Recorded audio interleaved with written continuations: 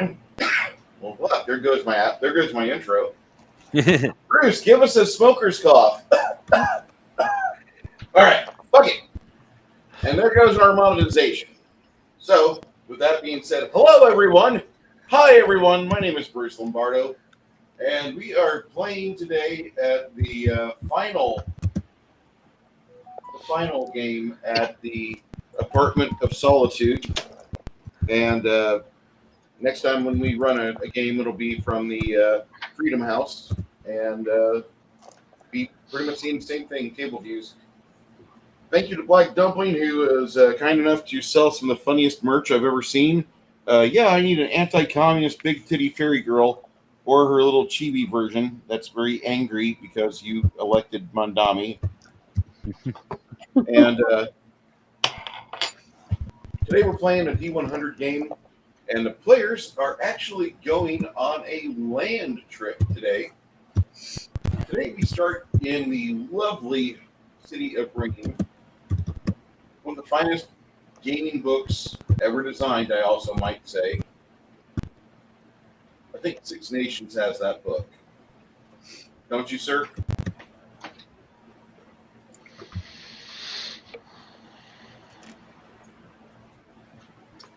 All right, he's having an AT&T moment. I apologize. For those of you that have Comcast, you know what this is. I actually lucked out. I got a local internet that I actually found out is really only, like I said, local. It's only in this area, Mountain Link. And I would say it works great, but it's a hell of a lot better than Six Nations, apparently. That's a low bar. Fair. City of Green, we're going on a cross-country trip. It might take us a couple of sessions to do this. Every one of these hexes is 50 miles. Mm-hmm. And how are we traveling? Are we on donkeys or walking? More than likely, you've got your horses. At your level, Janet, it'd be smart to buy another horse,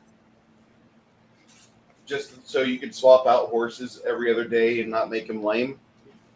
You're not doing real big mountain passes. There are some hills around the White Rush when you get next to the river. At Names and Poitras Road, there is an inn.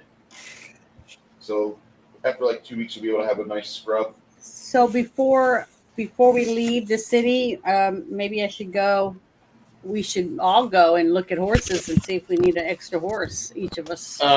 Actually, that's when you notice that Ogre has come back, and he has brought horses as well. Okay. He came back with 8 extra horses. His tribe. Go ahead. I was about to say, don't forget Janet. He has a barbarian tribe, and horses were kind of their specialty. I think it's horses. How much do I owe him for it so I can take it off my money? He says to you, "These are gifts." I knew that we were getting ready to take our trip across the countries, and we're going to be going for quite a while, so we swap out horses every other day. Some days we might just stay in all day at an inn so you people can enjoy being inside for once. Sylvia, just kind of leans up against him, and she traces a line down his chest, and she's like, "You will be out in the wilderness. It is that time." She might be referring to the Feast of the Bunny, where upon her 25th birthday, she is to take her husband and be bedded 300 times until they form a child.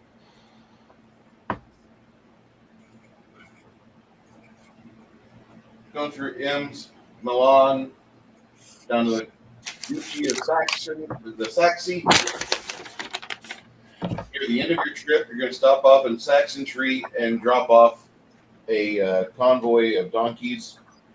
That's for them. The commissioner within the city of Ream is getting a job for you guys set up so you have donkeys to kind of escort down there. They do have donkey handlers. You're not going to be responsible for the donkeys. You're just going to be responsible for the safety.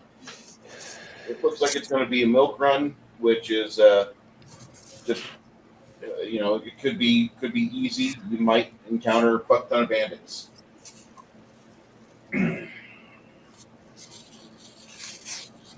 Over here, between Corvus Rook and Saxon Tree, apparently in the Shadrach Forest, there are rumors of goblins and orcs. Am I misreading the map? Because I thought we were heading to where the giants were to help deal with that. Durbenford. Yeah. Oh, so I'm just misreading the map. Okay. Okay. Yeah, towards the Just very making end. sure. Your final destination is Durbenford, and supposedly they're having issue with giants down in Durbenford. Okay. So Okay. we're on our way to Durbenford. Mm-hmm. Okay, from which direction again? From I missed. We're headed south, Janet. Okay, south. All right. I'm sorry. I'm trying to write it down. I'm not very fast. I've got this pretty much gridded out. You're leaving the Duchy Away March. Uh-huh. That's very much kind of a civilized area.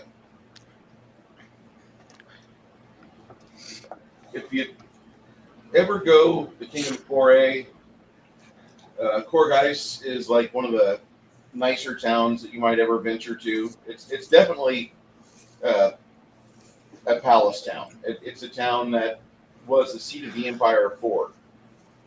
Okay. But Well, that's interesting given the name of the sea. yeah, and the Star Sea, they call it that because it's a many-pointed star. But Oh, okay. My first Star Sea. Oh, there's magic in that sea, and God knows what else. well, there is rumors of magic, but we're going to be far away from that, 300 to 500 miles away from that, and Portray. For some odd reason, I'm feeling like I'm getting a big French feeling over here. Then we head over the county of Roy, possibly meet up with some dwarven rogue traders over here, because a lot of times they will travel during winter months. Nobody else does. The city of Ems, the city of Milan, Corvus Rook, possibly deal with greenskins over the Shadrach Forest because they typically do not save up for winter. So their stores are going to be low, and they're going to be coming at us maybe with a potential of starvation. It'd be easy. It'd be like fighting North Koreans. Just drop a cow and just walk away. Here, guys, who wants a McDonald's hamburger? And they put their guns down and fight amongst each other. Oh, wait, did I say that aloud? Fuck, there goes my casual racism again. And we're on our way to help the giants, right? How long is it going to take us? No, Bill, Isabel, we're not helping giants. We're I going thought to, that's what somebody just said a minute ago. No, We're we're going- fighting giants. we're fighting them. Okay. giants. The thing is that how long is it going to take us to go on horseback from Ream? Right, we're starting from Ream. Oh, Maybe- it's going to take us months, maybe a year or more. Okay, Yeah, it'll take us months to get there, Janet. all right. Average trudging around on day on a horse is like maybe 15 miles, 12 to 15 miles. And if you can just, if you We're want not to in that big of a hurry to Yeah. die. Yeah, that's a long way. That's a long way. Yeah, like throughout the time, like every little town we go to, we're probably going to be dropping donkeys, so they can like just take the donkey and or take the gear. We're going to have occasionally. I know when we get over here, Portray, it should be the new year when we hit this, and then it'll take us another substantial amount of time to cross over to Ems.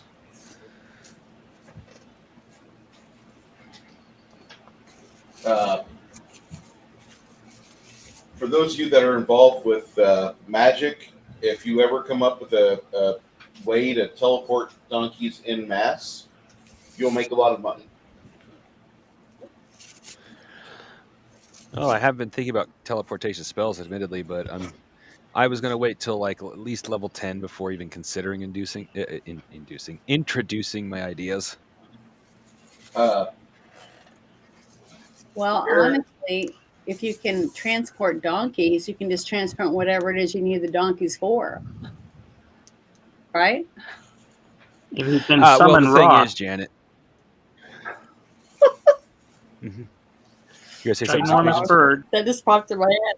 to pick up the donkey train, where it'd be like UPS or FedEx Air, but with giant birds.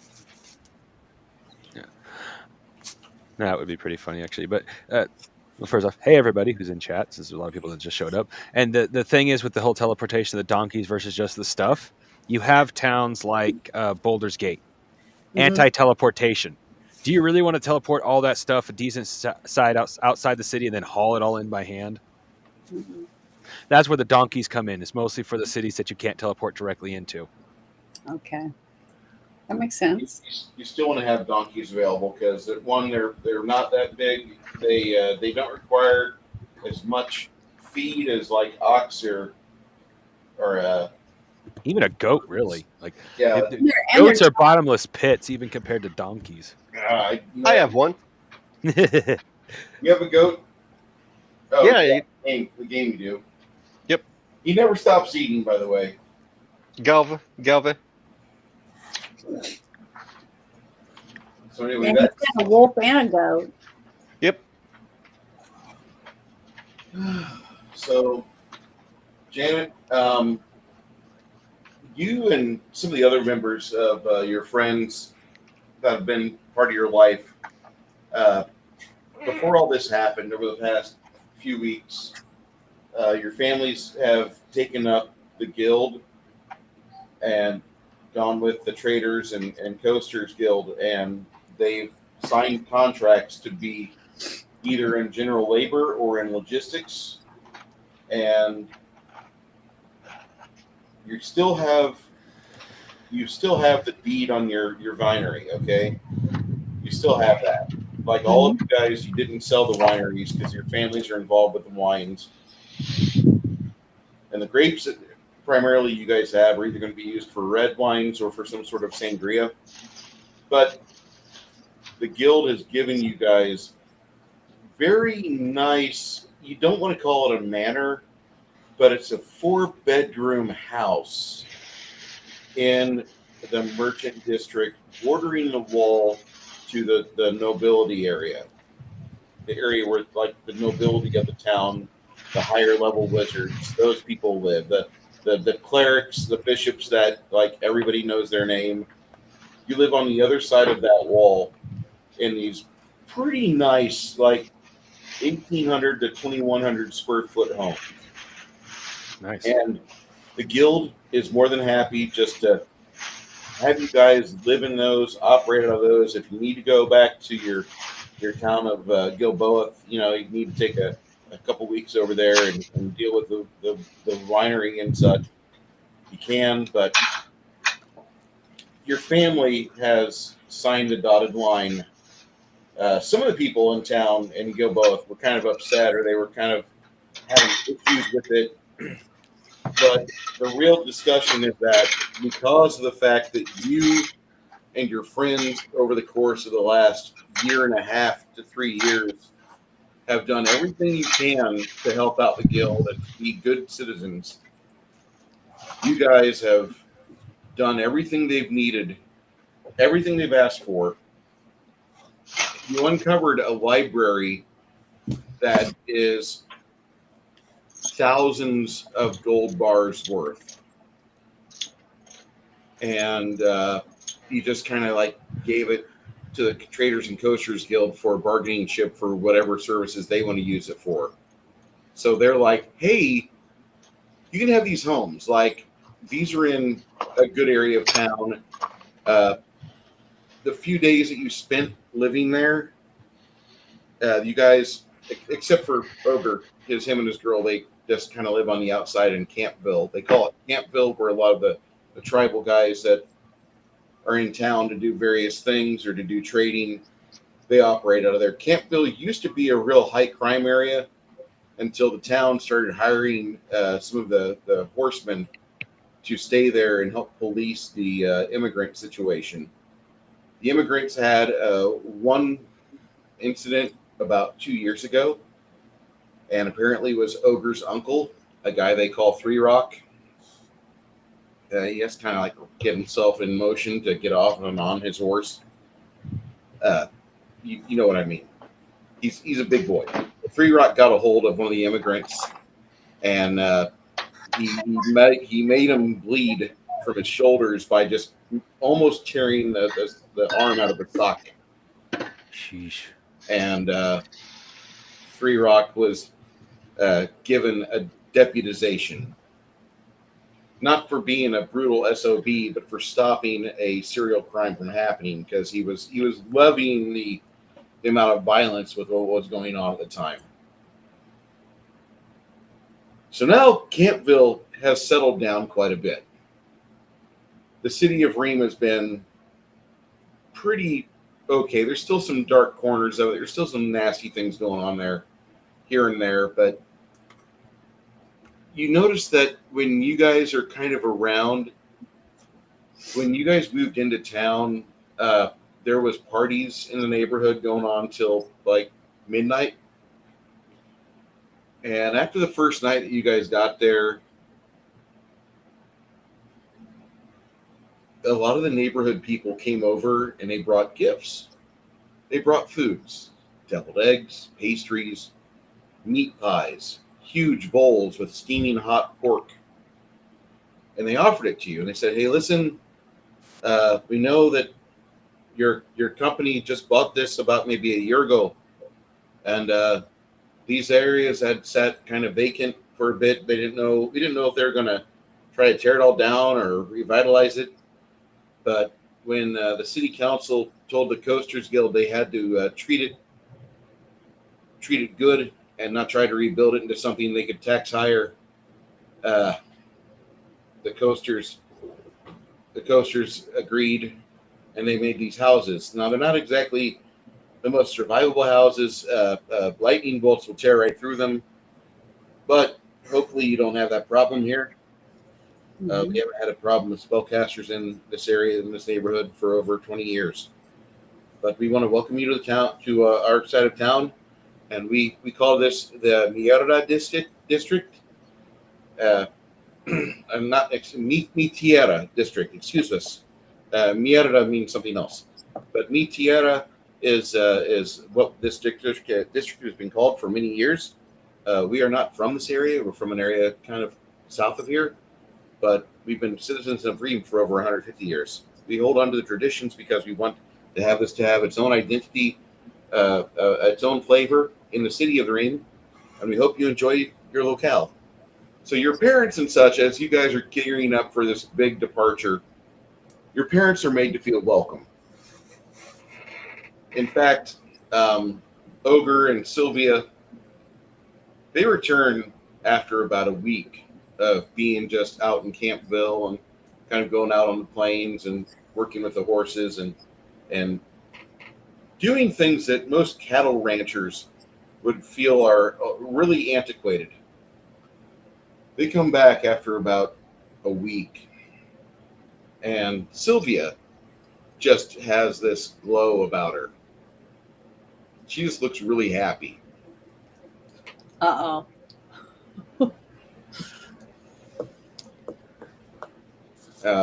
She got knocked the fuck up. Which means you shouldn't put her in battle, for sure. The Feast of the Bunny. Sylvia says, no, really, guys, I'm okay. I smell pickles. And she vomits. Uh-oh. So that's kind of interesting. That's new. A few more nights pass so you guys can get things squared away before you leave. Is there anything you guys want to look for before you depart? Anything you want to get in your inventory before you leave here? Yeah, I'm trying to find our sheet real quick. Okay. You do that. I'm going to read a super chat from my friend and former castmate. He was the head of our art stream on Sundays. This is Makani from Makani Draws channel. Hey Bruce, I've made a jump, and I can get everything to work. I'm playing Skyrim tonight. Oh boy. Amakani, first off, I have a lot of love for Skyrim. The game is an interesting tech demo. It's neat. It's got some good parts to it. I would recommend the main game Skyrim if you can avoid playing the DLC. The DLC is okay, but I think you'll really enjoy the main campaign. You'll really enjoy what you play. But that is a game that I've got over 800 hours logged into on my Steam account. And it's pretty big. I think you'll like it. If you haven't played any other Elder Scrolls game, Skyrim is great. Skyrim is really good. The further back you go to Daggerfall, the more you see the lore of their campaign world and you see their history used to mean something a lot more in the game than what it does in Skyrim. In Skyrim, it's neat. They have little footnotes of history. In Oblivion and Morrowind and Daggerfall, you have to really do a lot of work. The lore of the game is important to how you proceed because some of that stuff you actually have to know or research or do stuff with. Yeah. Good luck, man. And I wish you luck. Thank you for the $5. You didn't have to do that. And if you disagree with Bruce about the DLCs, wait until you're high level to download them. Preferably have finished the game. Little spoiler, one of the DLCs, if you download it, specifically the Sorthol, where you'll get the spare island, you'll constantly inundated with fucking priests that want to kill you. Like, you'll literally be attacked what feels like every 5 fucking minutes. That's the only negative about that game. Welcome back, Six Nations. Okay. Not to be like that German kid with the keyboard right now. Yeah. I think I'm getting I'll footage get of my that. blood right here. I think Woosah. I think you're in the wrong chat, Janet, for Discord. Oh, really? Yeah, we're TDG. Oh, damn it. I'm sorry. It's all right. But what is that? Anyways, I would still ask that. Oh, I have no idea what it is. the full plate +3. That means it's just full plate, like knight's armor. But it has a magical bonus, enhancement bonus +3. The falchions are just 2 falchions. The swords Okay. that are +4 attack and damage, magical. Yeah, I did click on the wrong one. I'm really sorry. They both look the same. I mean, they really do. They're very similar. I have live footage of what's going on at Idaho with AT&T.net right now. Huh.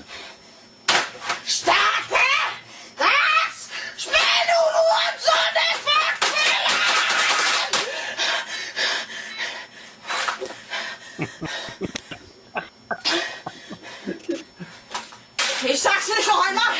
Los! Auf den Weg!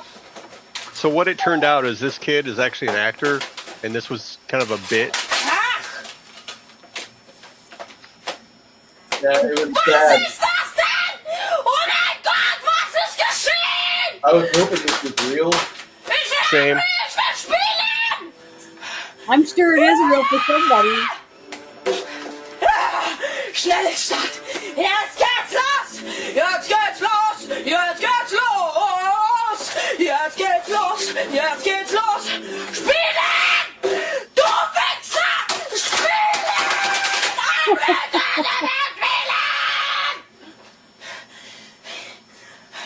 Das Lied! Das Lied!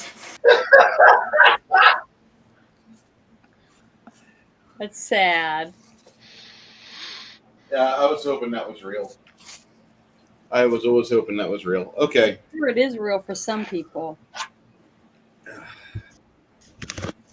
Later that evening, over the course of your supper, as you guys are kind of invited by some notables in the city, a very guess you'd say.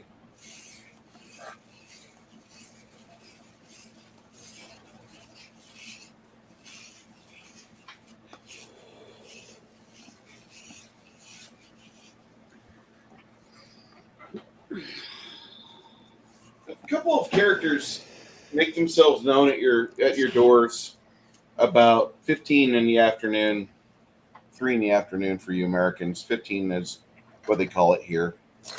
Use a 24-hour clock. The 3 wizards and their retinues make their way to your doorsteps, and they gather your families out front of the house, and they hit you all with lightning bolt, and you die. Anyway, they bring you outside to invite you and your families to one of the premier eateries downtown. First off, let me introduce myself. I am Bilius Maximus. Some of you have met me before, some of you may have not. But I am a great and powerful wizard. I work for the Guild of Coasters and Traders, and we have been eyeing your progress for a while. And as a thank you and bringing some ancient texts to light, we're not done kissing your ass. So we would like to invite you and your families out for dinner tonight. We've bought the entire restaurant. The guild did that years ago. So before we have to say goodbye to you for a period of time, we want to know if you'd be able to come and join us. And just have one last big thank you. We're going to be, they're slaughtering the cow right now. And whatever you want that's off of the beef menu, go ahead, buy it. It's yours. You don't have to buy it. We're taking care of all of the funding. You want to tip the wait staff, go ahead. And for those of you that are single, you may, if you so choose, partake in the art of courtship, a quick courtship, because you're supposed to leave in 2.5 days. But I'm not trying to speed things along. I do want to just say thank you. And I figured that we could give you money, which when you pile these silvers in your bag, it just becomes another fucking silver. However, if I can get you guys to have good gold, gold grade meat, and a nice full belly, and some potatoes, and a little bit of strawberry jelly to spread upon the fresh loaves of rosemary baked bread, I would love to give you guys diabetes and say thank you for all the reading material you've given us that will educate people like Mongoose for the next 3 generations. Mongoose's wife knows one of the wizards, and they start to talk in their native tongue. And this lady, I don't really have a fig for her, so I'm just going to use this halfling figure, is talking to him, and it sounds like she's cussing him out. In fact, Mongoose recognizes it as he is failing her because he is not giving hard enough mathematician classes to their children. For those of you that don't know, Mongoose is not from this area. He's from the Zhang Ti area, which is a part of the realm that has a very, very oriental style flavor. Like if you were to smash Thailand and Vietnam together, that is what the people would kind of have the appearance of. Their culture is very science and math focused, but the people that seem to raise the highest in their society are the wizards. Now, your Well, wife, given the fact that she's chewing him out, obviously my European wife has been spending a lot of time with my mother. yeah, yeah. Your extended families are behind you. There's like a crowd of like 100 people behind you guys, okay? And all of your families are being told we're going to go to Piatti's, and that's the name that just popped in my head because Ruth Chris is shit. We're going to Piatti's for beef dinner. And there's Mm. going to be noodles, and there's going to be cow, and there's going to be potatoes. There will be jams. They just brought a whole crate of strawberries out of the evocation freezer. So they're getting those ready to make into a jam and get that spiced, and then a few spells on it later, and you have one of the best jams out there. And that'll be spread upon the bread. But they're going to ask you guys if you want to go. At this point, the wizards shut the fuck up and just, allow you to make your decision. Oh, there are 3 things I want to do before we go. One Okay. is I mentioned Are last you week talking about tonight, or are you talking about for this trip? before the trip.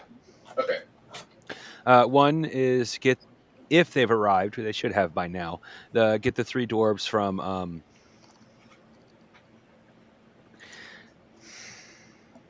Doragon, Fort Doragon, which I forgot the fucking name of the fort that I named. Your friends from Fort Doragon, those the Dwarven Quartet, as some called them, they have signed a contract to stay on at Fort Doragon for the next 5 years. And that that came with a caveat, something that you might want to know about. They are bringing their clan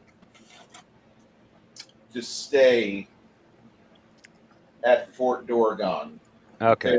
They're taking stonemasons to Fort Doragon to start hollowing out the shale and limestone rock. Yeah, I was about to complain, but because they signed a contract with me, but that right there they would have known is what I wanted. So it's like, okay, well, that's a different story.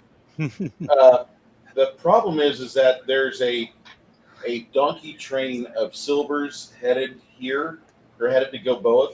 Yeah. To your wife and your lease that you have there. You didn't buy a house there. You leased it because it wasn't home. Yeah.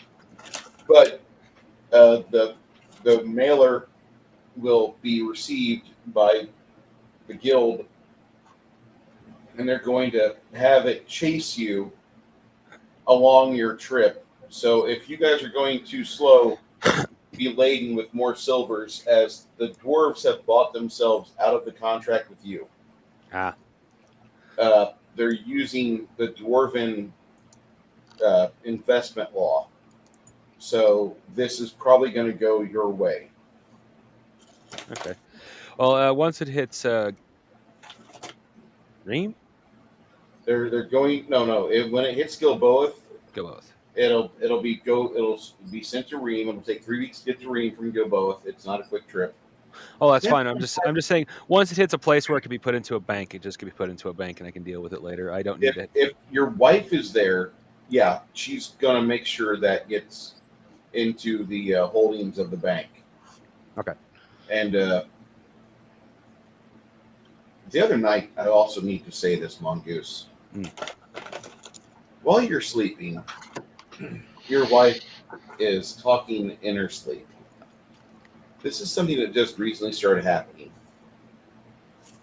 But you wake up and you hear her talk, and she's talking about how 10% really is 18% APY.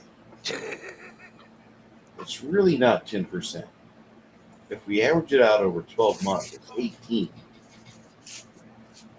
And then right before she wakes up, she says something, I just need to have my husband be good enough at this job to where he can own a bank. That's when I know I've made it. That's when I know we've made it. That's how I know that he'll get his 5th and 6th child. Your wife has plans for you. I can tell. After that, she falls asleep, and she fitfully just snores the rest of the night away. Okay, back here, you guys are herding your family to this restaurant, and you see this block-wide building. The building is the block. It's easily, I don't have miniatures for this. I don't have a miniature set for this. This would be as big as the table we're on. And worse yet, I don't have all the kid figs and other figs, but I'll do my best. You guys- Basically, if Bruce was to pull out that miniature, we would just hear thud. Yeah.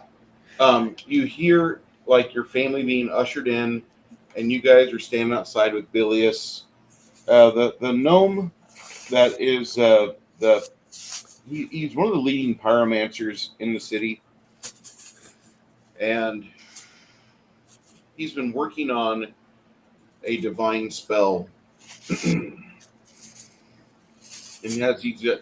they're watching you guys funnel your family in this restaurant. He tells you, he says, I'm working in divinations right now because I feel that divination is an important school. Nobody ever studies it. Nobody ever looks at it. But divination is a very powerful style of magic. And I'm trying to figure out what type of ritual I need to cast to where when I'm in my abode, where if there's something larger than a wagon that catches fire anywhere in the city, I'm alerted to it. Because I think that would cause us to have an even safer environment here in Ream. Mongoose, if you or your friends can ever figure that out or help me on my research, I'll give you 40,000 silvers. I'll be more than happy to share any wealth because I know the city will pay me back. I'll be the one city wizard that has pre-science or what do you call that? Is it prescience? When you know something's going to happen before it actually happens, whatever that word is. Okay. Prescience. I just am working on a spell where I can predict where a fire is going to break out.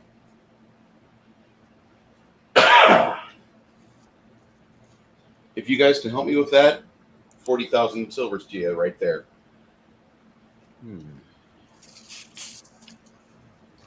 Billy says, that's a neat idea. You're also a fucking fire wizard. And I've seen you conjure fire snakes before. So this is kind of like, I don't know how to think of this actually. This is ironic. Anyway.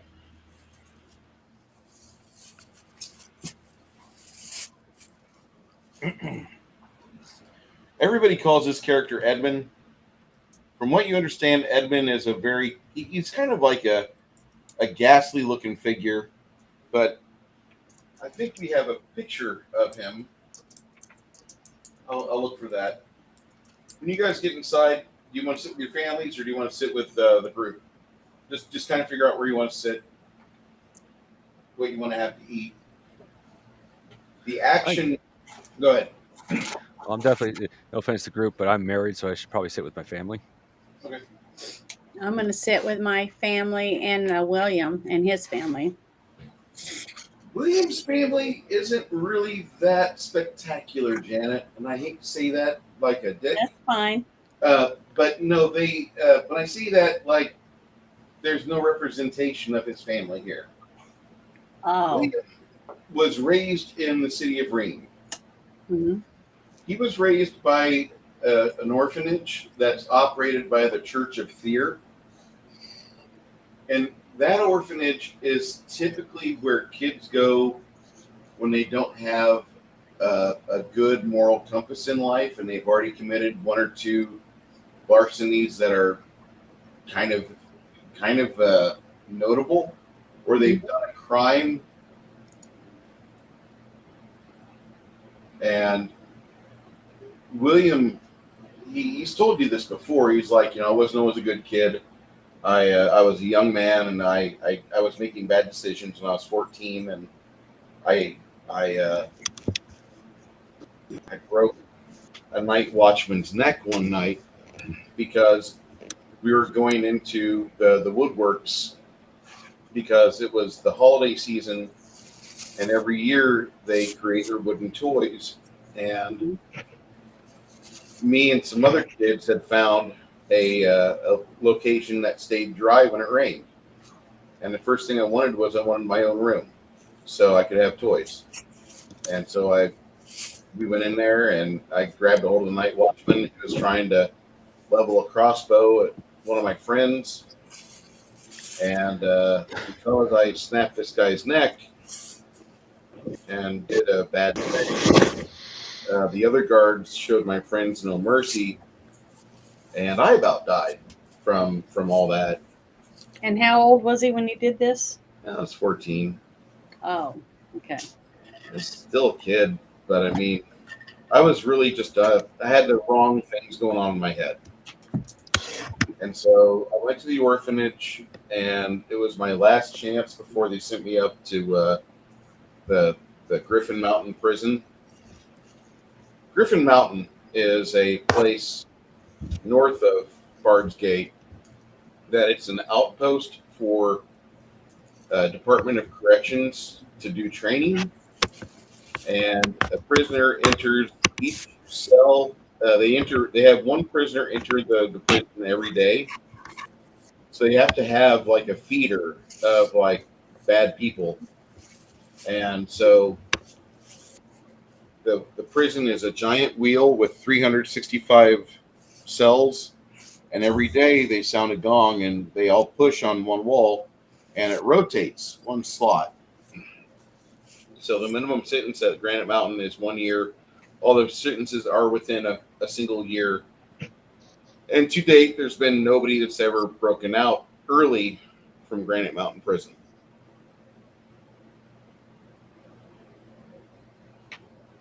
It's not a very nice place at all. It's all right. Well, I still want us to sit with my family for dinner since we're not going to see him for a while. Your I do have family. something I want to do before we leave town. Say again, Janet. I said I do. I put it in the private chat. There's something important that I want to do before we leave town. Okay. Before we leave town, that's absolutely fine. Okay.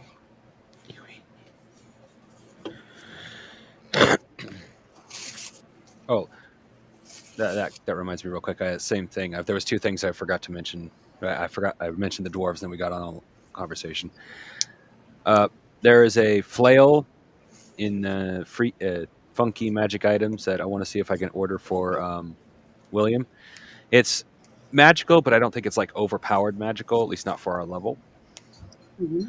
And the other thing was actually order a bag of holding, since I thought I did that, but Bruce doesn't remember, and he's the GM, so I will 100% go with what he calls. So this time I will make sure I order a bag of holding. All right. So, Janet, William meets your family. Yeah. Again, and your dad still has a very cold disposition to him. Your dad is connected with some of the people in Ream because of the contracts your family has. Yeah. And, he's only 5 years older from the incident that caused him to go to the orphanage. And that pretty much did change his life. The guy tries to be a straight arrow in a lot of things. You've not seen him be larcenous or lascivious. He's had plenty of opportunity to do things with you, and he's not taken it at all.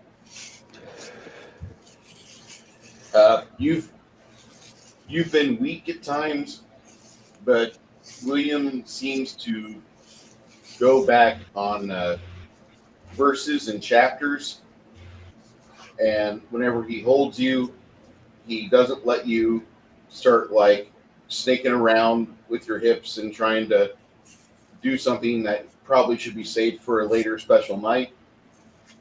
He kind of like settle down, have a dry spell, and he does that. So he tells you that, he's like, I'm doing everything I can to be just a good man. I'm not here to impress anybody. As long as you and I have the same heart, I'll be here for you and do everything I can. Once I make the commitment, that's etched in stone. I can't get out of it. It's only by death. But he's done everything he can to like not let you be a horny 20-year-old woman. Well, the one thing I haven't heard from William is the one thing I really need to hear to prove commitment. What do you mean?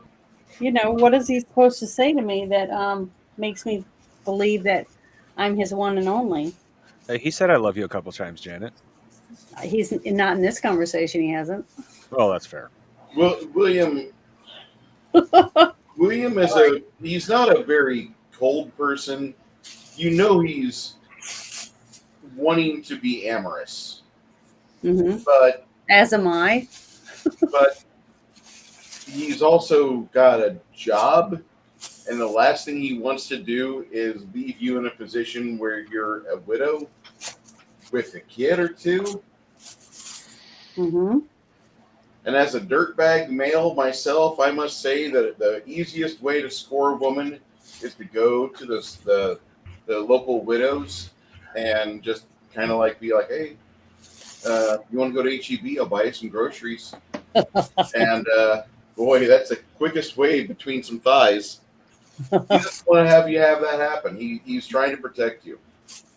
So your father does agree with him on that aspect. Like, you know, he's done everything he can to be good. I know my daughter is dying to be like her sisters, and your older sisters are married to merchant guys, and they don't do a lot of travel outside of town. They do have a moot, but all the women recognize early in the careers to go with the husbands, and that way any debauchery can happen between couples, not with strangers. Mm-hmm. But you recognize that. So now that they've settled down and they've got positions of power within either Gilboa or Ream, and one of your sisters is talking about going down to Casterhage because her husband is a medical services provider for a couple of the temples, and there's a need for that down there. He hasn't been sold on it yet. It's just something that is being dangled. There's a very substantial gold piece reward for people that can help fix Casterhage. But Casterhage is kind of like Johannesburg in modern day if Johannesburg had the AIDS population of Rio de Janeiro. Mm-hmm. So she hasn't made the jump because he hasn't made the jump, and he doesn't want to make the jump because that's just, I can't spend the gold when I'm dead. We haven't figured out a spell that gets rid of that. So you guys sit there and you're talking. William sitting between you and between your father, and you notice that William's ordering, looks like a cut of beef, and he's grabbing some sort of like O'Brien style potatoes with peppers sliced in, and he's going to have a raw egg, an over easy egg on top of the potatoes, and then smear the meat in that. Your father looks at this, he's like, who taught you to eat food like that? You're letting everything touch itself. And your young boyfriend looks at your dad and says, sir, this is a protein-rich diet. This is probably the healthiest thing that any of us could eat. I'm getting 4 eggs over easy on top of the potatoes. I'm getting 12 ounces of beef sliced in a format to where I can put those in between the pieces of rosemary bread.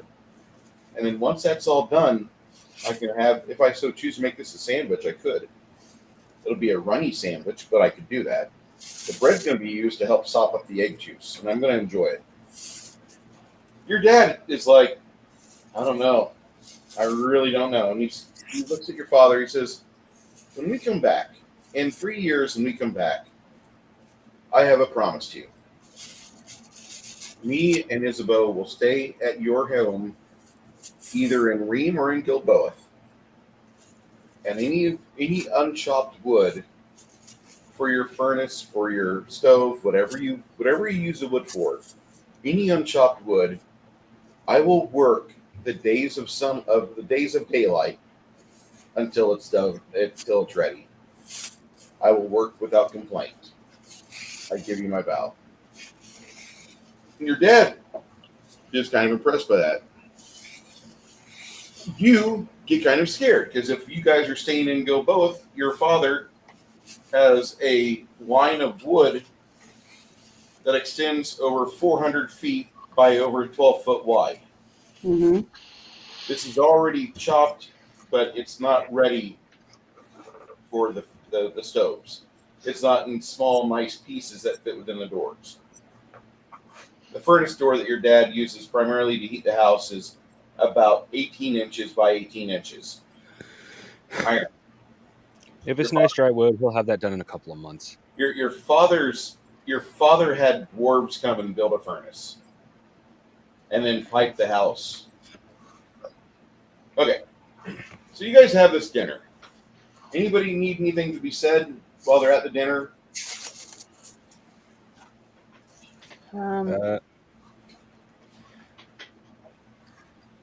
I tell my wife I love her, and I think she's beautiful. I mean, Your wife, she just smiles softly and sweetly, and she caresses your cheek, and she says, when you get back from Durbenford, we're going to build the most secure building in all of Ream, and everybody will want to invest within it.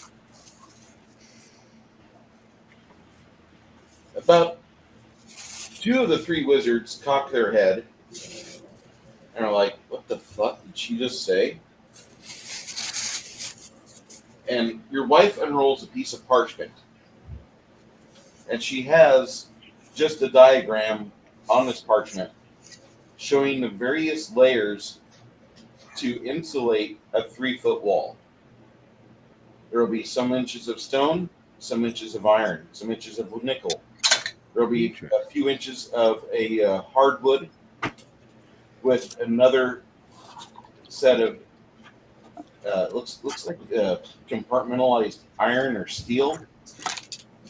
And there's a void of about 5 inches. And she says, when we first get this, we're going to pour magma into the wall, and it will solidify into obsidian. We have you cast some sort of curing spell, freezing spell, and that will cause all that magma to lose its heat and start to coalesce into the obsidian. Bilius kind of is taken aback. He's like, that's a rather impressive piece of architecture. I don't know if your husband has a frost spell to hit that with, though, but we could always try. Of course. well, I literally pull out my spell of Froststorm. If I'm correct. Hold on, I forgot to pull out my character. Let me look at my spells. I have a scroll that I've been saving because we never actually came across the fire element it was meant for. Ice Storm. Quite impressive. It'd be interesting to see that work. If I remember right, it's a big column of blizzard that sleets down for about a minute. And the first time it hits you, it's cold as shit. And after that, it's just sleet. It gets in your eyes and blinds you.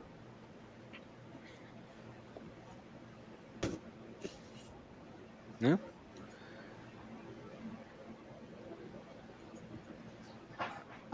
So,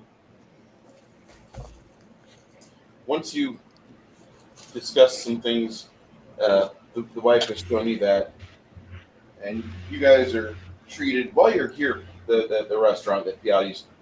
You're positioned right off of the Remnants River, so you guys are watching the barges and the large boats shuttle back and forth. You hear Sylvia say, I would like it if we just had the ability to float down the river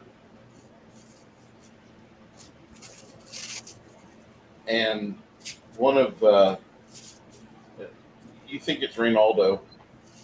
Reynaldo says we could actually just take the donkeys on ship to Remeth Sound, go to Broughton, and at Broughton we pick up the trail.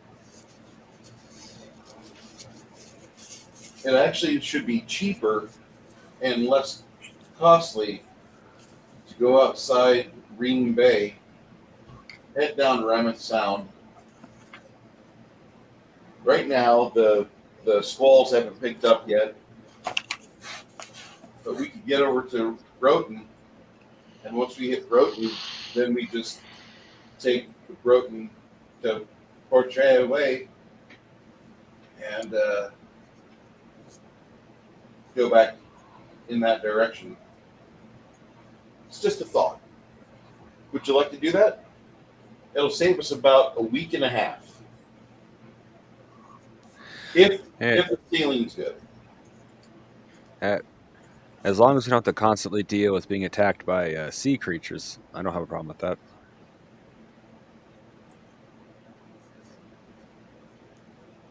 I don't know.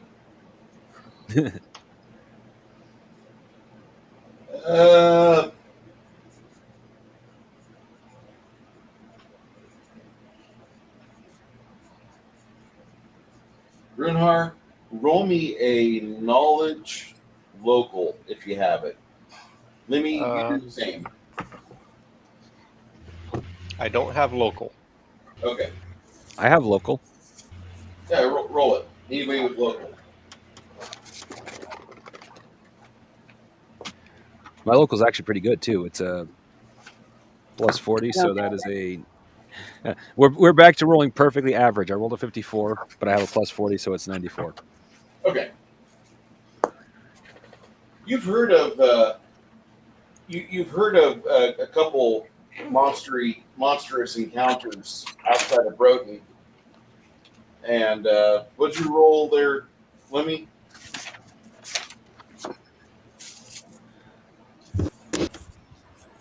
What did I roll? Rolling now. Yes. I got a minimum of 81. With lore, something positive.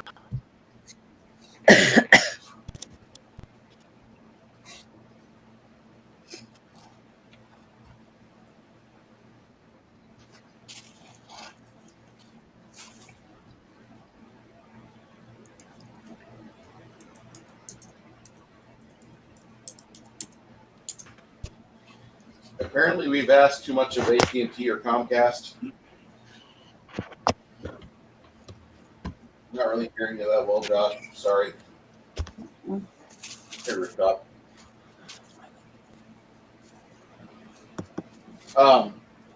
What Lenny comes back with, and Quinn even backs up this discussion.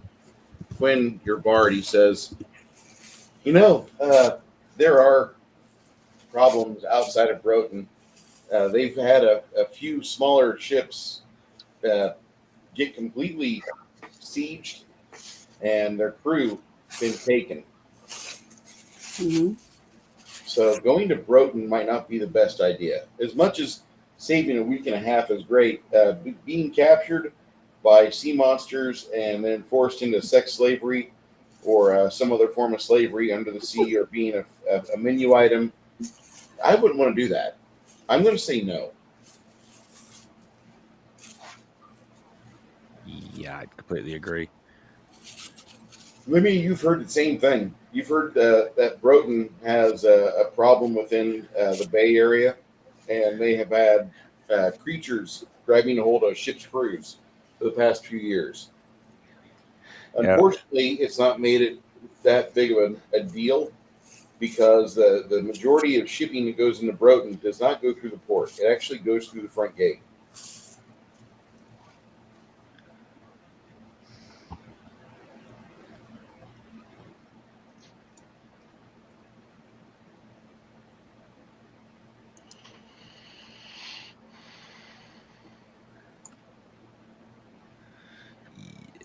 Bilius tells you, he says, we probably could. We probably could just take the land and have. Yeah. Yeah, I think that's a good idea. You guys have a pretty uneventful supper. It's a really good supper, but majority of your family, the majority of the people within your family, don't take stock of the alcohol content within the mead or the blueberry and strawberry wine. So about about 2 hours into the meal, you guys are hearing the casual discussions that are good within small groups, not being good for large areas. Isabeau's father says something like, I used to always worry that my daughter would be out on a patrol or on a escort for the donkey trains, and they would get sieged by goblins, and then she would come back and bear a half goblin, half human beauty, and it would cause people to rethink their ideas about goblins, not recognizing that my daughter had a horrible situation happen to her, and she was forced to carry the child according to her church's tenets. There are certain things I like about Mir and Fear and Kel, but their antiquated stances on speciesism, some of them kind of make me feel like there needs to be maybe have my daughter sent to the papacy and make some important changes for the church. I'm just hoping. That's all I'm doing. I'm just really hoping. But it's a fear because your daughter's gone. You can't protect her anymore. And then, maybe she does get attacked by savages. Maybe she does end up having a child that looks nothing like us. Mm-hmm. I'm very fearful if that child was conceived in some form of exercise of force or lust, and she was powerless to ward off the attacker. And that's kind of the discussion that's going on. Some of the other families that are there, they engage in this not to be shithead, but because the small town lifestyle that you've had kind of displays this all the time. Like the outsiders were probably not the best thing to invite within the community. If you want to grow the community, have the community grow hugely by having the kids grow up with each other and become their best friends. And then, naturally, marriage is a way of life. And you hear that from numerous people in the group that are over the age of 55. And this was Isabeau's dad talking? Yeah. So like, I was always fearful of my daughter's safety. Always. So Runhar will go ahead and take his hand axe off his hip and place it kind of between him and her father. I would not let that happen over my body. William nods courteously at you. Runhar, I've not known you for very long, and certainly the community that you grew up in and operate in is not exactly what I thought would be normal operating procedure. But I have to say that every time I've asked of you, the morality you use in your decisions always at the forefront is nothing I disagree with. And your method of conducting business, your magics that you call upon, by old historical tales, we would be at each other's throats. Can't allow you to animate that child. But I never see you animate an innocent body or a body that was taken in violence. I always see you cast your spell, and then out of the ground comes a corpse. A corpse that I'm not recognizing because I haven't seen it before the moment you conjured it. And so it makes me question, are you a conjurer or are you truly, quote unquote, a necromancer? Because I'm not certain which you are. I think it's amazing, though. And I'm very much even more pleased that you would defend my fiance's life with your own. You don't have to. I'm going to put that threat to rest. She's going to grow old. And it might cost me my life. If you didn't pick it up already, the hand axe you gave me is Goblin Bane. So just driving that point down more. Because of the fact there are no goblins around, it's not doing what it does naturally, where when there's a goblin around, it lights up like a 50-watt bulb. Well, no, more like 60-watt.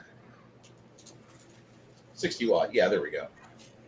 A little bit of magical blue light, which is kind of weird because I was looking at the Bluetooth lights on my headlamp the other night when I was driving at work, and I said, that's almost the color of the divination magic.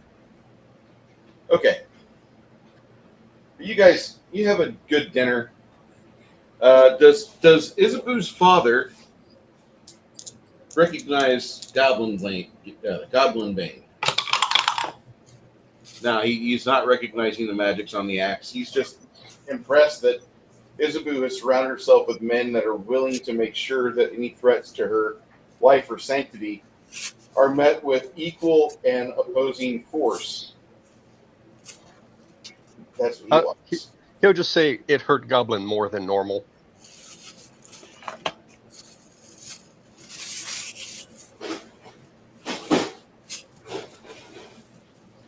And I nod my head in thanks that he said that about me. Aww. My father. That made me feel good.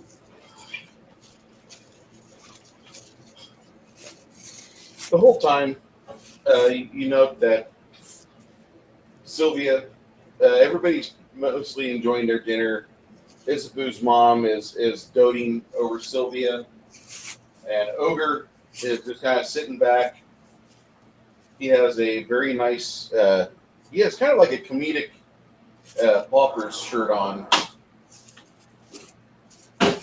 Shit, sorry about that. He has a Paupers shirt on where it looks like it should be just a regular black shirt, but instead there's the tuxedo print on it. And this is what he wore to this fancy, like 4.5 out of 5-star restaurant with everyone's family and everyone's kids and everyone's brothers and sisters within your little community of guildsmen, the mercenaries that you are, the stout defenders, the people that are dedicated at your craft.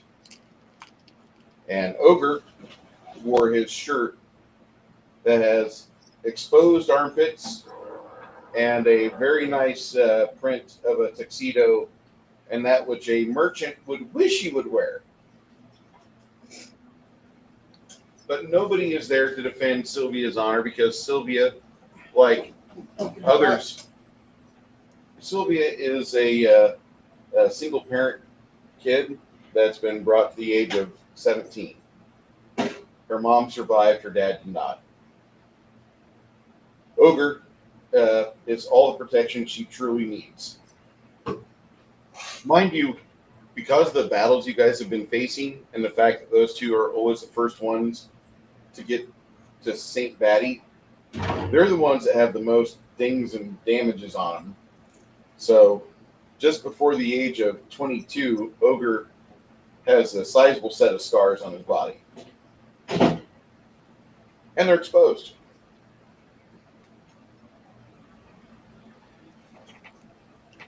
But nope, Isabu's mom, Agnes, she's there doting over Sylvia because Sylvia literally is radiating a 30-watt glow of I'm freshly impregnated.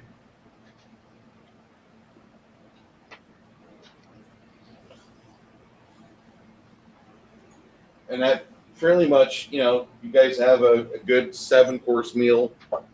The final things they give you are these bits of cocoa infused bread with hard pieces of cocoa infused in that.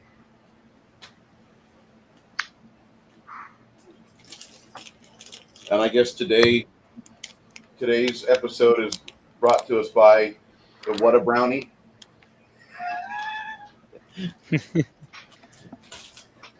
You ever have these, Chris?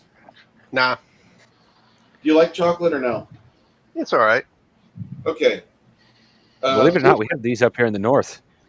Would recommend with the coffee.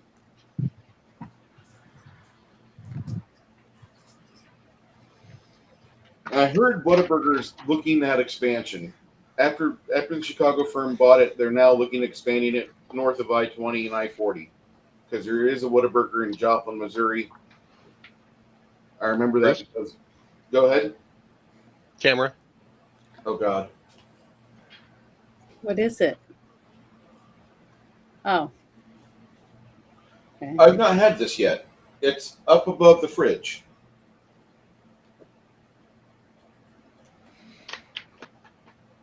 Ooh. Mm. That one definitely smells good, but I have trouble tasting it. You definitely smell the apple cinnamon, though.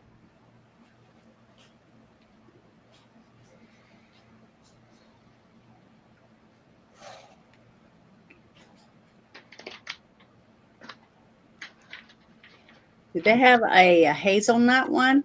Oh, yeah. Oh Okay. God, yes. I love hazelnut. That's one of my favorites for coffee. Okay, I'm just saying the apple cinnamon French toast smells delicious. Oh, yeah. We've not tried it yet. Mm-hmm. We've not opened that bag yet. Actually, no, we did open that bag. That's the one. What? My wife is eating right now. Hold on. Oh, okay. So this smells like what it says.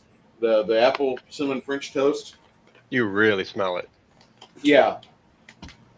Like, I think the guy that was roasting it didn't clear the computer, and he had just had the settings for the blueberry crumble. So, like, the infusion of the blueberries into the beans was really hardcore. I still have the maple pecan cream pie from last month. Maple pecan what? Maple pecan cream pie. What is it? Maple pecan cream pie. Pecan what? Maple. I know. Oh. I thought you were having a hard time hearing them. No, I'm just triggering YouTube. Cream. I figure you were trying to get Bruce to say cream pie. Yes. Yes. More cream Over pie, and please. over again. More cream pie, please. I hate using food as a description for sex. It's so Cinnamon stupid. rolls too. The cinnamon rolls and the brownie with the coffee is amazing. This peppermint patty hot cocoa that Blackout sells is really good. You can taste a little bit of a mint flavor behind it. It's not overwhelming. It's nice. Yeah, I'm hoping to get some more coffee from them this coming month. But Chris, have you tried this yet? Hold on, I stepped away. Ah, why did you step away? I need to grab Girl, how something. you doing, honey? I have not had that yet. Okay. That wasn't a monthly.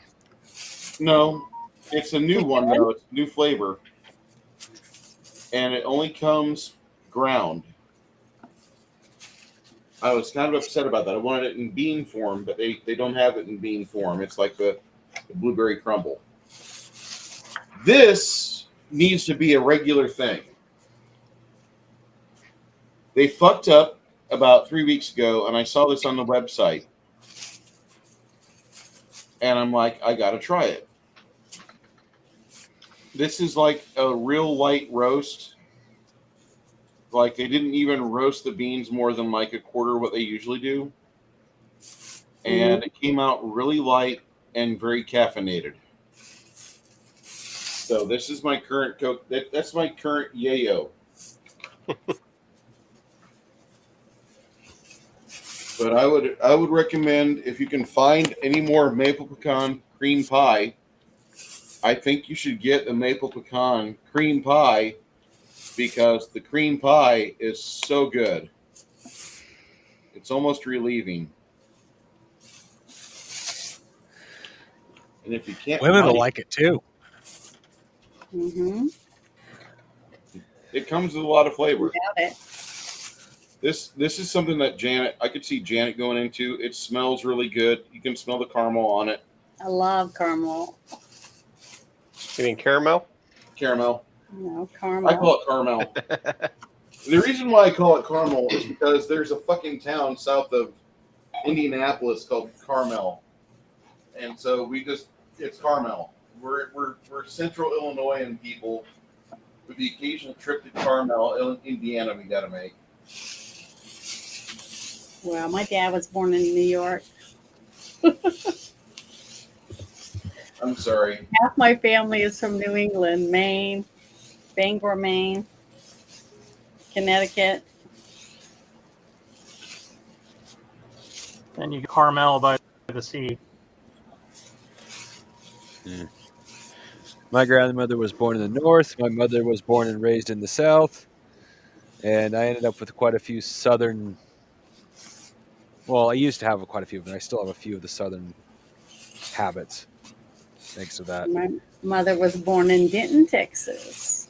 My bad. It's just north of Indianapolis. When you go to Indianapolis, it feels like you're going to the south because anywhere that's not Gary, Indiana, feels like the south. Mm-hmm. But there's Indy, there's Carmel. Caramel is the proper pronunciation for your sweet toffee treat. Okay, I'll shut up now. I thought caramel and caramel were two different things. No. Just Okay, all open. where you come from. Potato. Well, I grew up with caramel, so Yeah, me too, caramel. You see, I even have some right here for a snack to eat. Snack eating a snack? Mm-hmm. Of course. It's finger licking good too. oh, so she has ogre candy. So, Chris, my big question for you is, does it have a different taste? Then Rift the Rain, does it have a different taste, or does it taste like just a medium blend?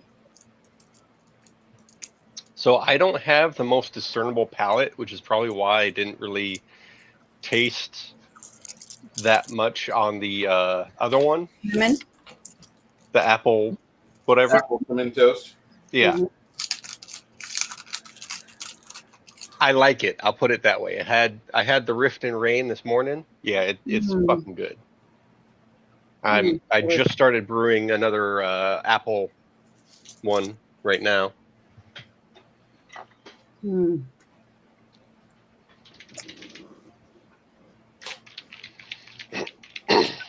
Oh.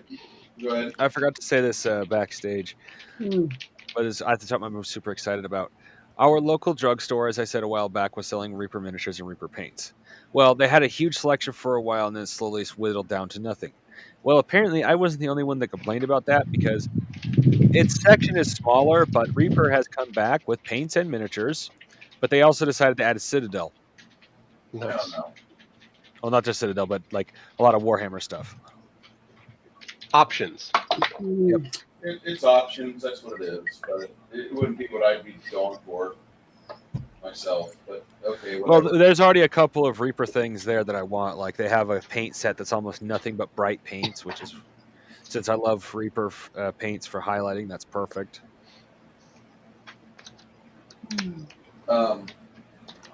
There's some really good Reaper pastel paints that are fantastic.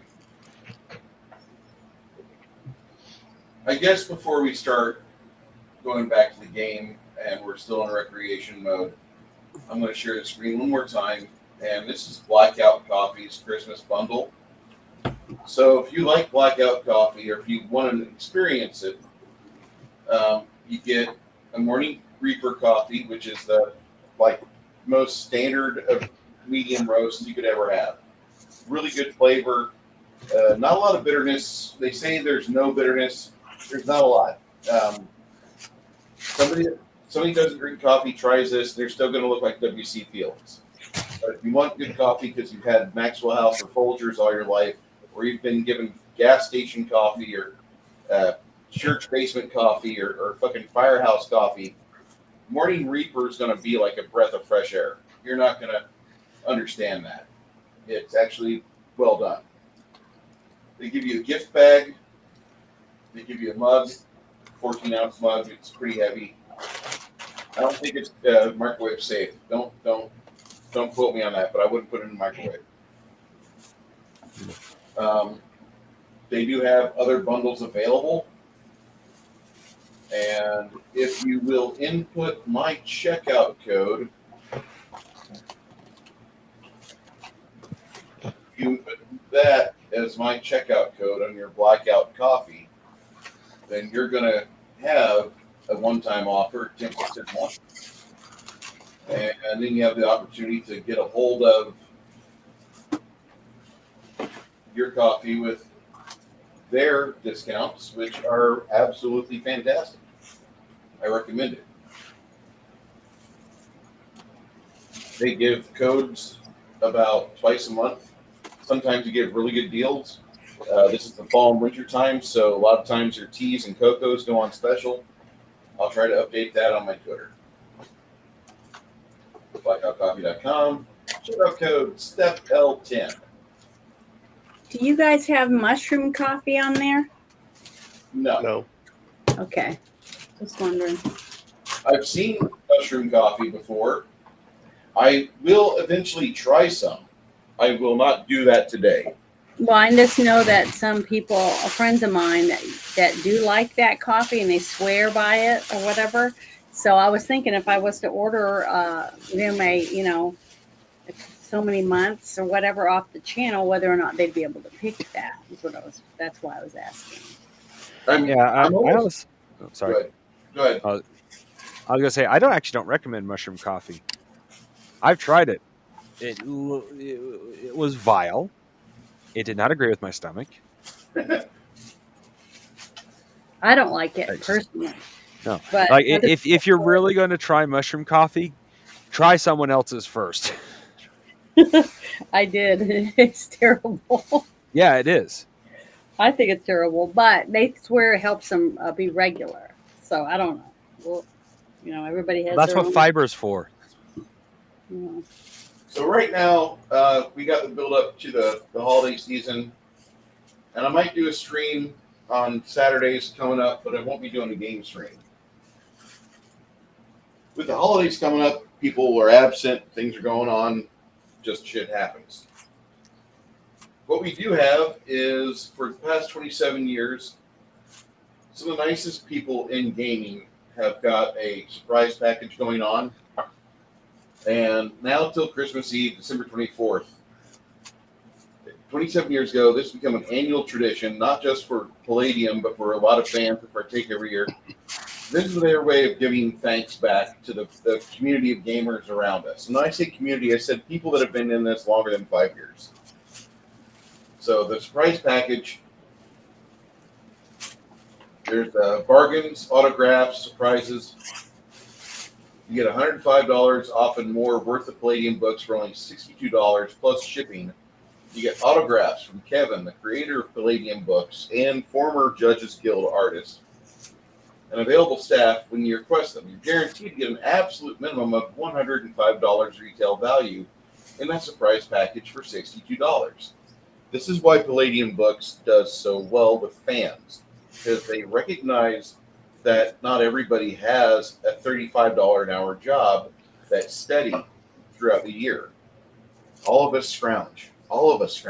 Here's a way for you to quickly get some books on your shelf. And so they get a grab bag, and they make it for you.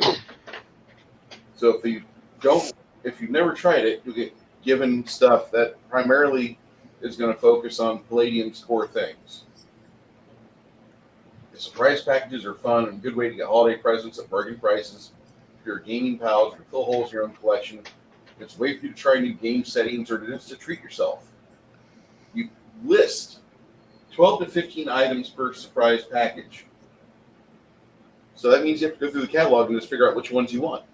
You list it, and then you throw your $62 plus shipping and handling at them, and they give that to you. Oh, And- something I. Sorry, go ahead. Let me finish this and go through questions real quick or other commentary. You ask for RPGs, sourcebook, hardcover editions, other items like minis, T-shirts, greeting cards, bookmarks, poker decks.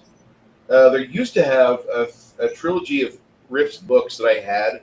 I read those back at the turn of the century, and they were fucking great. It was about a group of people that were part of Coalition, and they saw some things go on, and they decided not to be Coalition. So you got to see both sides of it, the before, during, and after. And it was a really good tale. And at the time, I thought it was anti-war propaganda because the war in Iraq was starting. But Kevin Simbada is an older guy. He's been around. He's seen things.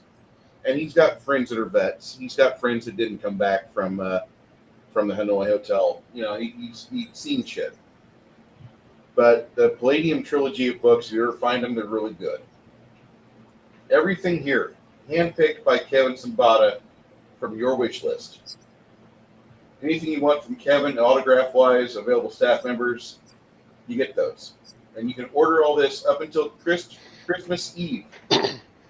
Getting it done sooner gives you ample time to avoid holiday rush and delays in the mail. And better yet, you can order more than one surprise package before it ends.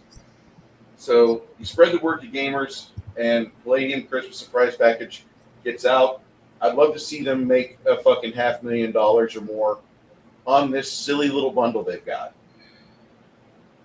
They ask you for things. You know what type of T-shirt you want. Choose an option. What type of swag do you want? What type of art print? Anything that you want to say to the staff for Palladium books. All that. They give you this here, and that's on this link that I've got right here. Palladium is not the system I run. Don't take that as a or as a negative connotation. Palladium runs a very good company. They have some really good books. They do have some books I wouldn't run out of, but everything they've got between the covers, there's always something I can steal for any system. And that's one thing that Kevin said at the start of Palladium Riffs and Palladium Fantasy. If you don't want to use my system, that's great. Here's a game or here's an adventure. Have fun with it. And that attitude really is why I support Palladium books as much as I do. And I need to buy more stuff from them. So thank you, Chris, for giving me this information. So a couple notes on that. Yeah. This is the time of year that my Palladium collection fucking explodes. Like last year, I got 4 or 5 of these. Holy shit. This year, I just picked it up literally today from the post office. And come payday, I'm going to be getting more. Another note is they recently got the rights back to do Teenage Mutant Ninja Turtles. So they're reprinting those. I think as we speak, I'm hoping they're done before Christmas. I did the Kickstarter for that, so Nice. that was the first RPG book I held in my hand was Teenage Mutant Ninja Turtles and Other Strangeness. Yeah. Yeah, that was the first ever I ever held in my hands. Have you guys ever played that one? When I was a young boy in middle school. That sounds fun.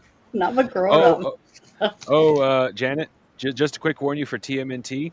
Don't think the cartoon from the 80s. No, not the cartoon. It's not the cartoon at all. It's based on the comics. If you've read the graphic novels, And if you don't know the comics, at the naughty. very More least, into the Naughty graphic novel. turtles. they weren't really naughty. I mean, they didn't like girls all that. no, excellent example, Janet. The Ninja Turtles killed people. The Foot Yeah. Ninja were not robots; they were I thought humans. you meant by the the sexual innuendos. and stuff. Oh No. no, they do get to that. There is a fucking dominatrix bunny that wants to beat the crap out of you in one of the later books. But no, Not they female are. either. He's a dude. He's like muscle-bound male bunny wearing a leather crotch bikini and has a dominatrix mask, and he's just covered in spiked collars and bracelets and crap. He's just straight. I am the dominator, and I will dominate you. And I don't know if that's actually his personality, but that's what he looks like. Oh, that's hilarious.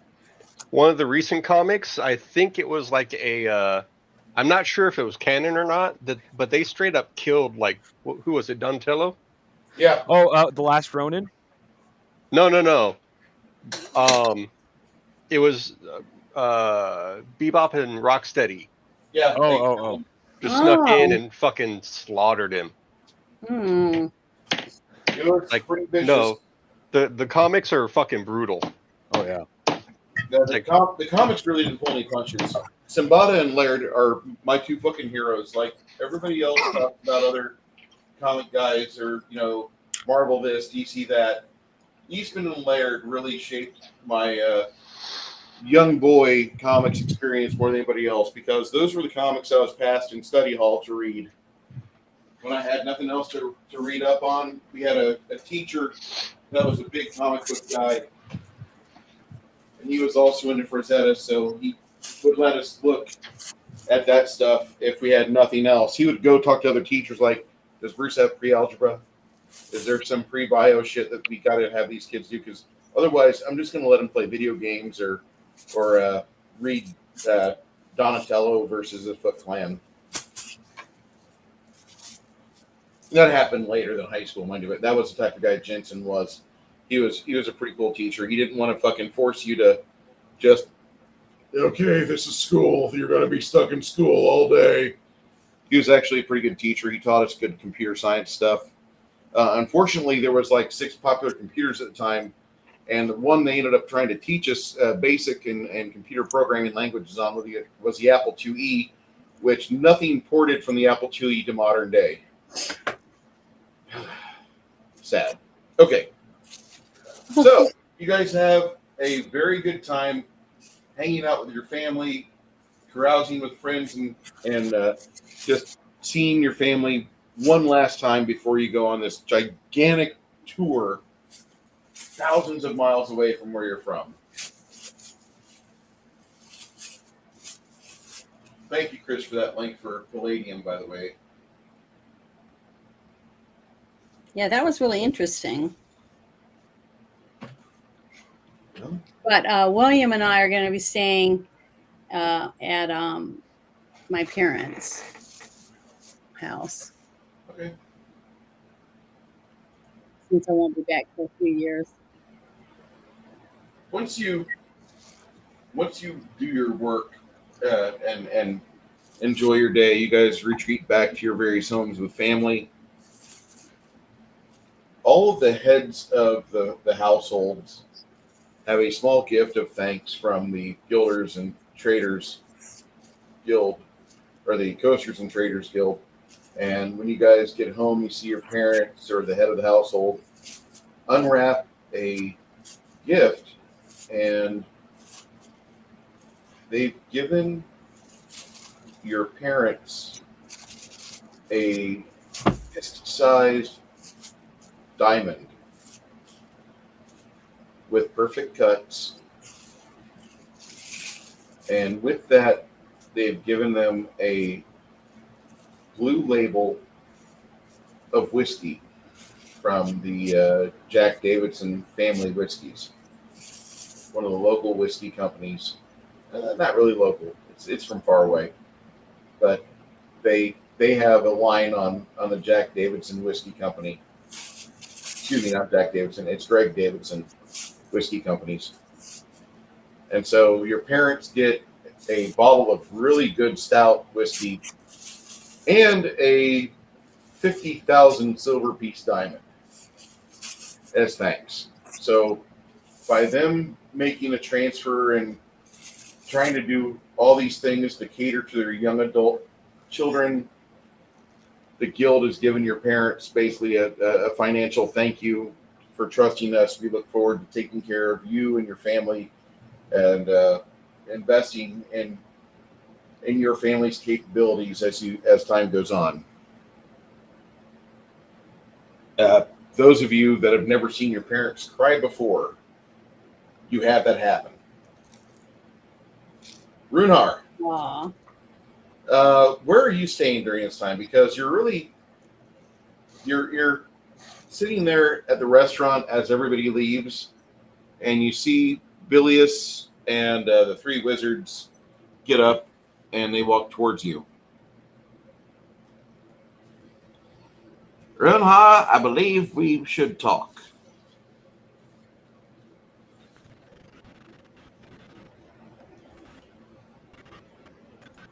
Chris leave? Chris, you there? Yes. Sorry. Headphones muted. So we understand that you're not exactly part of this group normally. You had other things going on and you just fell into this group. How did you expose yourself to this group? How did you meet up with them?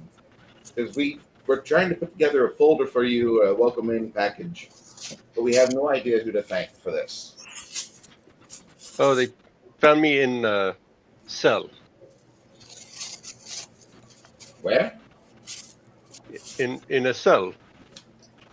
I think that's what you call it. You were taken prisoner. Yeah. Did you get your revenge? Revenge? Yes, revenge. Did you get your revenge? Why? Somebody put you in a cell for some reason. I would think that you'd probably want to get back at them for throwing you in such a place. No, they treat well. They treat well. Interesting. And you have no problems adventuring around with this group going on a multi-thousand-mile trip because some king requests aid? It's opportunity.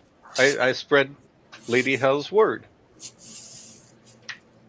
You speak about somebody that for many generations, my family, who is primarily priests, when they spoke of Hell, they did not call her Lady Hell. They had other names for her, but she was not nice. And it was almost as if like discovering a second side of a person, like a hated foe. I get that a lot. Okay. Well, I guess here's where we break this down. You're going with this group of people, and you have no problem with it. No. Correct.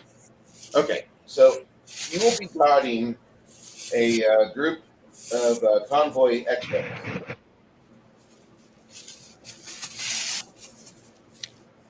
You'll be guiding a group of convoy experts on your way down to this location.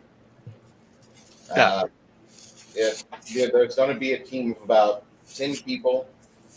You'll notice a couple of them are very special, but all of these people are fairly well connected with the animals. They're almost on a druidic level of connectedness. Like they just know. They have a sense, don't really have a better way to say it. It's their own version of magic. But they run the donkeys. You guys don't have to worry about the donkeys. The donkeys obey the donkey handlers. The donkey handlers are there primarily to make sure the donkeys get from point A to point B and to facilitate a safe passage. You and your group, your gigantic mercenary band, will be going there and providing your friends, the donkey handlers, cover. And if the way gets treacherous, you guys take care of it. Multiple ways to take care of treacherous areas. You'll know what's best. In fact, you might even have a leg up on my associates within your group because you can summon help. And a lot of times, most people just don't do that. They They're like, look, a tree's across the road. Let me hack it apart. Or they do something else. But you have options. Runha, your current bonus percentage. If you guys get this taken care of as efficiently as possible, with this being a 98-day trek, if you can do that, we'll give you an 8% bonus. Right now, your current percent of the money that you'll be receiving for guarding this trip, all the way down from Ream to Durbenford, you're going to make over the course of about 6 months. Ah. Just going down there. If you can make it within 98 days, you're gonna take 7,700 silver into your pocket, payable in bars of silver, each worth 500 silver, and then the remainder of that being paid otherwise. Now, if you have any questions, this is where we air those out. But that's the pay. You have any problem with that? No. Okay. Here's another stipulation. Here's a rider that I must discuss with you. If the party that you're with, if you guys decide to stop somewhere and you excavate a set of ruins or you find something that's of note in a academic sense, you take note of it. And there's things in there that you find and you take. Maybe you keep them. Salvage rights are yours. It's always something that some people do. This is the provision that gets our guild in trouble, because a lot of people see us as grave robbers, but there are areas that are hewn into the world's skin that are sites of interest. Sometimes those sites of interest have hostile critters or beings or creepers within them, and you must class them out or hack them out or have your friends that you summon get rid of them, etc., etc., etc. And you'll know what to do. But finders keepers. Any site rights will first be given to you and your crew as first option if you so choose to take over a site. It's not wise to do that because you can't maintain it, upkeep it, protect it from new invaders, or stop a bear from sitting in there overnight or for a season, because you're not there. So a lot of times you just tell people just flag these areas, and the guild will send out somebody. And if it's something of a super significant resource, or if we could set up like a trade shop or a place where the donkeys can have water, if we can set up something that will be of use to us in the future, you will receive an extra percentage of that. It's usually not a whole lot, but it's enough to cover your food for about 2 weeks. Very good. Okay, finally, and here's the part that a lot of people stumble over. Academics. If at some point you decide that you do not want to be in the field, but instead you wish to be in front of a group of young trainees and teaching them the finer ways of how to summon magic, habit, prestidigitations, or little orisons or cantrips or what have you, your money goes down quite a bit. You are compensated with a house. You are not liable for the taxes on said house. We do ask, if you are given a house by us, not to go apeshit crazy, summon elementals and construct new floors and new ways to be taxed. You don't want that. We want you to keep it in the same shape you had it in, preferably make it a little cleaner than when we first gave it to you. That's always good. But don't get crazy.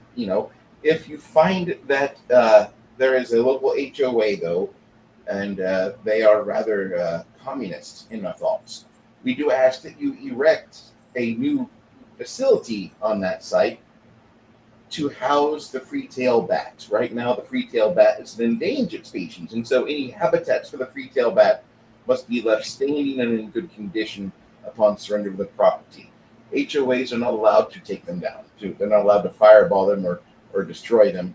They're forced to deal with the fact that we need these bats because they eat mosquitoes. Okay? All right. Maybe that went over your head. I don't know. Last thing.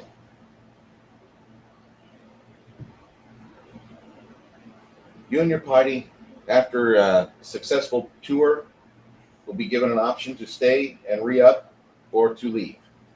Your group was given the option to leave after they finished the Larin Karr vault, and if that would have happened, we would have found somebody else to go in there and clean it out. There is a cleaning crew going through that area right now, but they're mostly retired adventurers.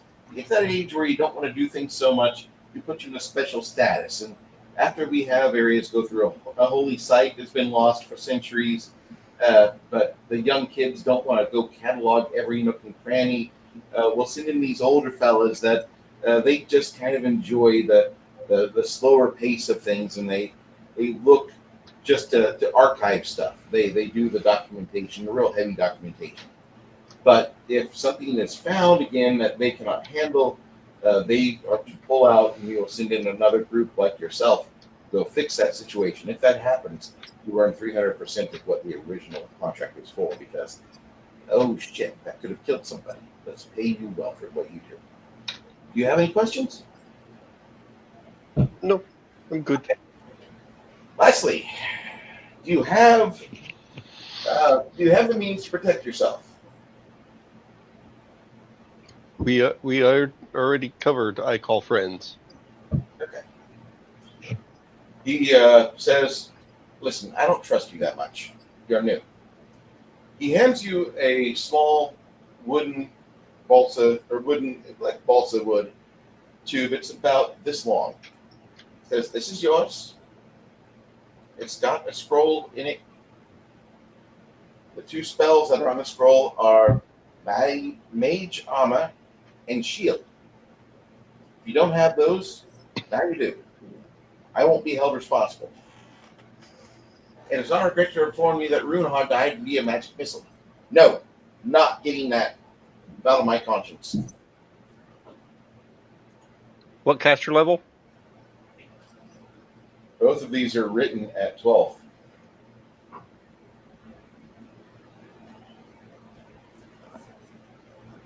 Listen, you don't have to thank me. I did this for you earlier today because you're new. And I always found the dark arts kind of interesting. More importantly, you don't even really practice it like a dark art. You're more like a white necromancer, which we used to say that about the enemy necromancers that died too fast. But truly, no, you're more of a white necromancer, almost a healer necromancer. Strange, right? I do heal. Wonders never cease. After you guys go about your business with family, you have an aside inside the home of Isabu, or actually, Isabu, what's your last name?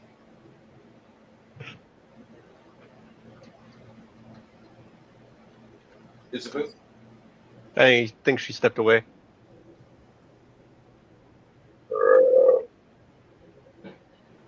Okay. So, would we agree that Isabeau is more like a French sounding name? No idea. Sure. Yeah, why not? Cool. Hey, there's sensations.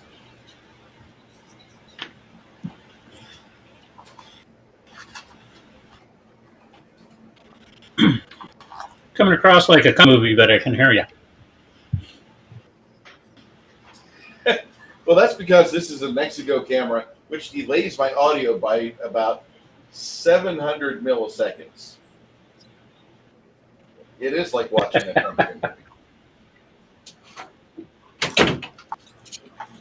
So, Isabu, who I've never given a last name to or never heard a last name from, William. your father has a last name. Mm-hmm. What's William's last name? What's William's last name? Mm-hmm. Salchon. Well, is it my turn now? Yeah, you and William are in your parents' home, and the two of you are sitting there Your father has a large dog. It is a Mastiff. It is a Mastiff with short hair. It looks like a Kanye Corso, the Italian pit bull war dog. Mm-hmm. It's taken William about 2 weeks for this dog not to bite him and pull him away from you. But the dog right now is sitting between the two of you. He's 170 pounds. Okay. The dog's name is Mazette. You know what your character's last name is, Janet? No. Okay, Is it French? it is. It's going to be Can you Camille. spell it for me? I'm just gonna put- ISA ISA BEAU. BEAU. all right, and I'm going to put. I'm going to That's put your my last. name. I'm gonna put this is your dad's name, dad's last name. That's it in the private chat. Okay. Camille. Camille. Now, because of that in Gilboa, the Camille style wines are known for the sangria. It wasn't until like a year and a half, 2 years ago, you'd become an adventurer. You weren't quite a cleric yet. You were working on it. But your dad tells you one night that the Camille sangria is so potent because they don't use actual sugar with the wine.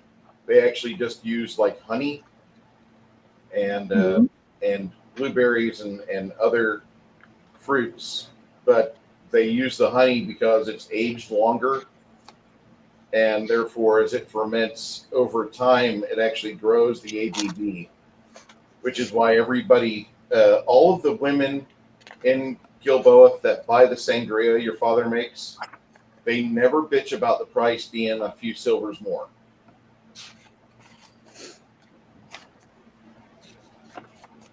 Good.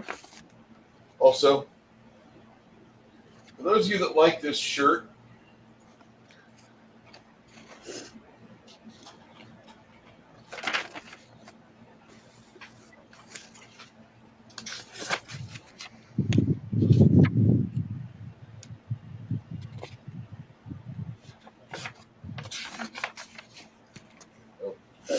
Side note, I tagged you and Janet in something on Discord okay, on general.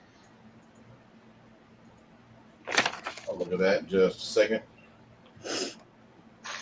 We got Christmas coming around. I make no money from this. I've made no money from anything that I've talked about today, although I have made money on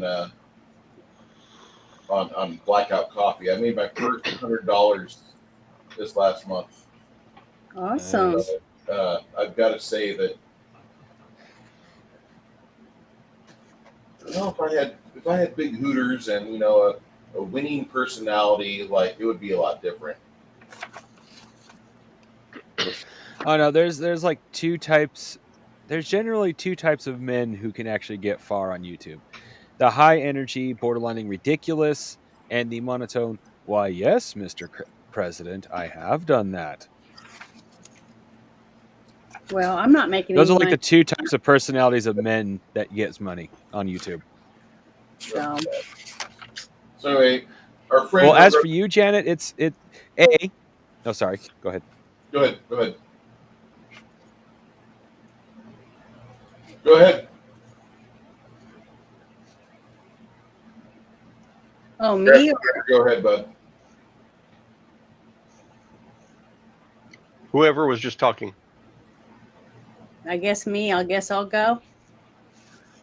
But yeah, I was just going to say that, Janet, you don't really get a chance to snuggle with William because. Well, I'm not planning on doing that in my parents' home. Okay. We're sharing 2 different rooms. Yeah, your father is rather adamant that Mauzette will stay up with you. And when you go to bed that night, the dog lays in the corner and he just watches the door. That's fine. But the next day, I want to visit my sisters and my siblings and my mother. And I want to give them, I've collected, different gemstones, things like that on the trip. And I want to give them each a little stone and tell them the story behind the different things that we've done, things like that. And my mother, I want to take her aside. And she had told me when I was young, before my grandmother died, that she had her ring. So I'm going to ask my mother if I can have my grandmother's ring. Okay. But I'm going to ask her not to tell my father or anyone else until I ask her to. So right now it looks like T Public has a sale going on. If you like Hungard Servarian, the brother of James, who was there with us during the week. There's a lot of good shirts. I Does like, he come up with his own ideas and put them on there? yeah. Wow. Yeah, That's here's Hungard from high school. good. I love that one. We're actually going to Photoshop Shadow's face on there and re-upload this. This Shadow's the gay one of the three. Shadow's not gay, but I mean, between Bear and James and Shadow, he's the gay one. Not that in every group of three men you have a gay one, but we're going to say that you do for that group. They're funny.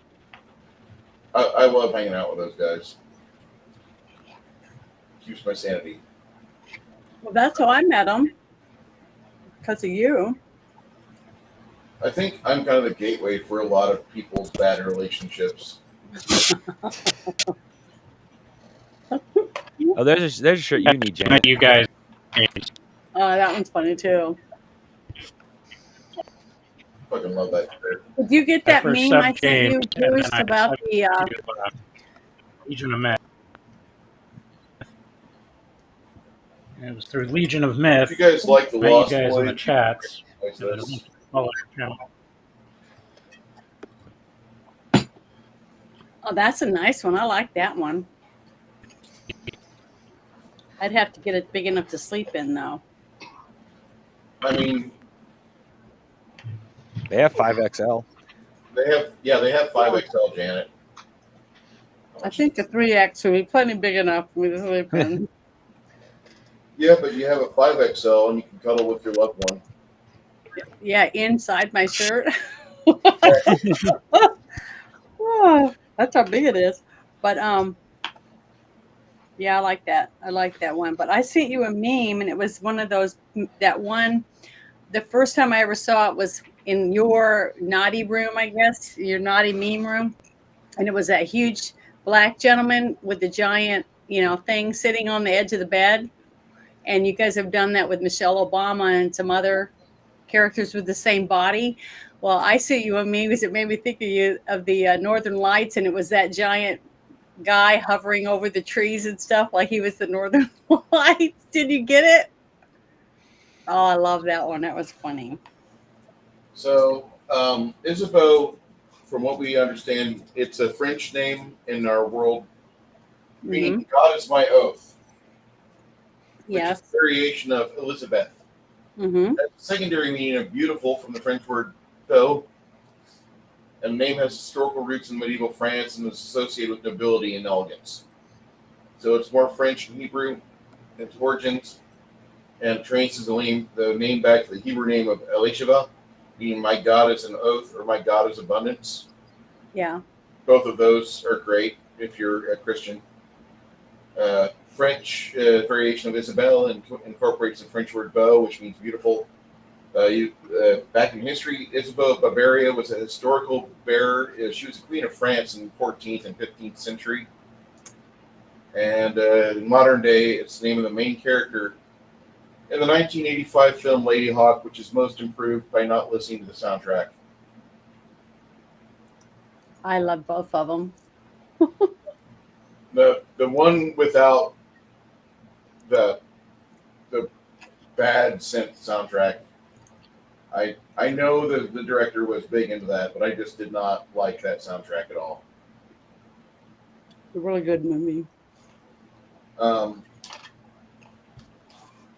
Before we start the meat of today's game, we had the preamble, everything you guys dealt with today. Thank Well, you. I'm not finished yet. No, we're not. No, I know, but what I want to do before we leave town. Okay. So let me know when you're ready to get back to that. All right. Our friend Bear, if he was a space marine.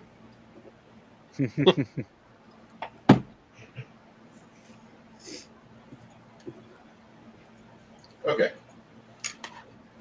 So Janet, what do you want to do with family and Okay. William? Once my mother gives me my grandmother's ring.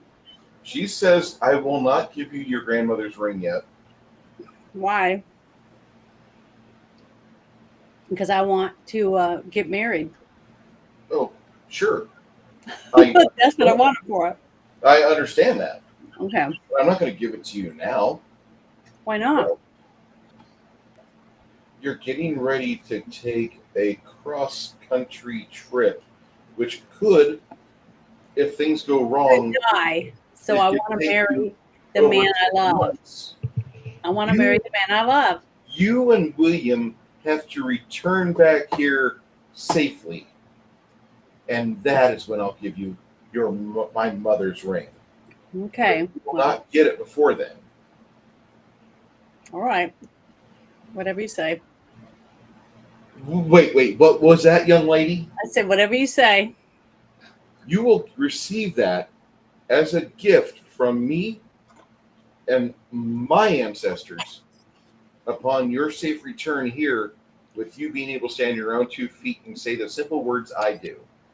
But no, I'm not giving that to you before you go off on some crazy quest to go fix somebody else's problems. No. This is my way of holding you accountable, and the very deity that you hold so dear to your heart. Your father and I, we don't understand it, but you wanted to become a priest of Mir? Okay. You can be a cleric of Mir. Go ahead. Instead of following in your Uncle Rinaldo in his steps and going with him to the Church of Bobi, and later in life, he became a musician, and the ways of Ogma called to him harder, and now he's a priest of Ogma, and he has your uncle has a regular job every last 3 days of the week, and every holiday he plays at various places within the district. He's paid well. He has a nice home. He has a nicer home than we do, and our house was paid for by your company that you work for. I'm just taking a part-time job. This is the clerk, just so I don't go out of my mind. But I'm going to go meet the people of Ream, and I'm going to go weigh meats the way my mother used to go weigh meats whenever she was working 8 or 12 hours a day. I'm going to go do it for 4. But I'm a 72-year-old woman, and because you and your company have put in our path the situations in front of us, it was just best for us to come here and move. Just come here and let the operations be taken over by the others within our family and others whom we've trusted for over 4 decades. I'm going to miss waking up every day in Gilboeth. I don't know what to think when I open my patio door and I smell rosemary bread baking. I don't know what to do. Isabeau, I'm 72 years old. I'm supposed to have parts of me falling out of me. I'm not supposed to be going on some new adventure of living in the city. But aren't you glad you get the chance to do that? I'll let you know when you come back safely. I'm not aware of how I'm supposed to feel. I'm still in shock. I had a fucking porterhouse, young lady. I've never had a porterhouse. And when they brought it to the table, it was thicker than any steak I've ever had. What did you do? What pope did you please? What have you done? Do you understand that probably all the others in your little group are having this very discussion with their parents and their families right now because suddenly the life of celebrity is thrust upon us because of something you've done, because of your skills, or your abilities, or your friends' abilities to keep you alive. This is a very scary time for us. We're not supposed to be thinking about life in the city and being in a protected community or dealing with somebody who's not born within a 30-mile radius of us. We're living in a place where there's over 1 million people, and we're in our 70s. Your father, your father had to register Mazet and his 3 sisters with the city for 5 pence. Do you understand that? Because those dogs have an ability to take an unlawful intruder and pull the limbs off them. I don't hear your big friend Ogre talking about how his uncle got charged 5 pence for taking some guy's arm out of socket. But because of the potential that these dogs can do, we have to pay 5 pence. That's crazy. You've put crazy in our lives. Isabel, you had 3 sisters, an older brother. You being a baby of the family. What have you done? Well, I am trying to better our world by spreading goodness and righteousness. And I found a real good group of people to do that. And if we can make money and help our families with it, why not? In fact, I'm giving Father more money to put in an account to start for me and William. I get that, and I'm very proud of you. I never thought I'd say, wow, she's finally turned into an adult. If only now you'd quit this life of banditry, being an adventurer, and settle down. William seems like a nice man. He's trying. I like that. The other boys that you ran around with in Gilboa, they didn't try too hard. But William tries. Your father right now is going to the Elven Enclave here in the town, and he's going to talk with the elves because he finds it imperative that we get some new supplements in our life. Your father's 75 right now and built like a shithouse. Your father still has the same clothing that he wore 26 years ago. He used to be a very fit and trim man, Isabel. Granted, now he looks like his father at this age. But your father is worried about things, and so he's putting to use that diamond that entered our life last night, and all I could think of was somebody breaking in our home, and all these homes along the row, and stealing those diamonds, because that's a lot of money. That's a lot of money. And we're not you. So if somebody breaks in, we're fucked. Your dad is going to go sell that to the elves so he can get some elixirs of longevity for me and him. So whenever things do fuck up, we can at least try to put you back together. Well, I appreciate that. And maybe it might be nice for you two to feel younger and more viral, Maybe that would be good for you and Father. My mother, Beulah,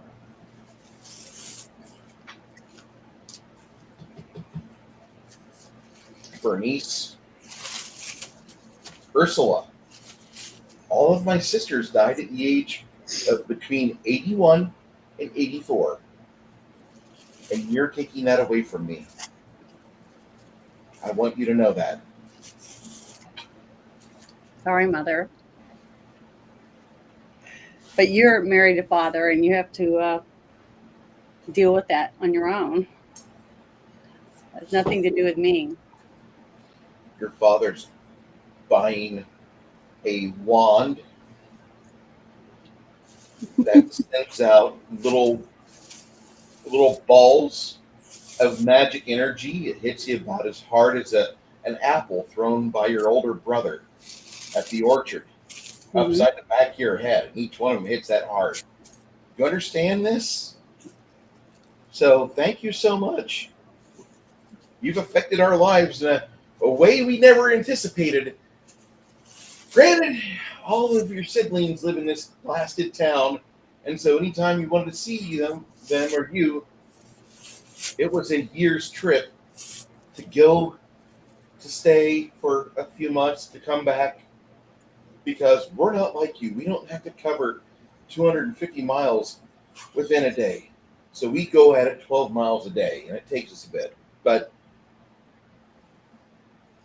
Gilboa isn't that far away. You're going all the way. You're going to Durbenford. Durbenford. You understand there's nothing here in town that's made from Durbenford goods? Durbenford is known for its lumber mills. It's known for its furniture makers. It's known for all of the humans that are there within the Elven exiled territory that are working, but nothing from Durbenford makes it here. I want you to go to the markets of Durbenford when you finally get there, dearest Isabel. And I want you to go see that how many things originate from Remus, from Reen. I want you to just take a look at it. Okay. Going there because you're helping some local ruler, and he's got a problem. Apparently, giants are going to attack his town. It might be in ruins by the time you get there. We don't know. But you're going to go. You're stepping into this big pile of bullshit, and you're just going there happily, trying to take the biggest steps you can. I don't understand. I love you. And either, but that's who I am, Mother. Okay. But I love you. I love you too. And with that, your mom pours the last of that box wine into her vessel. Okay. So we're going to go to bed now? We'll go to sleep. Or is this the next morning? This is next morning night. Okay. So You've already spent time with William and the dog between the two of you, and every time William started leaning over to touch you, the dog would just look and growl. And that was all last night. So eventually you're like, mind you, Mazic's not with you. If William is within the proper of your home's property, Mazic is like 10 foot away from him. Let me tell you something. I think Mazic likes him, but he's not letting your boyfriend get near any of your nieces or nephews. But at the same token, he's not letting any of your brothers or sisters or parents approach William either, unless it's your dad first. Okay, well, he's a good dog. Apparently. You knew Mazic's father, Mm-hmm. and you knew Mazic's grandfather, and you knew the great-grandfather. That was when you were just a wee thing. But these dogs are fucking amazing, but they're bred to protect, and your dad has a very different mindset when he's interacting with the dogs. Watching him with the dogs is like watching American Canine Standard Training on YouTube deal with Kanye Corsos or Belgian Malinois. The guy is he's on the dog, and whenever he's around and the dog isn't there, he goes and he gets the dog and he has the dog with him, because he realizes that Mazet is submissive fully to every command he says. And with the other members of the family, it might not be 100%. So he's like, well, I'm going to make sure this dog is under control. Mm-hmm. Good.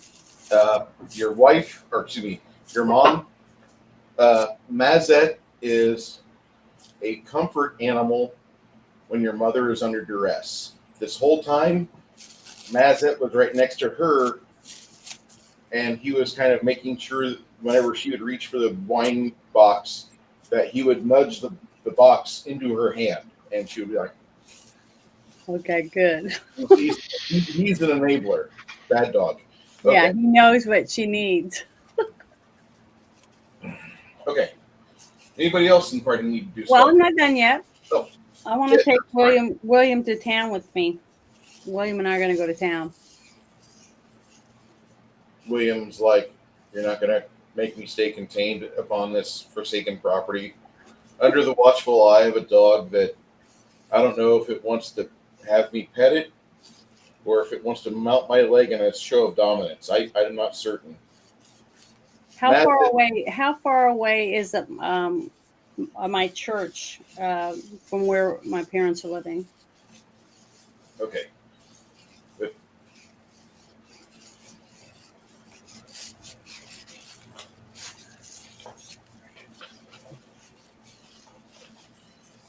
This is being a poor game master when you have all your books for all your notes within the book that you're running out of.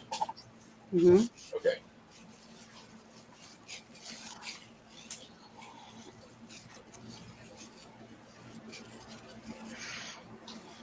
And just so you guys understand what the town does look like whenever you go to and from. Hey, look, the family photo for Ogre and Sylvia's family. That's nice. Beautiful background. I love the artwork here. This is Ream. Mm-hmm. Coming to it from the east. It's built on a series of hills that are dwarven make. It's house stone. Okay. It's also a rather hilly city because it's on the river. The river. Mm-hmm.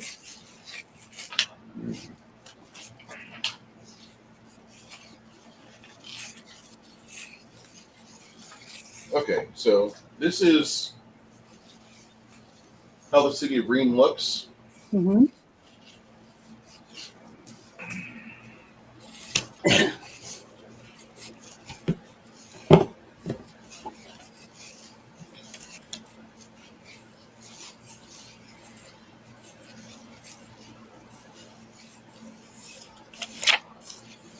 I'm looking through the index. Okay. All right.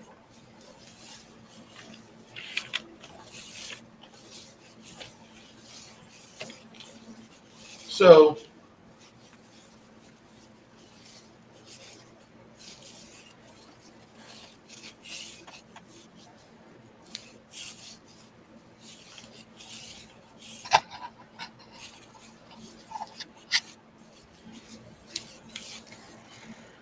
all right. You guys are considered East Siders. Mm-hmm.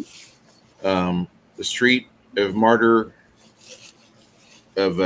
Lanterns is to the north, and you guys live just south of the Tradeway. You have the Cattle Bridge. You have Street of Stampedes here, which goes all the way basically through town. But you guys kind of live over here. Your temple, the Temple of Mir, is down here, and that is in. Oh, my bad. No, that's right. It's over by. That can't be right. My bad. Temple of Mir is over at Northgate, just off the Tradeway. It's an older building. This is an older side of town. Keep in mind, this side of town is about maybe 700-800 years old. If you've ever been to Liverpool or Glasgow, like that's kind of the look of it. But that's where you're at, and you're over here. This is over here, and that's about a quarter mile away from where you live. Okay, that's not too bad. All through here, this is the street of decadent stenches. And so basically the north end of it, you have all of the bakeries, all of the the various good eateries here. The slaughterhouses are down on this side. And the slaughterhouses are interspersed with various houses of ill repute. Well, I don't want to walk that way. I want to walk the opposite side. You want to go to the little temple, little church of Mir? It's not a temple, it's a church. Yeah, I want to go to. Okay, good, because it's an actual church. I want us to walk to the temple or to the Church of Mir. And as we're walking, I want to tell William that I love him and that I don't want to go 3 years to get married. I want to be married before we leave on this journey so that we can live as husband and wife on the trip. And because we may never come back, or one of us may never come back. And I don't want to wait any longer to get married. And I didn't tell my parents. I wanted to, but my mother didn't seem like she was ready for it. So let's just go and get married. William says, The two of us. no. Why? No. I think it'd be a great idea for us to be engaged on this trip. And it would provide our friends some extra reasons to make sure we get back here alive so we can get married. In fact, I want to be a woman, if you know what I mean. And I'm not going to make it 3 more years. Okay. Do you understand what just happened with our friend Sylvia and Ogre? I understand. Okay, she's 25 now, and she's going to be a mommy. Ogre is going to be a father. I have 6 years to get there. I'm okay with waiting 2 years to at least be legal drinking age in Bard's Gate, because I don't want to rush into this, Isabeau. I've lived a miserable, horrible, wretched life until I was 15, and I was sitting in an orphanage, and I was given a sign that I had better things in my life available, but I had to get the morality to understand why. And I'm still not cured. I'm still not cured of the questions that I've got. I know you're scared. I value that. But as a man, I want you to trust me. I love you very much. And I want you to be by my side as I get old and I start looking at various things differently. Right now, I'm into, doing various fun activities like climbing walls and doing obstacle courses and splitting goblins' skulls open. In about 25 years, I'm going to be talking to you about what foot cream I don't like because it makes my socks itch. All right. We're going to be fine. And to make sure that we get this done, we're going to go to the church. I'm going to show you something that nobody else knows about. And he takes you by the hand, and he walks you up the street to where the merger of the Stampede Avenue is, and then he takes you past some of the bigger markets and past some of the other locations. There's a nice little college to Agma the Binder, which he's the god of all the bards. And you hear some familiar stuff coming from it, from the open windows. It sounds like Quinn is inside there jamming away with some other bards, but it's not. But they're playing one of Quinn's songs. They're playing Quinn's song of the shit. What was that adventure? When you guys delved and you guys had your first adventure and you almost all died. Oh, with the worm people? Before Ogre came along. This was your first adventure. You were like 16 years old. And you guys had to go and perform a excavation and you had to go and actually find a relic that the city was happy that you found it, and the people of Gilboa were happy, but most importantly, your handlers at the guild were happy because it would cover your fucking journeyman time to go from being just a regular old divine to a cleric. And it paid for all of you. All of you got your fucking money off that. Mm-hmm. We're able to go and do the things you're doing now. Quinn's jamming away, but it's not Quinn. It's actually just a bunch of students. And they're singing about the things you did 6 years ago.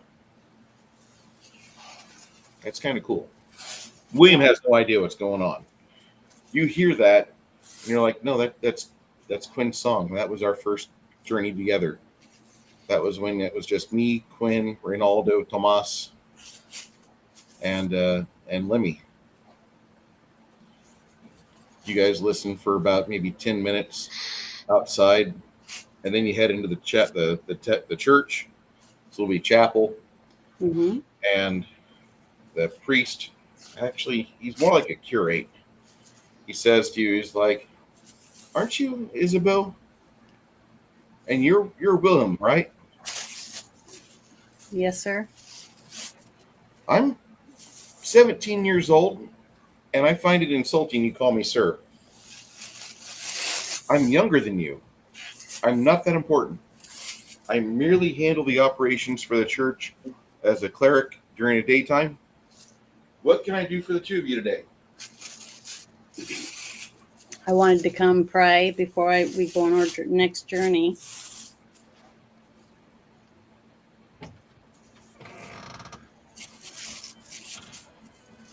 Well, that is a noble thing to do. Oh, this. Isabeau, you and William are well known within the community that we have here today, and we are ever so thankful that you are here. I have to ask you, what are you here to pray about today? Because I'm a little confused. We should be mentioning thanks to you in our prayers. We should be mentioning you and the services you've done for us. Why? What in this world is causing you to worry? Isabel, you understand that because you're special. You're I want to pray and give thanks for the life that I've been given and the people in it. He looks at you and he addresses you by something you've never been called before. He says, "Creature Isabu, you're about to go, from what we understand, you're leaving town for a bit." And this was discussed quite heavily over the last 3 days. The Guild of Coasters and Traders is moving you and your families to town so they can make sure you guys have equal access to necessary services, that your parents have a long and illustrious life, that like this your family made it. Like all the struggling, all the toiling, all the working till an hour past sunlight in the wineries, and your parents are being given, like all of you from Gilboa, you're being given this huge boon. And they moved you to a private neighborhood on the side of a hill, right up against the side of like a merchant district or a high-end merchant district, where you guys live in an area that's very hard to get to. There's guards there. There's wards on the walls after 7 p.m. after 19 at night.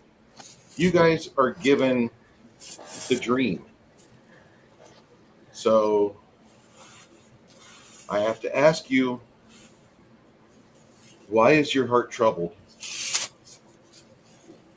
Well, it's not really troubled. I just want to show my appreciation to my God for everything that I've been given and the people that have been brought into my life on my journeys since I first started this journey of self-sacrifice, I guess you could say, and to get to travel to new places and learn about new things about the world that I thought I would never know and most people never see. And I want to continue to keep doing that, and maybe one day be a mother myself and a wife. Well, Isabel, we will light some candles for you and your worries today. If you'll turn to page 71 of the canonical text of our Lord, Mir has some battle practices that you can repeat in chant and understand that this conflict within you, the doubt, you should learn to suppress it. And standing next to such a stout fighter as Willem, he should be a boon to you because he's got the ability to help take those fears away. William looks at her and he says, Curate, I am just beginning on my path as what you would call a paladin. I'm not anything special. And she looks at him kind of like, no, that can't be. No, actually, that's exactly how it is. I'm just now beginning. She's like, no, we've heard of you. You were part of the orphanage, and you actually took a person's life through a rather impressive means, I might add. And he's like, I can't ever apologize to his family enough. Do you understand that I'm living this life as best as I can because maybe at the end of it, I'll be able to go to the grandkids of that watchman and I can give them a token of the sorrow that I feel. And it'll be something that an accountant somewhere would scream in terror that it would just be given away to some young kid or some grandkid. But I'm going to do that. The curate says, well, you have a forgiving heart. And maybe Mir has something planned for you we don't know about. But you've always been a big pile of strength to our community. Ever since you joined in the orphanage and they saw what you could do, we were very impressed. And I've not followed you for a long time, but they've had you in the broadsheets. They've talked about you along the corners. And the fact that you're now with this group, it really kind of puts things on a different playing field. William just kind of bows low. He says, I wish to purchase a policy for me and Isabu. Great. Looks at him. What? I wish to purchase a policy for me and Isabu. Okay. Well, policy for two people will cost in excess of 50,000 silvers. William nods his head. And at that point, he pulls a sack off of his hip. And he lays out 10 silver bars that are quite weighty. And as the curate starts to do the itemization, William begins to speak. He says, by me giving this over to you, we begin the process. And the cleric nods. He kind of gulps when he nods. He gives the two of you. You both have a ring available, right? No. Okay. I don't have a ring. William says, well, this is the ring that I'm giving you. And they place 2 silver rings on your left hand. Each of you get a nice little ring for your left hand, your ring finger. That silver band, you sleep with it for a week. And after a week's time, it attunes to you. It does have faint magic on it. It has some tweamers on it that allow it to communicate to us. As long as you stay on this plane of existence, it'll let us know if you're alive.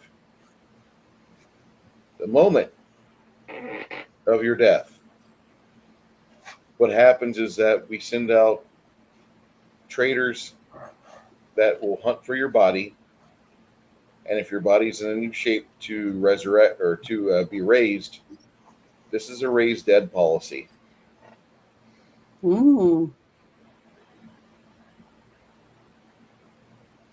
Okay, I didn't know there was such thing. We are the church of the Daybringers. Mir is often seen as the trumpet as Daybringers, and the Thyr priests and paladins are known as the law dealers.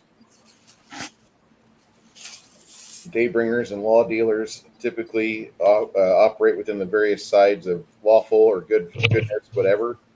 But as far as it's concerned, the Mirites are more obsessed with making sure good prevails. It's a hell of a lot easier to have good prevail when you have good people around and able to defend those that cannot defend themselves. So the two of us now have a policy. Will be raised no matter where we're at, as long as we stay on this plane of existence. They'll get to us. Thank you, William. And now you have a ring, dear. It's not the same one I wanted, but Well, I thank you for it. I mean, it is quite a pricey ring, and if you so find a stone that you would like to put into it, if you wish to augment it, we can have one of the church priests do that. Although I think over the course of time, we'll probably get rid of these rings because of the job we have as one of constant acquisition. So he says, let's go show your family the engagement rings I got, and then I'll discuss the true purpose of why we have these rings, and then after that, we'll have ourselves some fine chicken, because I am willing to have a chicken and watermelon meal. Okay, that sounds good. All right. Do you have anything else you want to get done, Janet, or no? No, everything I guess I'll live with what's going on right now. I think I can handle it. You can handle it? Okay. You show Bruce, your parents. You show your sorry. parents the ring, much to their excitement. Your father looks at William and for the first time gives him a handshake. Mazette does not try to get between your father and William. And afterwards, Mazette even lets you touch his shoulder Awesome. without keeping you away from him. Good. Keep in mind what Mazette looks like. Now, while I'm getting this picture up, go ahead, Crafting Gamer. Well, number one, like I said earlier, I definitely want to order that bag of holding. And number two, did you get a chance to look at the picture I put in the funky magic items?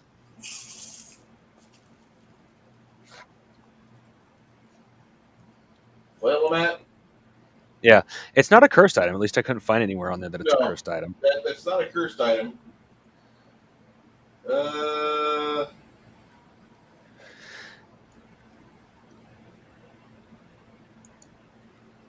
Its attack damage is honestly kind of low for the level we are, but its special abilities is what what I think would be good for Willie. Okay. I might make that a relic,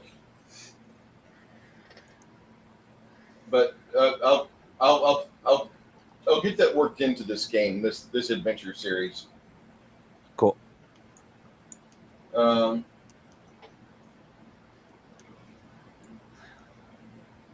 Okay. I know. I seen that after finding out that William uses a flail. I was like, oh, this would be pretty cool to see him use. He wouldn't use that one. Oh, he wouldn't? No, even though it's typically a really good one for anti-dragon work. Ah. That's really pretty. It is. Beautiful. Give me this dog. This is a Cane Corso.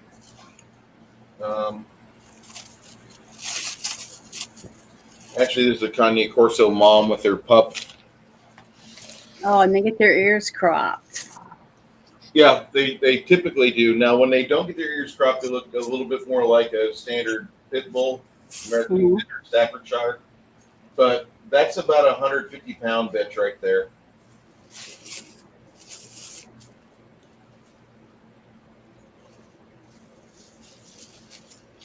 I love those dogs. It's the only guardian dog that I would actually want to have. I will have to wait till my mom dies before I get one because my mother is terrified of pit style dogs. And I think they're like one of the best dogs ever. They literally are one of the best dogs you could have. Oh yeah, if you ask my dad, it's only not a matter of if, it's a matter of when that dog's going to have your arm halfway down its throat, and then proceed to bite it off. That's his exact mindset about it. I'm not going to disagree with that because those dogs do have a point where they're just like, no, I'm not going to do this. And that's typically after you've abused them or shown them that they can't trust you to be a good guardian or custodian of them. Chris, if you want to know how to be a good dog owner, look at Chris and his wife. We have 5. Yeah, and they all get along really well, right? Yeah. Like the big one is kind of sensitive, so you really can't fuck with him too much. And he's the dog that I would want to fuck with because he's a kind of a big pit mix. And he's just a big dog, so I just want to grab him and hug him and rough him up a little bit, tickle his ribs. And that would probably cause him to take my arm. Nah, he's too much of a baby. Really? Yeah. Well, okay, you say that, but then fucking here comes Kaylee, and he starts growling like he's going to eat her. Because that's how they play. Wow. Okay. All right. If anybody else need to do anything in the city of Ream, we have crafting going off for a bag of holding. Is there anything else you're looking for, Mr. Crafting, or no? David? Did David drop? Yes. I think so, yeah. Okay. Welcome back. Okay, David. Yes.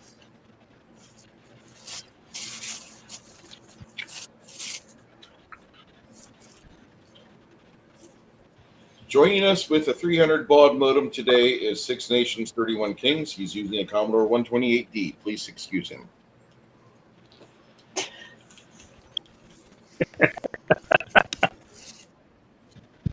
I didn't say that you were using a trash 80. I said you were using a 128D. That was a nice computer. It had a detachable keyboard.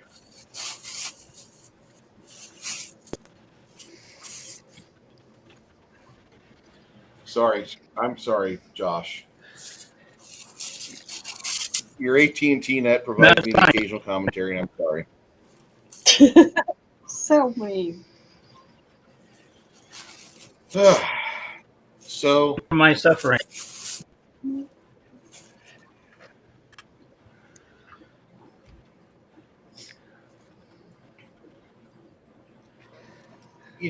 I just was hoping that they would have good, reliable cable internet over there, if not fiber. And this is Nampa. It's the third biggest city in all of Idaho. The Californians won't stand for this. They won't. They're going to fucking demand they get good quality internet. Worst part is my satellite internet is better. The only problem with satellite is the bit up rate, so you'll be talking and it speeds up and then it cuts off. Oh, I spoke too soon. So you guys head over, David. You and anybody else is looking for magic items. You head over not too far from Arcanium Collegium. Arcanium Collegium is where I learned my prerequisites for my studies within the evocation sphere. Now, if you guys will just journey south, go down the tradeway to the Street of Decadent Smells, and right where it switches over from freshly baked rosemary-style bread to, oh my god, that smells like cow entrails sprung out for 30 feet, feasted on by the children of Baal. And right about there, you want to look to your left, and there it is, sitting highly upon the hill. And highly upon the hill indeed. Yes, at Arcanium Collegium, that is where you have the most notorious of secret societies disguised as fraternities and sorority houses. You have numerous parties, ales. You have men trying to see who has the best charm person. I want to make that cheerleader forget about me. And that, my friend, is real crime. This is where a bunch of middle-aged white women will hang out and just study upon study of various magic users and try to accuse them all for various crimes over the course of the rest of their lives. What miserable cunts they are, yes. Arcanium Collegium also turns out numerous prodigies, master studies within the various schools of magic and university studies that go into various topics like what are ley lines? How do I make necromancy good? And exactly what will be the most profitable stall for me to sell magic items out of? That answer is sex. If you can tie your sexual addictions to magic, that will be the easiest way for you to turn your silvers into gold.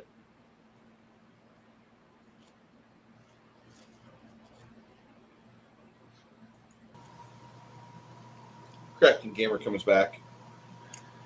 And sure enough, he heads down the Street of Decadent Smells, the Street of Decadent Stenches. And to your left is to your right's the ports. You have all the fishing.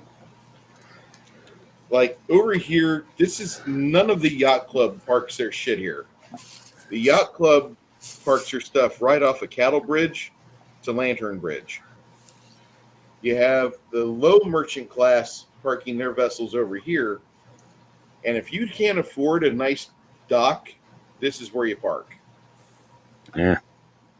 Now, mind you, there is a worse place to go, Smoke and Urine Street. And that's where all the nasty riverboat guys seem to stay and get laid. You ever want to see a woman that is clearly Dollar General clerk material, you're going to find her as a prostitute over here. You have not seen our Dollar General clerks. Not all of them are that level. Some of them are like, ooh, can I marry her? A lot of them over here have like 4 teeth or less. Well, I'll admit there's a few of those here, but I'd say about 50-50 of the female staff is like, damn. Okay.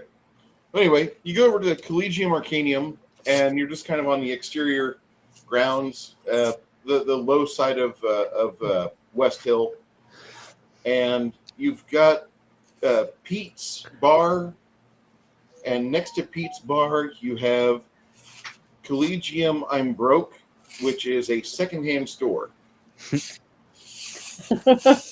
My kind of store.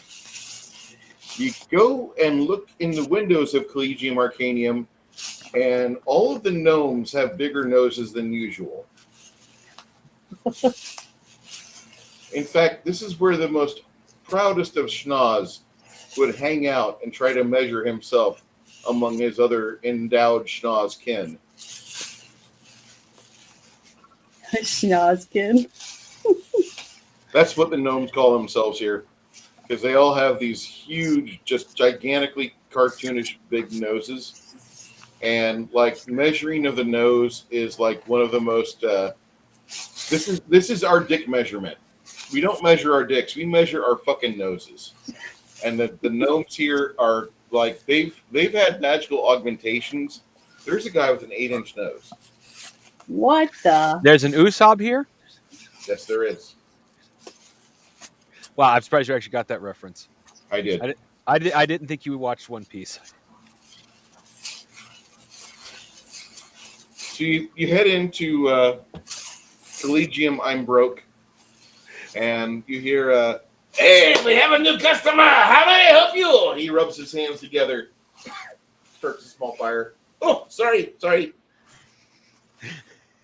Oh, all I could think of is that he's moving his hands so fast you can't even see them, and poof.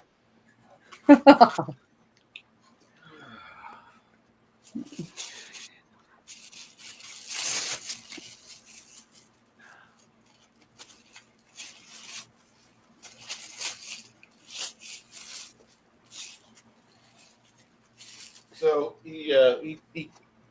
Yusuf looks at you and he says, "My name is Yusuf, and you probably already know me. I'm famous in other places, and in Japan, I'm huge." He winks. "So, what can we do for you today at Collegium I'm Broke? I'm willing to give you top silver for whatever item you think is worth a silver." Yeah, I have actually come to see if you have any second-hand bags of holding. Secondhand bags of holding. Secondhand bags of holding. Hold on. Bruce to David. Roll me D percentile. All right.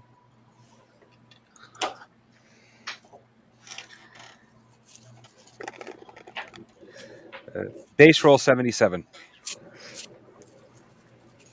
I don't know why I need to say that. You didn't give me any numbers to go with it.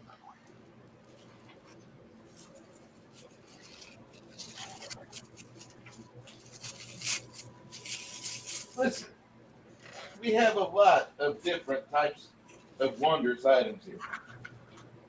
I need to know, is there a specific size bag you're looking for? Well, any size will be useful, but the bigger the better.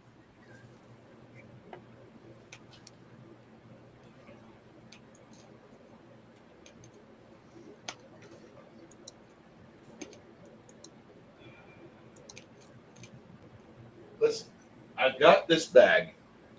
The only problem that I have with it is that it's got the blood of a Thier cleric on it, because they found his corpse and they found the rest of his party. But I'd be willing to let this go today for 5,000 or for 50,000 silver.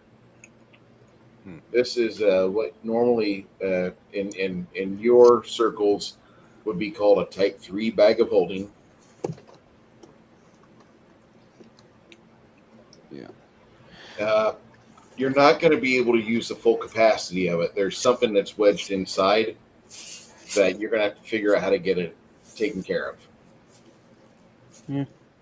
That's why it's so cheap. But 50,000. you got 150 cubic foot in there, and it'll hold about half a ton. Right now, well, normally it'd hold half a ton. Right now, it's holding about 750 pounds. That's yeah. That'll. If you can figure out how to get rid of that item in there, that'd be great for you. Well. Oh wait, I'm getting a load of gold. A load of silver here soon. But to say that'll absolutely wipe my entire silver savings, and leave me with, well, technically plenty of gold, but that will wipe my entire silver savings. Well, we kind of need it, so I can afford to pay it by myself, and then probably get my companions to help me with that later.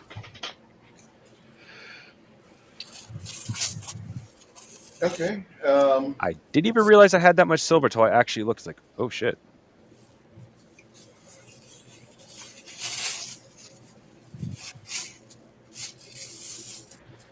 Honestly, I thought I was going to have to pay gold for that. Well, he says that you can use about 250 pounds of the interior. It's actually a size 3 bag, and you when you reach in, you can feel something's in there, but you don't know what the fuck this is.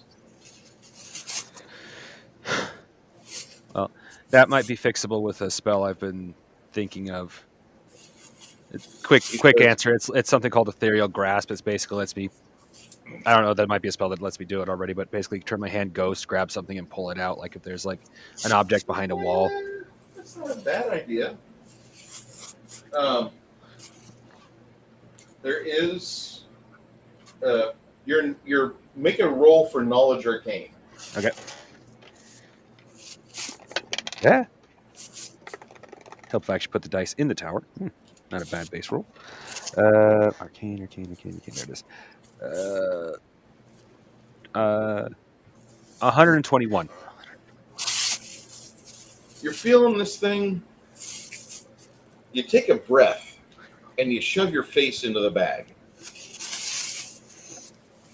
And you open your eyes and you start looking around and you see that somebody has crammed a huge boulder into this thing. Make a... You have appraise as a skill? Yes. Yeah, go ahead and make an appraise check because you're looking at it. It's really dark in here, so like you'll burn a mana just to make your fingers go light. It's not a rock. I mean, it's a rock. Total of 107. Okay. You're looking at a 750 piece, 750 to 800 pounds of iron ore. Damn.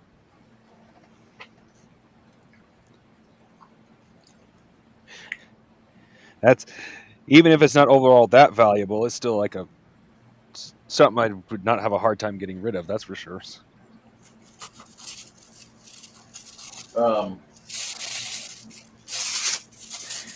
Almost forgot to erase my money. You, if you want it, he says, I'll give it to you for 50,000 silvers. And you're looking at this thing of iron ore,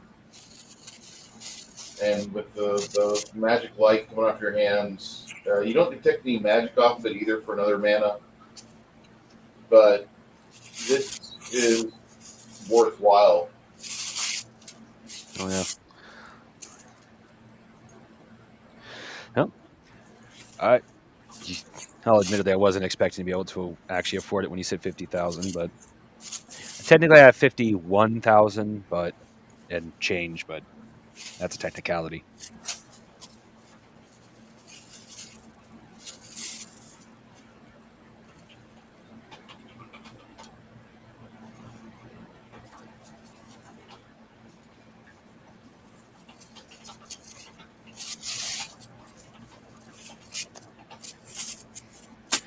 Though I can honestly say I'm not broke.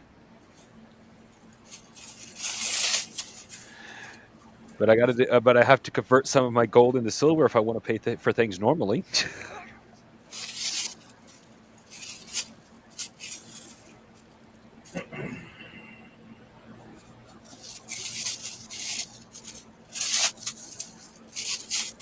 And while you're thinking about it afterwards, after you bought the bag, there's a 4th level spell called Shrink Item. Ooh. And what will happen is that you'll be able to shrink it.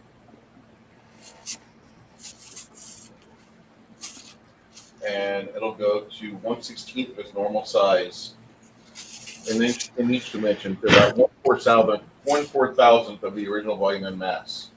Nice. So it goes from like a large or large piece of item to almost like tiny. When it comes out, you'll be able to make it into like a cherry block. Whenever you dispel it, or within 8 days, it'll pop back to normal size. So don't put it on like a glass table. No. How much would that be? Shrink item? The scroll?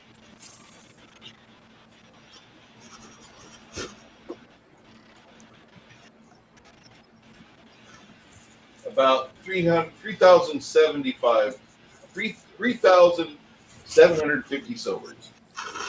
Well, that I might as well pay with gold because I do not have that in silver. 375 gold. Yep. Yeah. Not to be confused with the shrink unit magical item, which is a glass of ice water.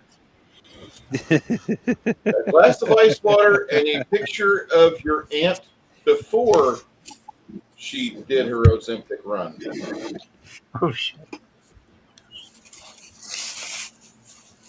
I'm not making fun of anybody's aunt. Just saying every fucking person I know, their aunt or uncle is doing Ozempic shots. Shit, I was my doctor offered is trying to get Ozempic. me to do that. Yeah, same here. My doctor's like, oh, do this. I'm like, oh, there's a weight loss drug? Sure. Then I actually did my research as to what it was. It was like, fuck that. Yeah, you lose bone density. Yeah. Oh, well, it's even better for me. One, the one that she suggested causes your digestive tract to slow down so you don't get as hungry, which is not so good for me because I actually have my digestive tract occasionally shut down, leaving food in my stomach, and then it rots. Like literally rots in my stomach. Lovely, huh? And then on top of that, I have diabetes on both sides of my family. Taking a diabetes medication to lose weight is not a good idea.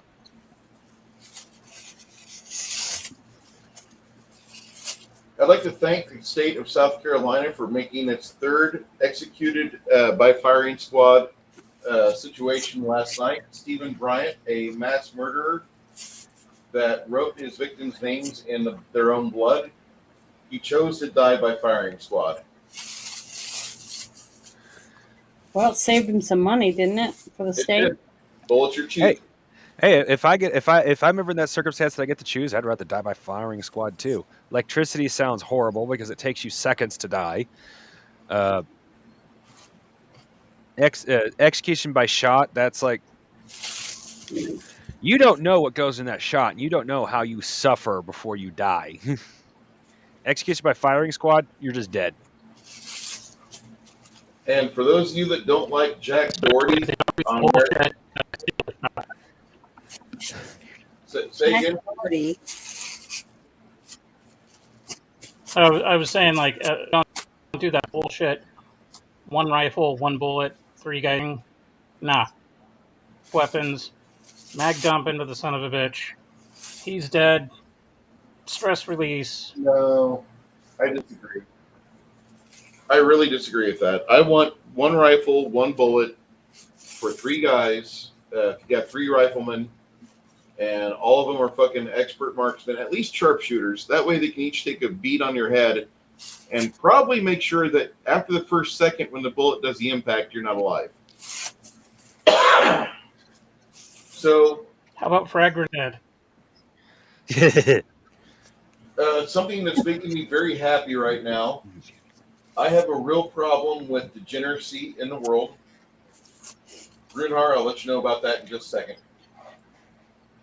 There is a piece of shit that's on YouTube called Jack Doherty. And just seeing this kid's face makes me want to just like beat something to a meat crayon status. I don't like this guy at all. Well, apparently he looks like someone you wouldn't like. I mean, literally, he just looks like you seen him on the street. You'd be like, okay, I'm not even going to talk to that asshole. He insults people, and then the moment you raise your fist to smear him on the wall and make him a meat crayon, his fucking bodyguard jumps in. Oh, I had something similar happen to me. Not like the bodyguard part, but Is he famous? He's on YouTube. I know, but he's a YouTuber. That's it. That's it. That's all he does. He's a piece of shit. Well, he got nowadays. arrested in Miami. Sorry, go ahead. He got arrested in Miami for marijuana possession and resisting an officer. So hopefully they got their body cams on. And if they got their body cams on, then we're going to see Donut Operator have a fucking Mexican hat dance. And we're going to watch Jack Doherty resist an officer and then get taser. Because hopefully that fucking happened. Oh, he does stunts and pranks. He's a piece of shit. His idea of stunts is insulting you. And when you or your boyfriend are like, get out of here, you little faggot. All of a sudden, here comes fucking Cleefus or whatever the guy's name is. And he's a big motherfucker. And he could probably whoop anybody's ass on this table. With a dude like that, with a face like that, are you sure it's a dude that's his bodyguard? Are you sure it's just not a roided out woman? It's a roided out bully. But this kid here, like, the best thing I ever saw was he was driving a car and he thought he was a badass.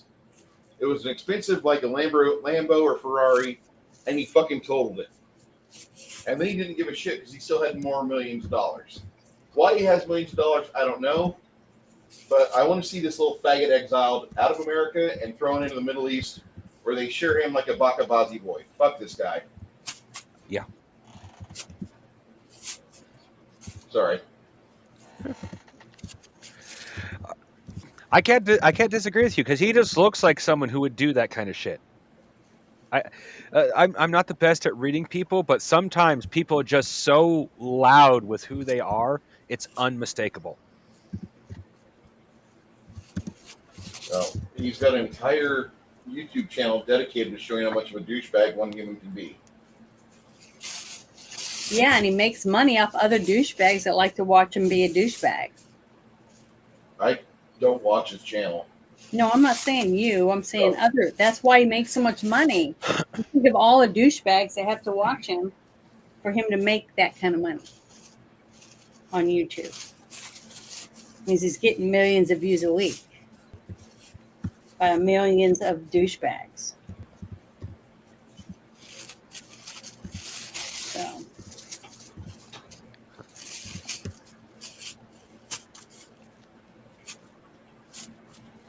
I mean, anybody can get on internet and be an asshole to people.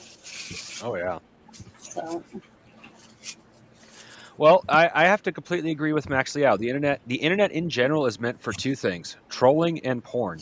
Anything after that is just a bonus.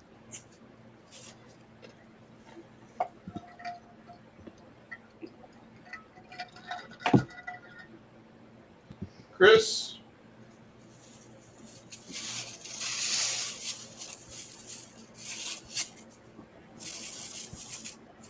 Yep. You're looking for the price of this +1 giant vein spear. Yes. It is about 8,300 silvers for everything on that. Maybe I'll have to wait on that. Because I have 6,315. Well, we have a couple of silver bars worth 1,000 silver each, and we as a team have agreed more than once, arm the team. So if you need a few extra 1,000 silver, we got those silver bars just sitting there. Okay. That's right. It's in the loot bag. Yep. Forgot about that. Mm-hmm. Yeah, well, the link is in the loot section of the Discord. It's still quite visible. In fact, it's if you go to loot section, it's the link that's still sitting there at the top. Yeah, so if you need it, you should get it while we're in town. No, that reminds me. We should go ahead and get rid of those 24 pounds of lumps of gold. That's right. Hey, Chris, would you recommend me to get a hold of Grok? And would you recommend me to download it? Grok? Grok. You can. It has its uses, but it's still kind of how to put this immoral, like most of them. Okay, never mind. I don't need that on here. I got enough problems. I mean, more as in AI rather than the programmers themselves. It's better than most of them. Because I want to say there was a test on one of the more recent Groks and a bunch of other AI. I'll track it down for the specifics, but they basically said they have the set of rules where, okay, in this situation, you have to make sure you don't harm or allow harm to come to a person. But in like a certain higher than should be percentage, they every AI at certain point allowed a person to burn to death. Mm-hmm.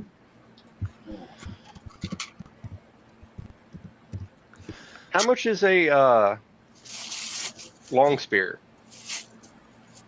Typically, a long spear is going to be about a well-fashioned one that you can use in battle with thick wood is going to be about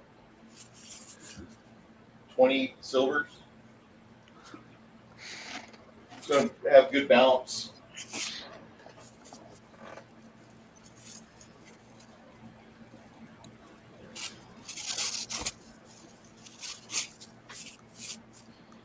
Well, the purpose of the long spear, the +1 giant bane long spear, is for when I bring in one of my ancestors, they have a better weapon to pull off my back.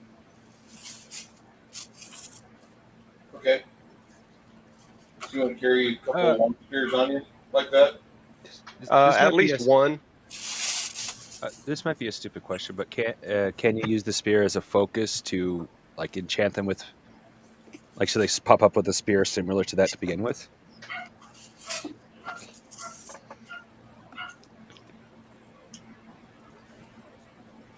That's up to Bruce.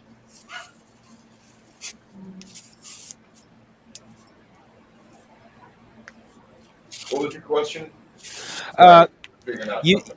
well, in this case, using the Bane 1 giant spear as a focus point, so when even if it's just for one skeleton, when they automatically pop up with the spear, basically an exact spiritual replica of that spear, so it'll disappear with them.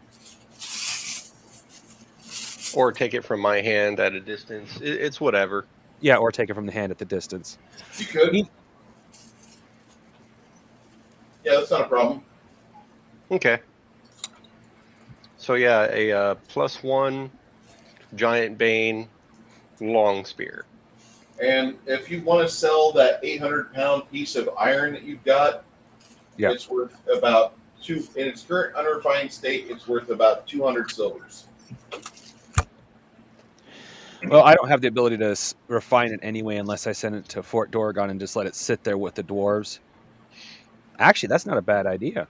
Yeah, I don't technically own Fort Dorgon anymore, but it's not something I'm just going to completely abandon either, because in the long term, I'm not forbidden from going there, blah, blah, blah, blah. It ultimately succeeding greater is of benefit to us as a team as well, because if nothing else, we can benefit from it being a good place to stay, make plans, blah, blah, blah, blah, blah. So I'll actually sell it to the guild for Fort Dorgon at half price for 100 silver. The guild asks you, can we give you 80 gold instead? If you really want to. No, well, 80 silver, 8 gold. We'll give you 8 gold instead for that. Sounds good. It was more meant to get it to Fort Dorgon than anything, but I didn't want to We're not gonna- completely make no money. If we send it up to Fort Dorgon, there's a transport cost that really has to figure into it, so it'd be priced. Yeah, that's fair. But if we're going to hew this thing apart and we find something of note within, if the grade goes up, right now we're testing it, and it's about 25% grade. Yeah. But if it gets really high, we're going to get you in touch with some people, and they're going to pay you the difference of what we shortened you on. That way, there's not. We don't like to owe you. Do you understand that? You've already displayed your mathematical prowess. You don't want to fuck that up. I'm perfectly fine with that. I actually kind of like that idea, honestly, but yeah. Like I may not know I own Fort Dorgon anymore, but I still want to see it succeed, because it is something I started, and I like the idea of not necessarily finishing it in this instance, but seeing it succeed nonetheless. In this instance, kind of like watching one of your kids go off to college or something.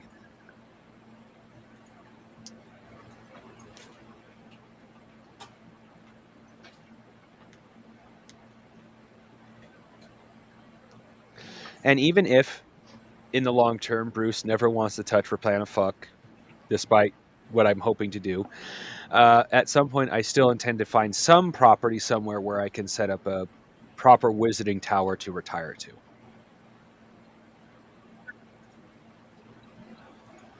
Probably not too far outside of city, because I definitely don't want to be like disconnected from civilization.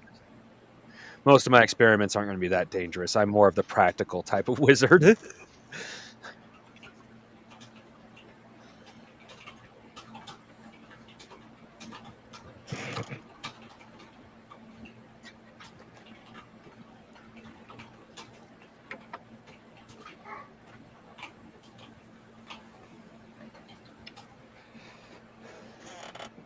There's a bank question in the chat for Six Nations.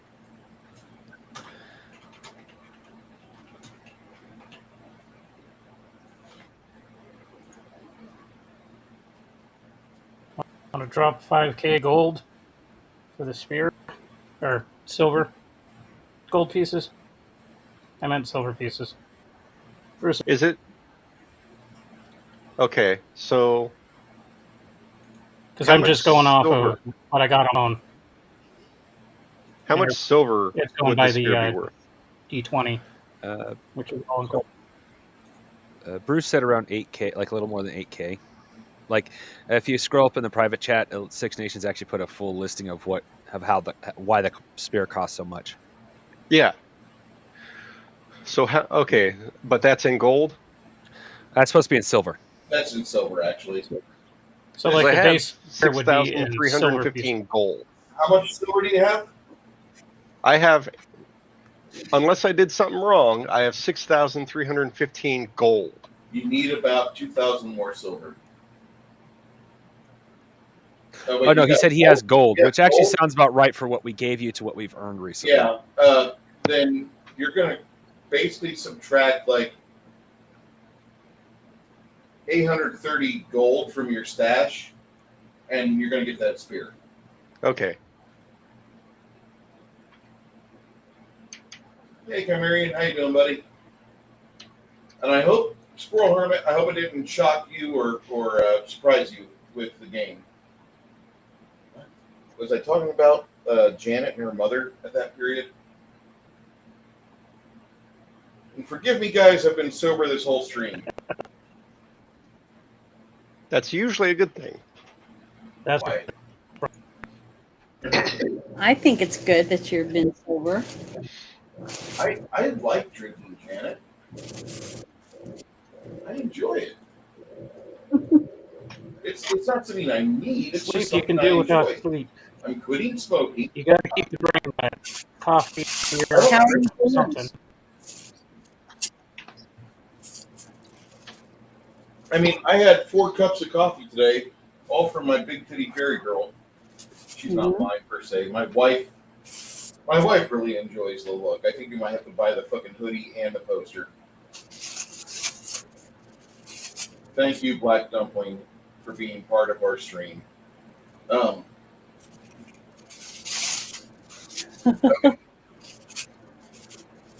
Yeah, Renar, you find that spear, it's pretty easy to get a hold of. So if I have enough gold, I can presumably get 2 more, one of dragon and one of what was I thinking? Something else. Outsider evil. You can. I'll do that. Yeah.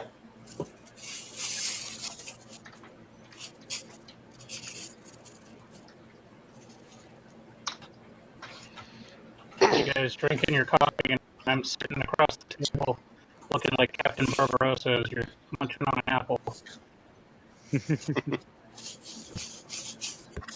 Fuck. So you're standing with your chest, with your foot on a chest, while drinking your coffee. That's awesome. I can't drink coffee anymore. I could. Oh shit! I Yeah. just won't be able to game anymore afterwards. So we're going to be shipping all of these dogs. About 70 of these dogs are going to be shipping into New York City.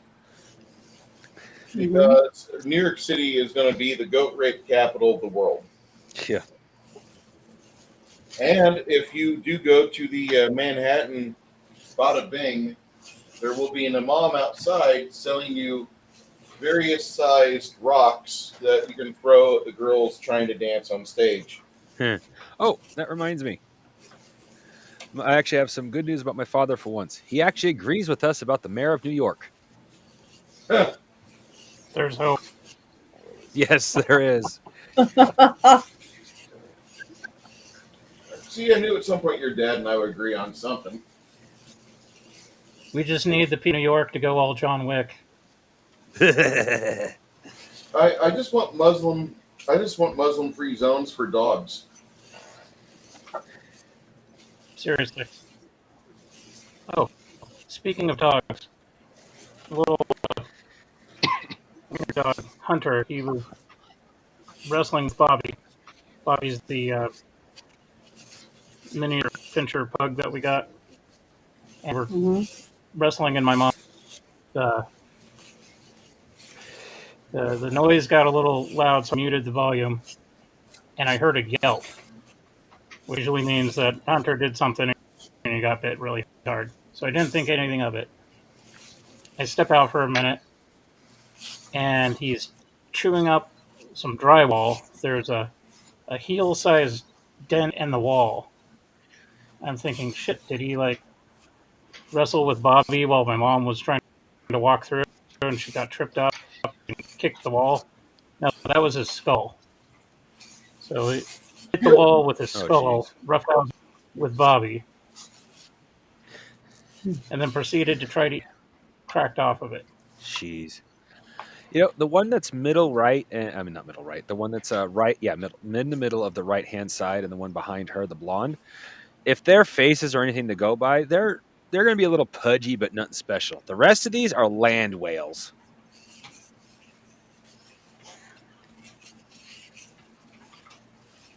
Is anyone questioning the boat and how wonderfully it's still afloat? Yeah, that's the part about this I'm having a real issue with. I think since the 90s, they've been working on technology to, when sea lions jump on boats and sunbathe, they're kind of working on the physics of that. So I think if it's a modern boat, it's okay. Yeah. And I used to say stupid things like, I don't mind a chubby girl.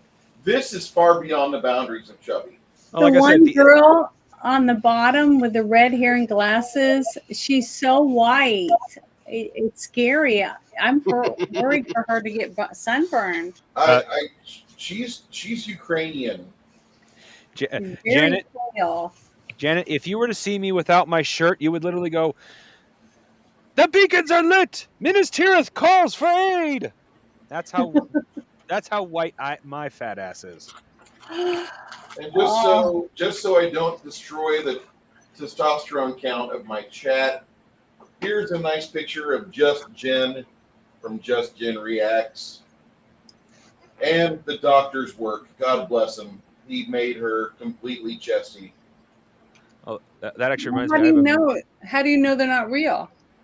Look at her earlier videos, and they're not nearly as prominent. She's not a bad-looking lady in the least bit, but she really improved after the doctor did like $5,000 to $8,000 worth of silicone therapy to her. God bless him. Yeah, I got a better image than that for you, Bruce. Here, let me put that in the.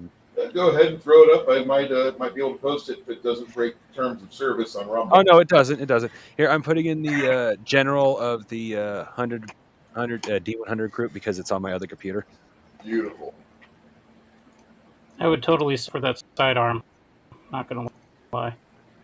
She's been a stout Second Amendment person since I've been following her. I think I can bring it up now. Yeah, I could bring that up. Right, are you talking about Miss Universe and McDonald's worker? Or? Yes. Okay. Specifically the McDonald's worker. It's like, she's not fake, and it's like, holy shit. Yeah, she's like super beautiful. Here for and that's something that we see quite a bit. You get like some just regular girl, somebody like literally like, okay, Janet's like a hometown girl. Put Janet next to any celebrity when they don't have makeup on, you're gonna get stiffer over Janet. Well, that's the same girl. No, not one is Miss Universe, one is just simply a McDonald's worker. The Miss Universe lady looks like literally she's had work done. She get where Yeah, she the girl, the McDonald's worker girl, she's beautiful. yeah. Uh-huh. She has a Like, beautiful olive I- complexion. Look at her lips; they're almost perfection. Uh-huh. If you were just going for looks alone, she is the woman you'd go, I want to have kids with. Yeah. I want to. Easy. Easy. Very pretty. Definitely. And I'm very appreciative. This is a pro testosterone. We like pretty people here, Chad. You know, I might not be the hottest man in the world, but I can appreciate a beautiful lady or even a handsome dude. Uh-huh. Mm-hmm. Well, I completely agree with you. In fact, it's like the I forgot what movie it was. No, I was sharing something. Hold on, let me stop sharing that. Underworld, the first Underworld movie. The male main character. I looked at him. It's like they chose that as the male main character and said that was hot. He looks like someone cut his head out of a box. Scott Speedman. Yeah. I mean, I understand where women like the perfect jawline. They looks like they just cut his head out of a box. Yeah, that's one of my favorite episodes of SpongeBob when Squidward gets hit in the face and he's Yeah. handsome. All the women are like, oh, Yeah. you see him because of his jaw.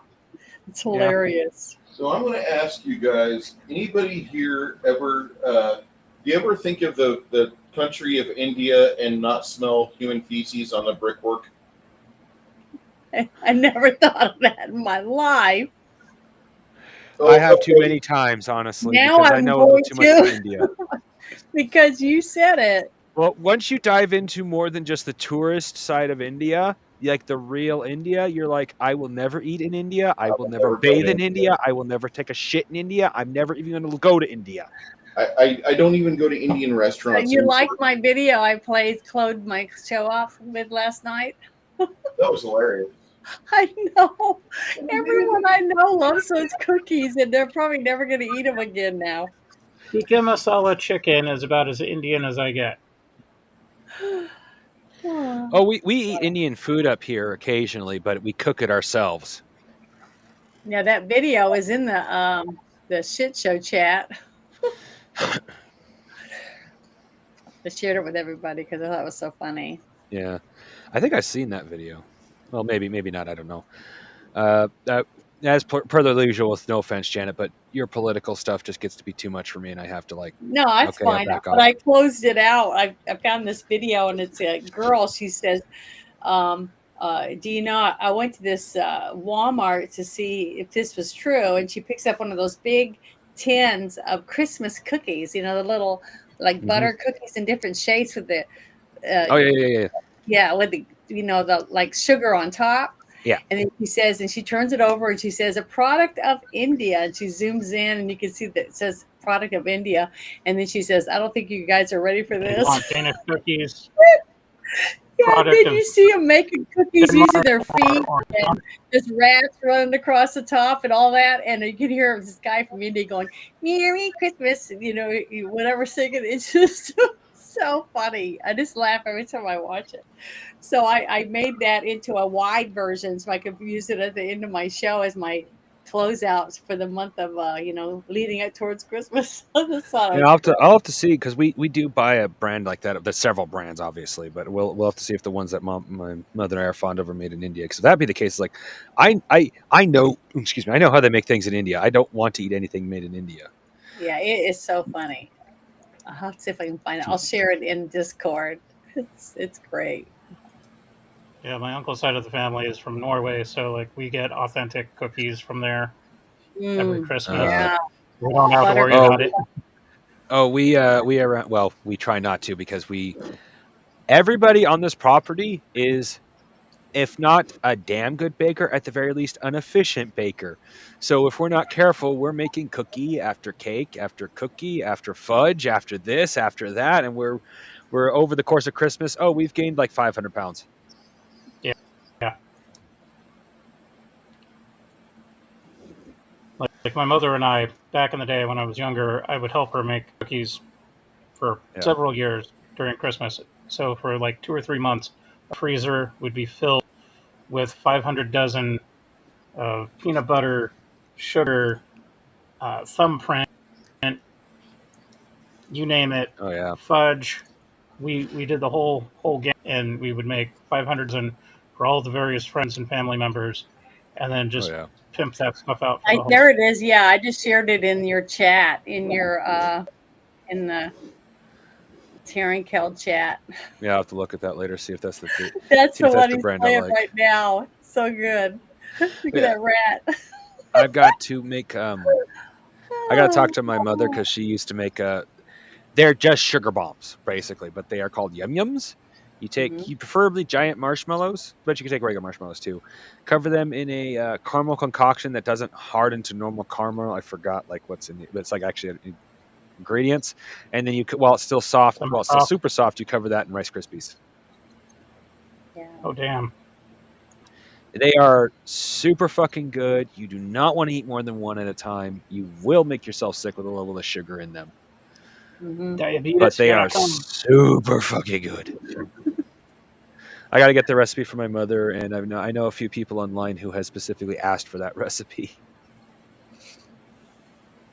I'm watching that video for how they make those sugar cookies, and I'm good. I don't want to watch anymore. Oh my god, it is so funny. It's so fucking wrong, ain't it? I do gotta say that I'm gonna share something because this made me really happy. I thought this was the end for the man, but he's made a full recovery. He got facial stitches. That's Senator John Fetterman in a non-alcoholic beverage. Looks like an iced coffee. After he suffered a severe fall, and now he's released from the hospital. Severe fall. Yeah. He looks kind of familiar. What exactly happened to him? He tripped. He said some things here lately that made me think that somebody pushed him down a set of stairs and then tried to snap his neck when he landed.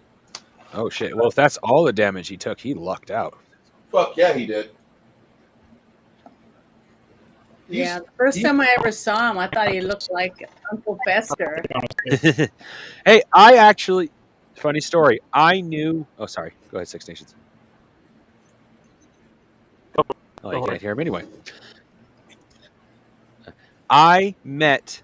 Well, we had a flea market up here in North Idaho for a while. It ended up getting closed down because the owner's sisters turned around, got their hands on the property title, and sold it from beneath their brother. We're not going to get into that part of it, but still. When it was open, a guy, I did not know this at the time. My father told me after the flea market had closed. The original Fester from the TV show was selling lighters and shoes there. I actually bought several lighters from that dude. I've helped him out more than once, and I had absolutely no idea who he was.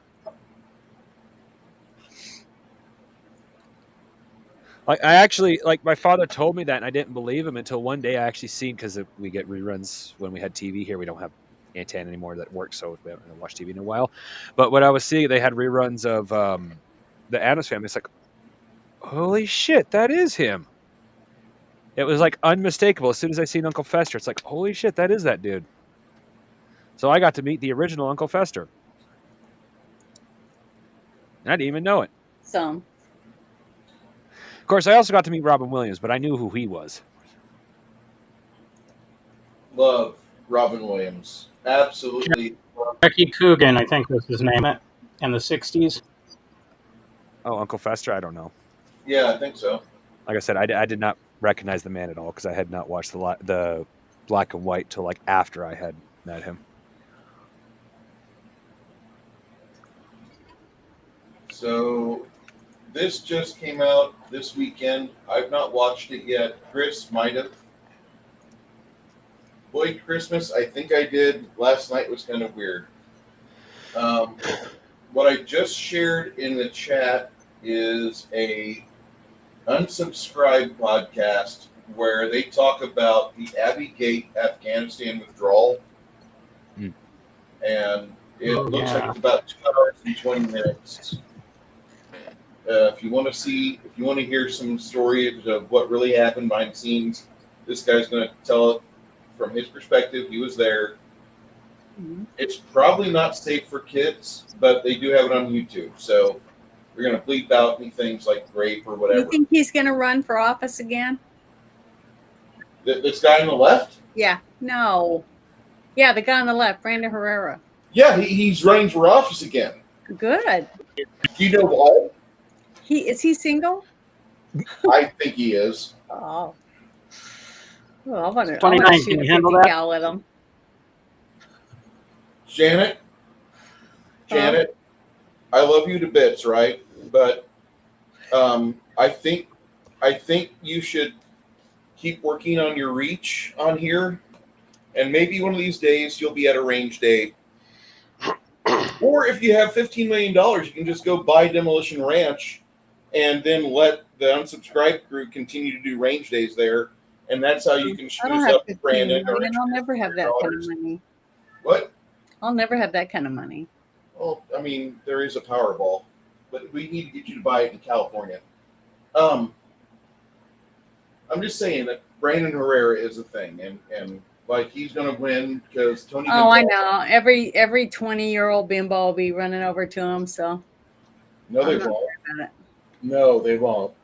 This just came out the 30th. What I just posted. Yeah, I'm seeing it now. Foreign aid, gun violence, and more. He does a good Q&A session there. I really like him. Yeah, that was a good video. It's a short video, but Janet, he's the everyman that we all want to be behind. I mean, he was okay, but once I saw him shooting that 50 cal, I was like, it changes things. I don't know why. he made that, which is amazing. There's something else I want to share if I can find it. I'm going to go to my thing real quick and I'll put it 9 in or the 10 chat. year project. He started it in early 2016, something like that. Let's see if I can find it. Okay, so after you guys, anybody else need to run around the city of Ream and get shit done? This is a big city. This is like a city almost the size of San Antonio. No, wait, no, it's not, because this is about 1.5 miles, and they crammed 1 million people into it. Okay. Um, Do you guys? Gotta earn more cash. So Okay, there I'm you gonna go. hold I off. just shared it in the chat. You guys need to check it out.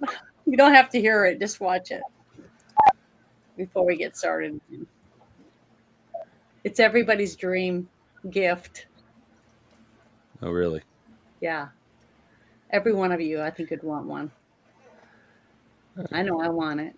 Oh, the guy that pulls out the decal from his truck bed. Yeah, the back of his pickup truck. Oh. I'd rather have like the 10,000 rounds of 50 cal. Oh. The machine gun right now.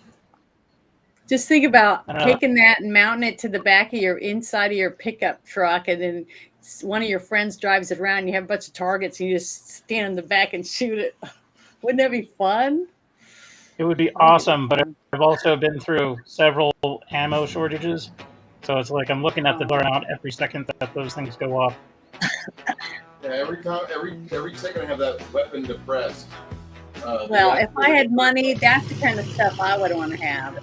Yeah, but say every time that thing I'd goes like off, you minimum just like should just have. It's not a gunshot sound. It's actually a cha-ching every time you pull the trigger. Yeah, I don't used care. to be about It'd be worth it. 50 a round. Now it's like $3 a round. It's crazy. Yeah, but it's going to come down again. The reason it's so expensive is because George Soros is buying up all the ammo companies. He owns 11 now. Yeah. And just think about it. If they can't take your guns, they just take away your ammo. You have no way of getting ammo. Unless you Well, can that's why make companies your like own. Phoenix Ammo Think out about there it. in Michigan are working to supply the militia, the common man, and not these Mhm. these big corporations and stuff. And then you got Buffalo Boar. Yeah.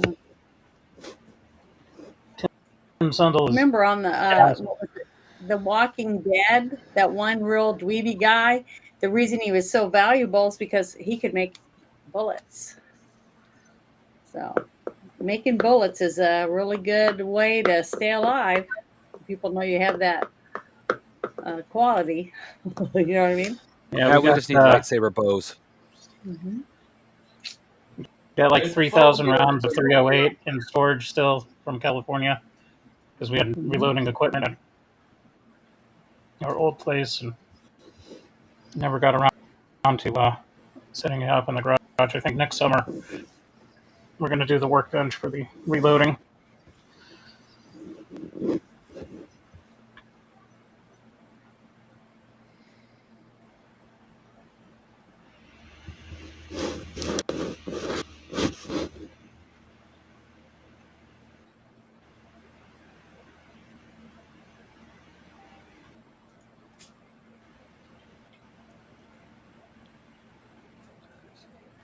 I've been trying to think of anything else we like. I can't think of anything right now. Oh no, there is a couple things we might want to do. We What? took I don't know exactly how long, but a good while to get back down here, and it's going to be a good while before we get to where we go. We might want to go ahead and switch out our potions. Costs us some silver and gold, but they do have a shelf life. Yeah, let me look at mine real quick. I think I rebought some the last time we went to town. How long ago was that?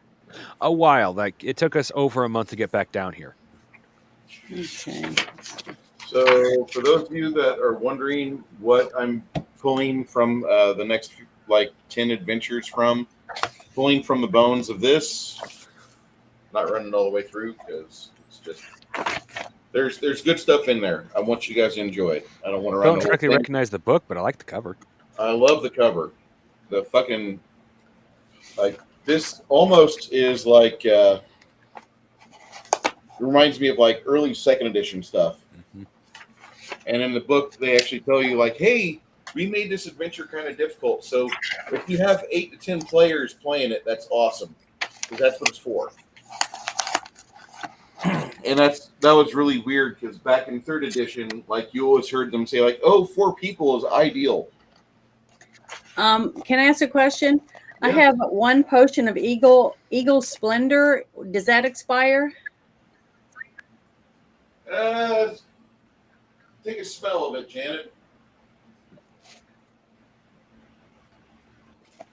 It smells like. Have you ever had scrambled eggs with peppers? Yeah. Okay, it smells like scrambled eggs with peppers. It doesn't smell bad. When it starts smelling like rotten eggs, it's time to toss. Oh. The Okay. peppers should help that. So mana potions of 25 mana. How much do they cost? Typically 25 mana, about 75 silvers here in town. Keep in mind, you're in Ream, and this is a collegiate Arcanum town. This is going to be a little more expensive than usual. That's each? This town, if you go 15 miles outside of town, you can buy them for 25 silvers a pop. If you can find them. So how much is each? 75 gold. Or 75 silver. 75 silver. Okay. How much are the heal critical potions? Let me get that for you. Normally I thought I wrote it beside it, but I don't see it on this list.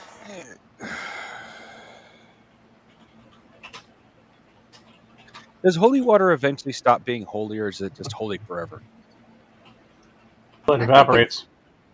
I think if it evaporates, it's not shit, it's dude. not good. But if it's got a good cork on it or a good lid, you don't have to worry about that. Well, I'm just making sure since we have like all of us have multiple vials of holy water. Yeah, and I can make some. A cure serious will cost you 750 silvers. If you find a cure critical potion, that costs you 1,250 silvers. Okay, because I have 3 of them. Finding a person to make cure critical potions is rare because typically a spell can only be 4th level or less in potion format. And that person took feats and edges to make their potion more viable. trying to remember. I just thought of a business opportunity for me. It was the It's like- town before the last town. Not the last town we went to, but the town before that is when I bought these. I remember this. I know. So you think they're still good now, or do I have to get new ones?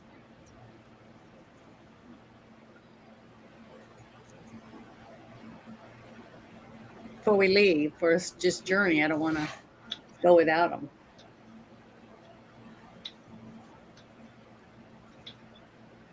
Wasn't that several weeks? Yeah, it doesn't seem like it's been, months and months, but it could have It been. took us potions last like a year and a half, wasn't it, Bruce? Or was it a half a year? Potions typically last about 6 months to a year. Okay, 6 months to a year. Okay. Well, it took us about a month to get here, but it took us like 3 months to get from the place we were before we came here. So it's been about half a year already. And you guys are in the month of Mithron. If you want to understand this campaign a little bit, I'll even give you the information. This is a free website. This is called World Anvil. And they give you the time and calendars. That gives you all the months. You're in Mithron, which is the 9th month right now. But this is a fun campaign world. I really love it. For those that don't know what I'm talking about, I'll just put it in the chat too. Here you go, kids. WorldAnvil.com, The Lost Lands. Goes into the time and calendars. There's a big fucking map on there. There's all sorts of stuff. And that potion of Eagle Splendor that ups your karma, that's what I have. That's why I bought it. Charisma. Or Charisma. How much are they? Are those? And Those, how much does it up your charisma? it ups your charisma by a total of 4 for about 20 minutes, and it'll last you. It's about 300 silvers.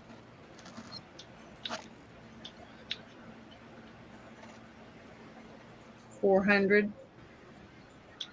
300 silvers for that. Okay, sorry.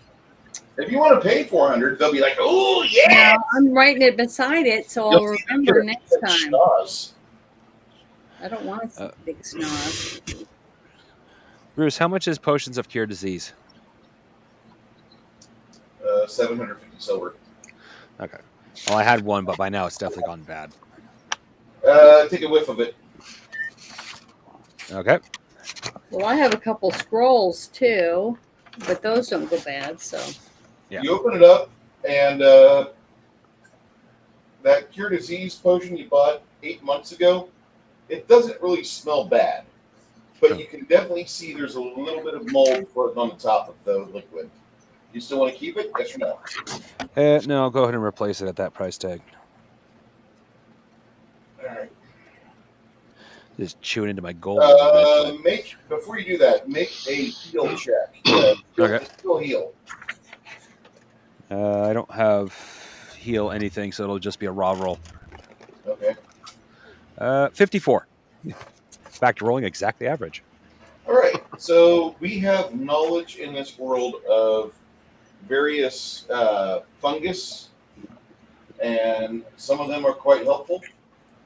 Those that pop up on a lot of the conjuring curative potions are typically like an extra healthy rider that potions will carry. So not only will you have, if you throw that away, you're going to waste a potion of cure disease.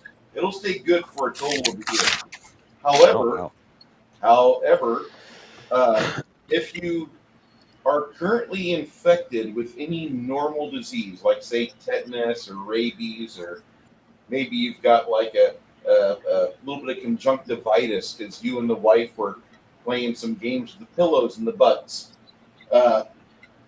maybe that will also accentuate the curative status of it and be faster at curing it. Because cure disease and the cure potions, they sometimes, like, it's not quite instantaneous, but it feels instantaneous, but it actually takes like a whole day for it to take effect. The ones with, like, if you keep it for up to like 11 and a half months, and you get like a 1/4 inch of like a penicillin writer floating on the top of the liquid, like you're gonna have like one, your sight's gonna get better for like the next 3 weeks, and two, that your disease is gonna be very, very fast acting. Okay, that's good to know. It passed the first test. I didn't go blind.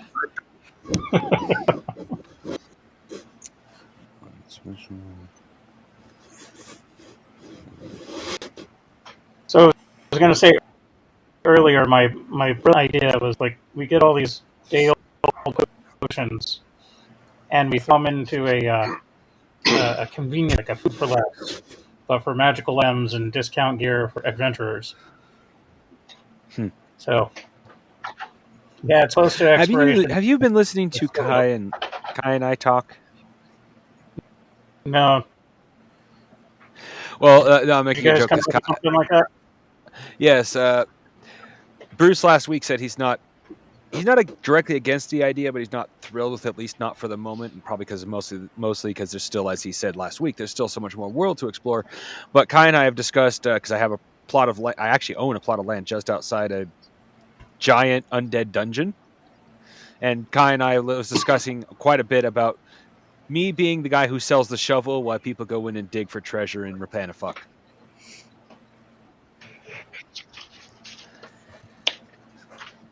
So, like, all these potential, like, magical items that are just going to be chucked out down the drain or whatever, like, if they're still somewhat potent and it's not going to kill you right away, for half price or something like that.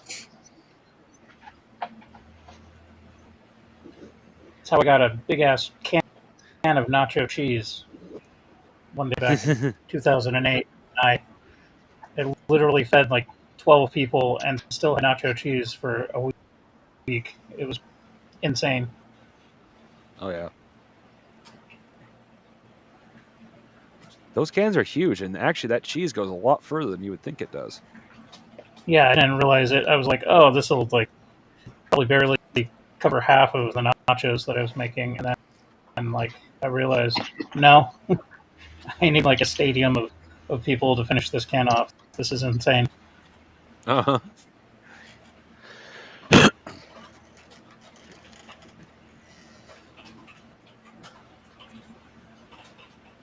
All right, Bruce, I need you to let me know how much damage these long spears do. Like a regular +1 long spear, how much does it do? A D8 plus, actually, it's going to be a +1 long spear does a D8, or actually 2d8. So instead of doing the +1 damage, no, it does an extra die of damage. Okay. And Bane doubles that? Or what's it do? Okay. Bane weapons.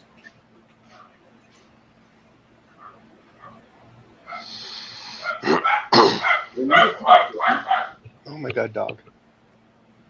When you attack with a Bane weapon against its Bane focus, you get a +10 to attack on that creature, and it will actually get an extra 2 dice of damage plus a 2d6 points of damage against such foes. So 4d8 plus 2d6? 2d6.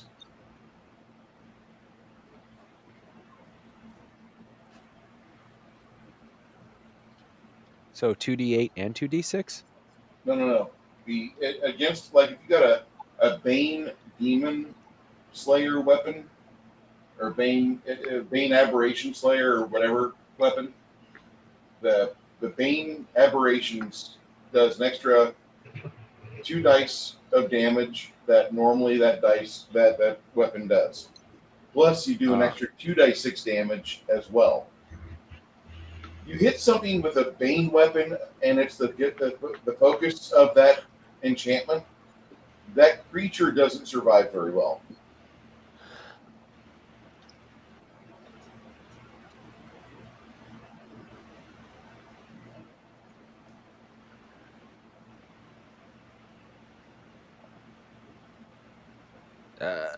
So the +1 doesn't give any additions to attack normally?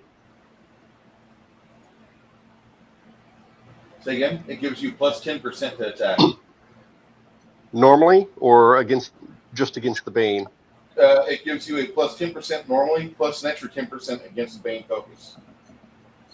Nice.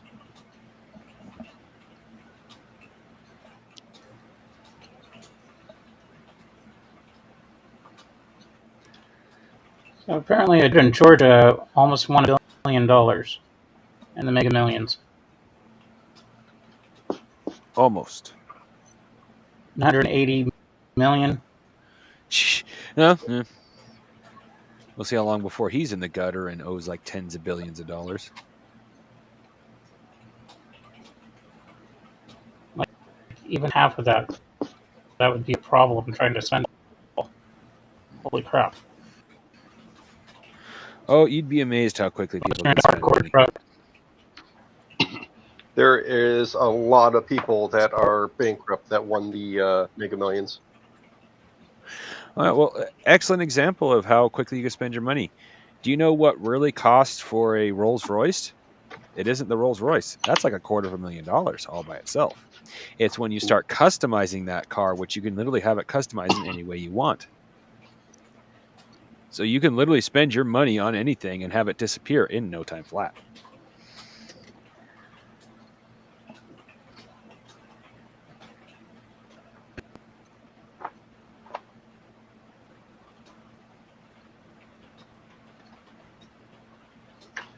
There was a guy who had his Rolls Royce literally gold paneled, not plated, paneled with his DNA chain in the dashboard, like in the digital format. So it was like a bunch of little like squares that are at different heights.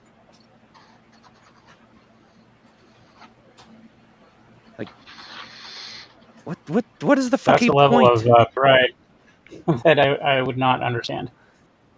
Yeah. I question, what is the fucking, like, legitimately, what is the point of that? Not even in the way to flaunt your money sense. I just mean in period.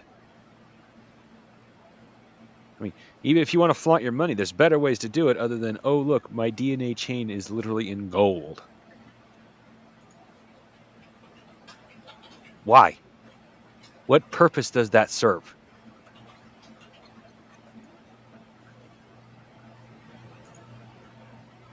Ego. Ego. It's like my parents and I we don't do it all the time. Mostly my mother. I buy because I got a wild hair at my ass more than I actually like doing the lottery.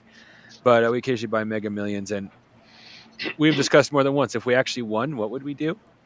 We would hire a proper investment consultant, whatever, like one of those people who properly consult you about doing money, and then start investing. Maybe take $1 million, maybe $2 million, depending on how much we win, and just splurge on that. But the 99% of it is going straight into investments. Then we'll just live off the interest. Well, that'd be the smart thing to do.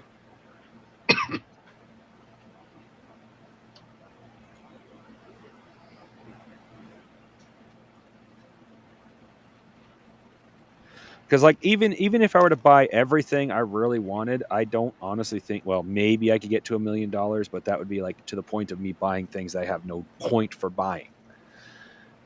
Like even if I were to buy my dream house, it's not going to be like $1 million house. Well, no, probably not, because I'd probably just buy a manufactured home because I don't need a fucking specialty house.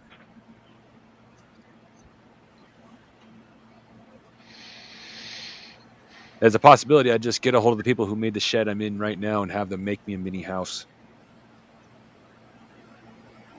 Even if I get a woman in my life, I have no intentions of having kids. For two primary reasons. One, I have a lot of shit I do not want to genetically pass on to my children. Two, Okay, man. I have dealt with my sister's children. I have no patience for children. I would make a terrible father. That's why I like my status. I'm the cool. You guys get hang out with me.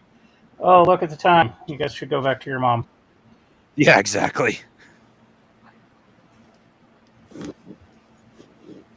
So I found this picture that Chris put on the internet, and I think I have to share this. Other people, I never let my dog on the furniture at home. My dog at home. This is Chris's house. His dogs have more furniture rights than you do.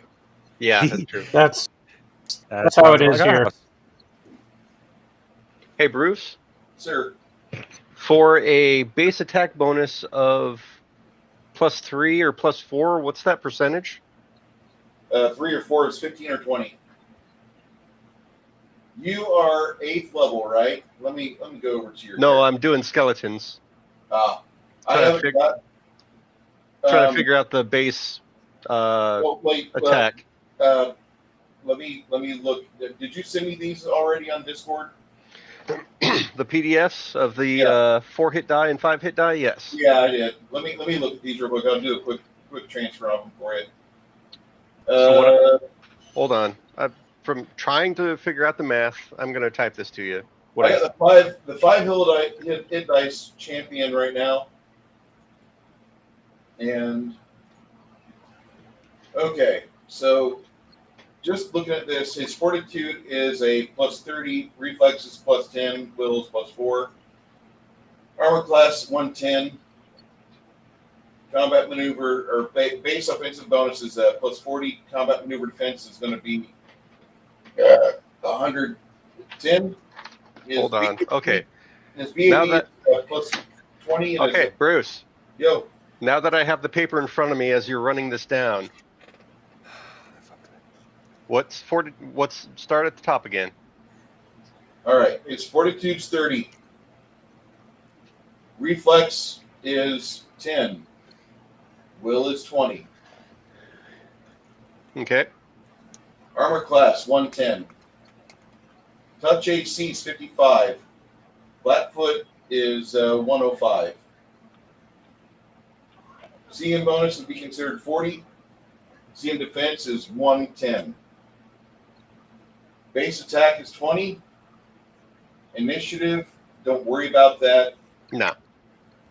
Speed 30 foot for move action. Okay, his hit points is going to start. Let me look at yeah. Okay, his hit points is 61. All right. Main hand is +50. D8 +10 stands. Both hands +50. D8 +13.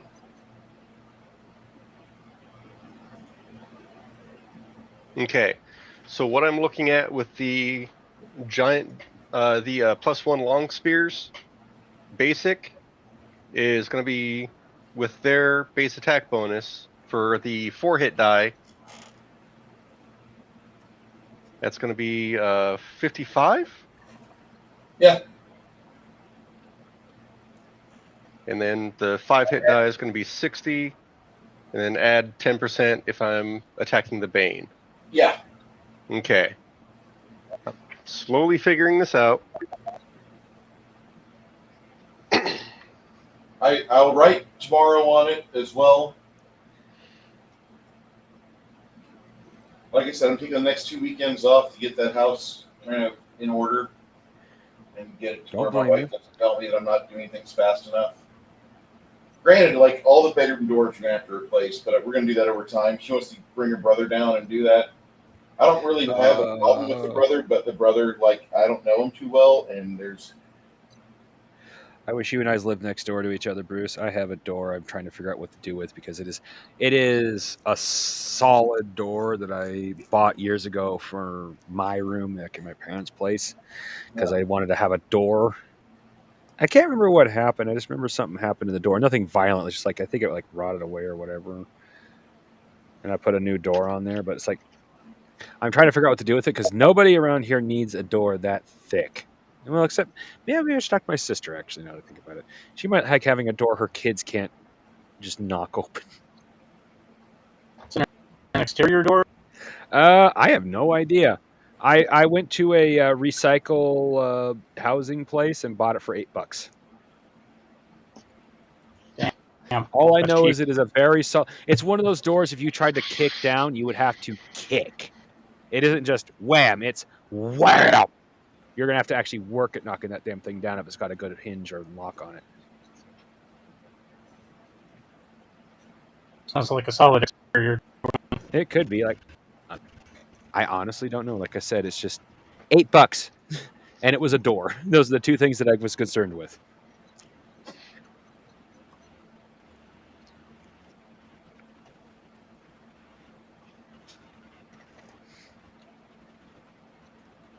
Six Nations.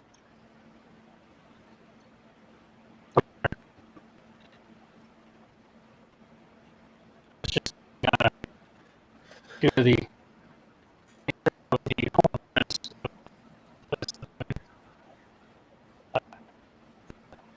brands or whoever was doing the wiring and stuff, like, obviously didn't have a contract license.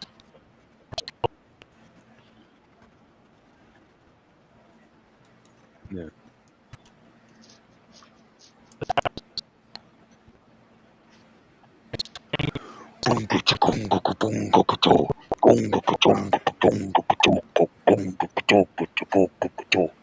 Sorry, I couldn't help That's what I'm myself. hearing. I'm,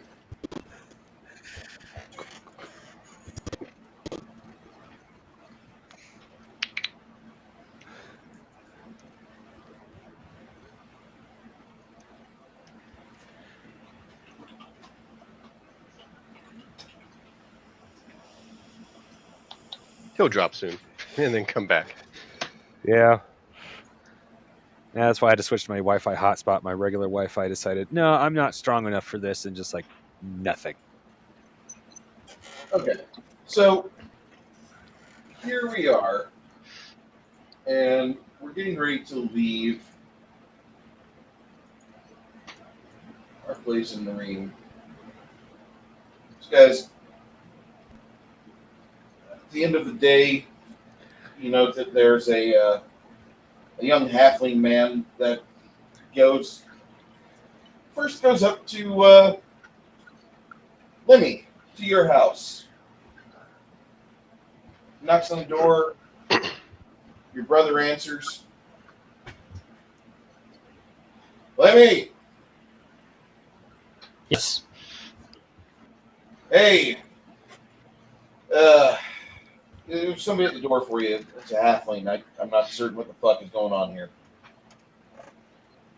Go to the door. Playing at the door. Halfling at the door. Is he trying to sell shit? Fine. I'll go check it out. You don't have a doggy door? You get to the door at your house. Little halfling's there. Says to you, hello. My name is Evard. And I guess your name is Lemmy. And how do you know? How do you know How do I of know me? you? Yeah. Well, I'm going to be the operative that's in charge of the donkey handlers. And so there's myself and Becky and about 7 others that are going to be in charge of the donkey handlers. We're going to be picking up a couple in the little town of White Rush because they had some of the donkeys get ill, so they kind of broke a donkey train, and they kept 6 donkeys, and the 3 of them were there while they were healing up. We're leaving on the 30th of Mithrand, so that's just a couple days away. I wanted to introduce myself before we got together and just kind of get a feel for you and your crew, if you don't mind. Okay. Cool. Nice to meet you.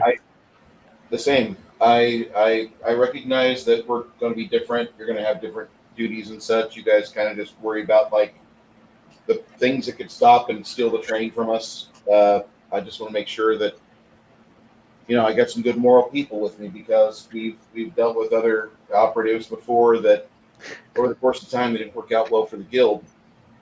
And I guess you guys have been with the guild for a few years. Am I right?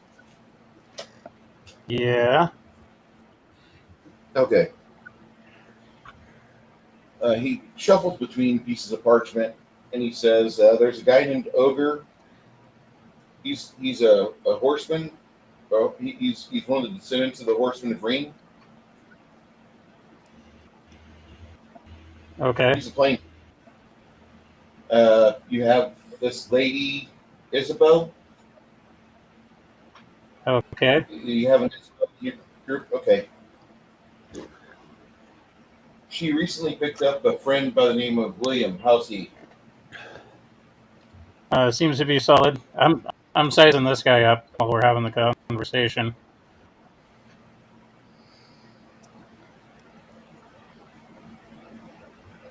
He says, Not detecting and then anything odd or he's anything. not really. He doesn't seem like he's got anything to hide. He doesn't have like a backpack, or he does have slung across his back a halfling-sized light crossbow, but he also has a working man's utility knife on his hip, and on his other hip, it looks like he's got a multi-tool. But the last thing you notice is that he's got like a lot of animal hair on his legs. He's like, okay, so I don't know if that's his legs or if that's animal hair. animal hair on his pants. All over his pants, he's got animal hair. Okay. So the reason why I'm talking to you directly is because from the other dossiers I'm looking at, like, you're the one that would be considered like the skilled or the rogue or the everyman, and I just want to. You're the one that probably would be the most social trouble, and I just want to make sure that like you and I can at least get the fuck along. I understand that you guys are under orders to protect us and to hold us back in certain areas, or try to keep us within safe areas. If we can stay within civilized areas and have order, that's great. If we need to get out of a civilized area because it's becoming disorderly, the faster the better. We're going to be together for like over 1,000 miles. I need to make sure that I can trust you to operate in the full concordance of what we're supposed to be doing. I don't want to have to worry about our guardians being dirty, sneaky, etc. And this is a 1,000-mile trip, man. He says, I've also got Zone of Truth on, but nothing's beat yet. Yeah, well, you're not going to get any problems for me. I open boxes. I unlock doors. And occasionally stab people in the face. And steal a lot of copper. Yeah, it's only when I smoke meth. I had a whole tube of Pervitin, and next thing I knew, 4 weeks had gone by. No,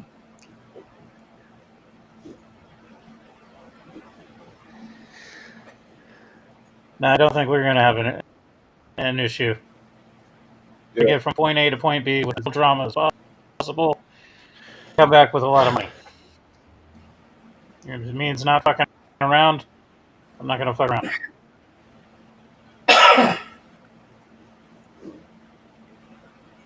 Well, I just didn't want to get off on the worst foot. I'd rather get off on a bad foot. We can work up from there.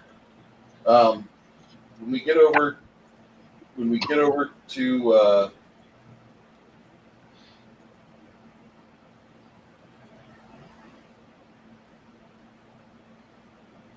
we're going to be heading across this. Whiterush is not a real big community, but there's there's a lot of people there that, because we have a donkey train, that town always seems to get butthurt when we go there because they have a sizable dog population that's wild. And dogs and donkeys don't get along that great at all. No, you have to train a donkey to deal with dogs, and even then they tend to be very picky and will only deal with the dog you trained them to. Exactly. They will eat the fuck out of a dog. Mm-hmm. That's why, even though I bought a sheepdog, which I left it with my wife, which is why I left it with my wife, because we have donkeys. Thankfully, our little terrier, one dog can be enchanted to be ignored by donkeys. 2 dogs, well, that starts getting mana expensive. Mind you, I don't know if there's actually a spell like that, but that's what I'm presuming as to why we've had donkey trains with Bandit in them without him getting yeeted by a donkey. My wolf stays back.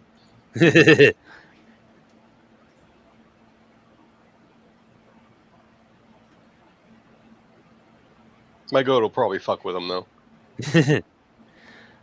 Well, goats Goats will and be fine. donkeys actually get along quite well.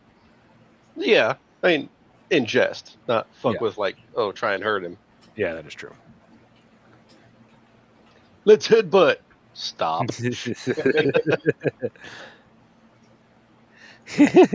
For a second, I throw it up with that. The barbarian gets really drunk, looks at the goat. Want to fight? The goat shakes its head, and they just start headbutting each other. Mm-hmm.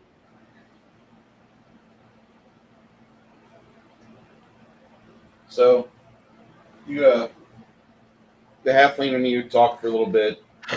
Finally, after about 15 minutes, he lets you know about the thing that's on his mind the most.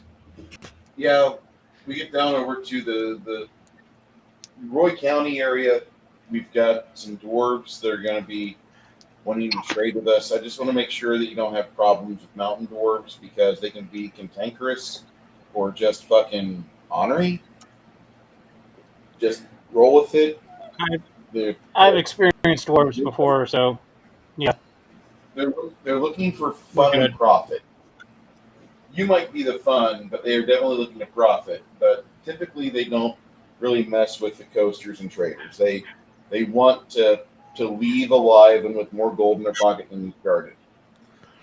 Well, Which we is a haven't sold it reasonable yet, thing. but we actually have like a couple. We have like a good few pounds of raw gold. We could, if push comes to shove, if we can trade with them to keep from getting into a fight. Okay, good deal. The halfling shakes your hand and he says, "Lemmy, I didn't mean to be a dick, but appreciate you putting up with me. And if there's anything you need, just while we're out on the trail, do you have spices or no?" I don't. Okay. I don't know how long it's been since you've seen it, Bruce, but I actually have a spell for that. Well, one I've been working on technically. It's up here in the spell section. Sense ingredients. Summon property. No, it's a spell called Sense Ingredients. It's actually ingredients for anything, from magical ingredients to cooking ingredients. Nice. Oh. So you just focus on what you want, cast the spell, it'll tell you if it's in the area, type of thing. Uh-huh. Well, it also says a general sense, like, oh, this is edible, this has certain flavors, this is magical. It doesn't like tell you, oh, well, this is good for this type of spell or this is good for this type of food, but it's like, oh, well, that is edible with flavor, that has this type of flavor, oh, that has a magical property to it. You can't tell what it is, but it's there. Like, like I said, I'm the spell that you'll find in the wizardry in the tower that everyone comes to, not because I'm the all powerful wizard, but because, oh, you want a spell to help make your crops a little bit better? Here you go. Oh, you want a spell to find this particular type of mushroom in the forest? Here you go. I'm the practical wizard.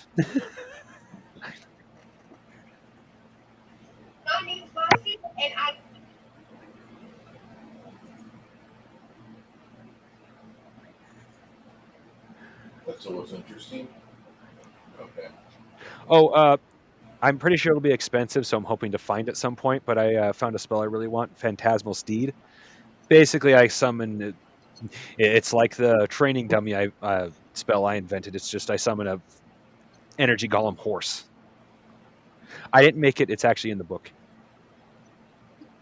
Oh yeah, that's a very good one, especially the higher level you get. I need to peruse your spell book one of these days and just copy paste. Well, I threw all the spells I made into the spell section, but as for my actual spell book, it's pretty simple. It's mostly spells I've found. I have only hunted down a few specific spells. I guess it So- doesn't make it simple then. So you guys will. That couple days go by pretty fast. It is a blur. Families spending time with you. Everybody's thinking it's the last time they're going to see you.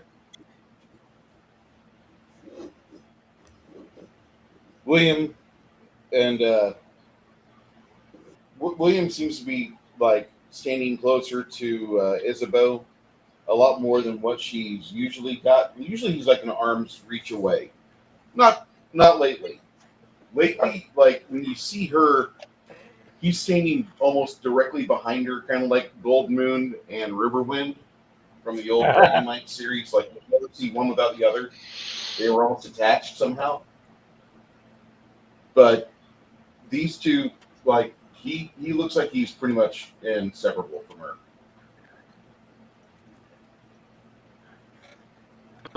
Now that he's got that going on with her or whatever that is, you notice that he's doing this like he's not trying to do this consciously. It's just something that's happening a lot more often, where he's literally behind her every step of the way.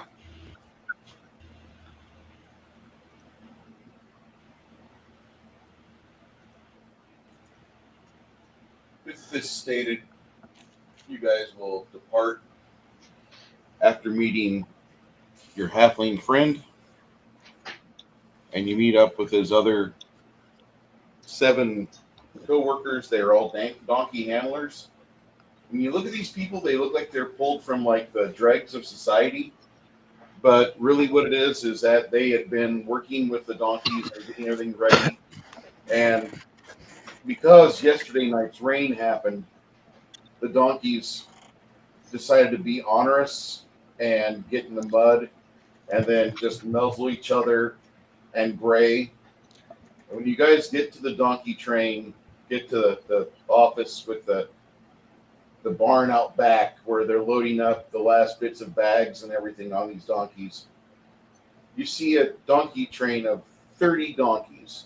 And Damn. And there's 8 individuals that look like they're tasked with just making sure the donkeys are in good shape. They're going to be on foot. They're not on like war horse or nothing. They're moving around. And you even notice that the halfling leader, what was his name, Six Nations? I have forgotten it already. I'm gonna just Don't worry. call him. Don't worry, I forgot to. 8 handlers for 30 donkeys? They must consider this a very important mission.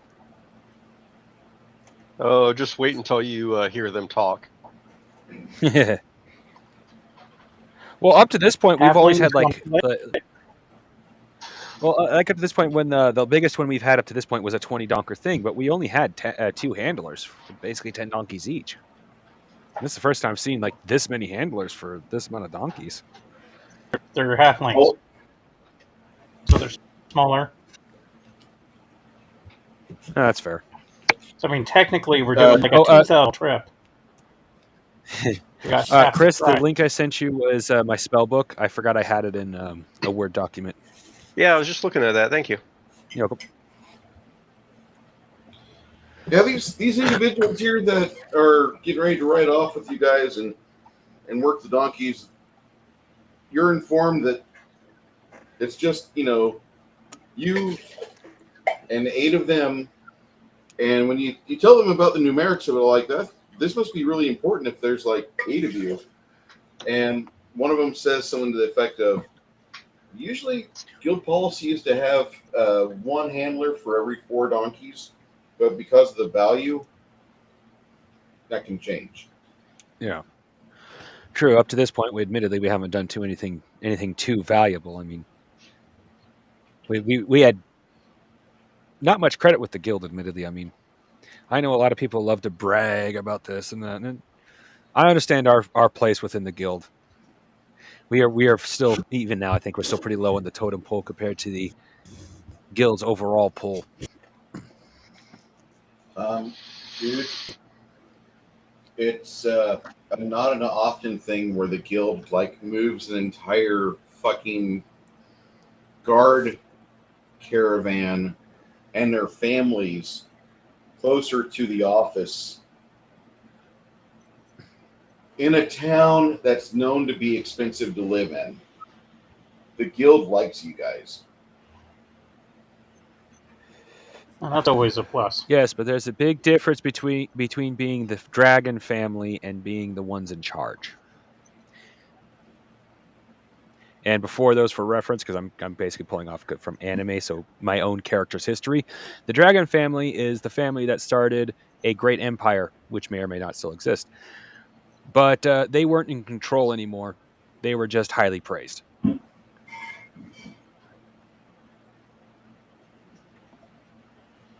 So these people, Well, it's not the donkey a handlers, donkey train. Mhm. I would rather it be like Serious. we're Warner, which is a decent train company.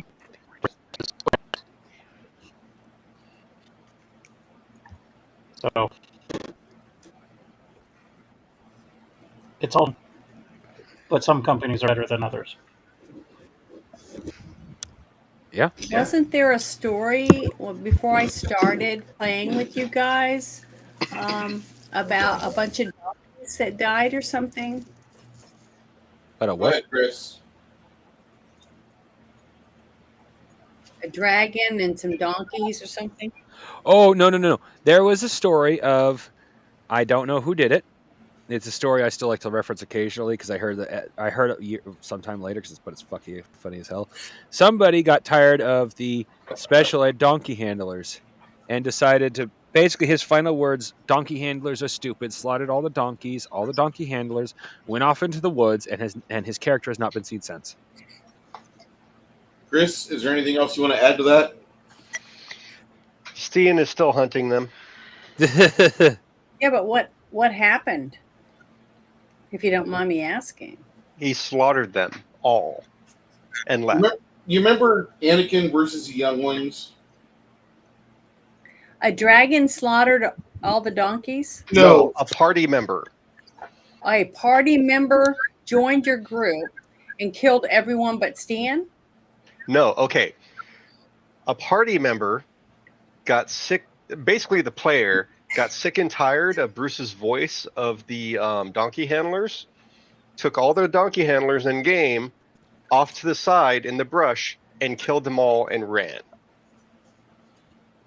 Now, to be fair, Craig had started working with me at Legend Plumbing and Septic, which I don't feel bad about talking about now. Okay. He had a guy that he had a traumatic brain injury, and he was also an asshole. But if you called him out on being an asshole, he would fall back on his victimhood. Mm-hmm. And he would say, "Oh, you're picking on me because I got a TBI, blah, blah, blah, blah, blah." But he was the one that got kind of lit up one night and decided he would plow into a barrier with his car like 80 miles per hour and fuck himself up. It's his fault he did that. And then about 2 days later, after I got my ass chewed by the boss for ripping into him for being an idiot and not fucking listening to me, he sends me a text of his fucking hog and his wife and her huge titties, which his wife was about this tall, and her tits were bigger than my fucking head. They were just like, you're not going to stay skinny forever, sugar tits. That's all I can say about this, because like she was not destined to be a size 4 forever. She's already like a size 8. Man, And I've seen that more times than I care to count. Short women, big boobs, reach about 30 or so. All of a sudden, boom, balloon. He sent you a picture of his wife and her boobs. no. Not only that, but right in front of it, he was gripping his dick, and his dick is in the photo with his hand. Now, mind you, yeah, he did have a big hog, but you can do camera tricks with your photos too, and that's what he was doing. He was sending you that as a threat? I don't know if that was a threat or what, but I just Or bragging to you that he had a big dick and big boobs to play with? Yeah, he was trying to show off like I got a big dick for my wife's tits, Okay. and so like, Or offered to join. yeah, like I sent him back a question like, when are we all fucking? I can't wait to peg you. And so like he takes that to my boss, and he's like, but Bruce, and the boss and I had a talk, and then Mike went away for a little bit, and I don't know what happened to him. I don't care.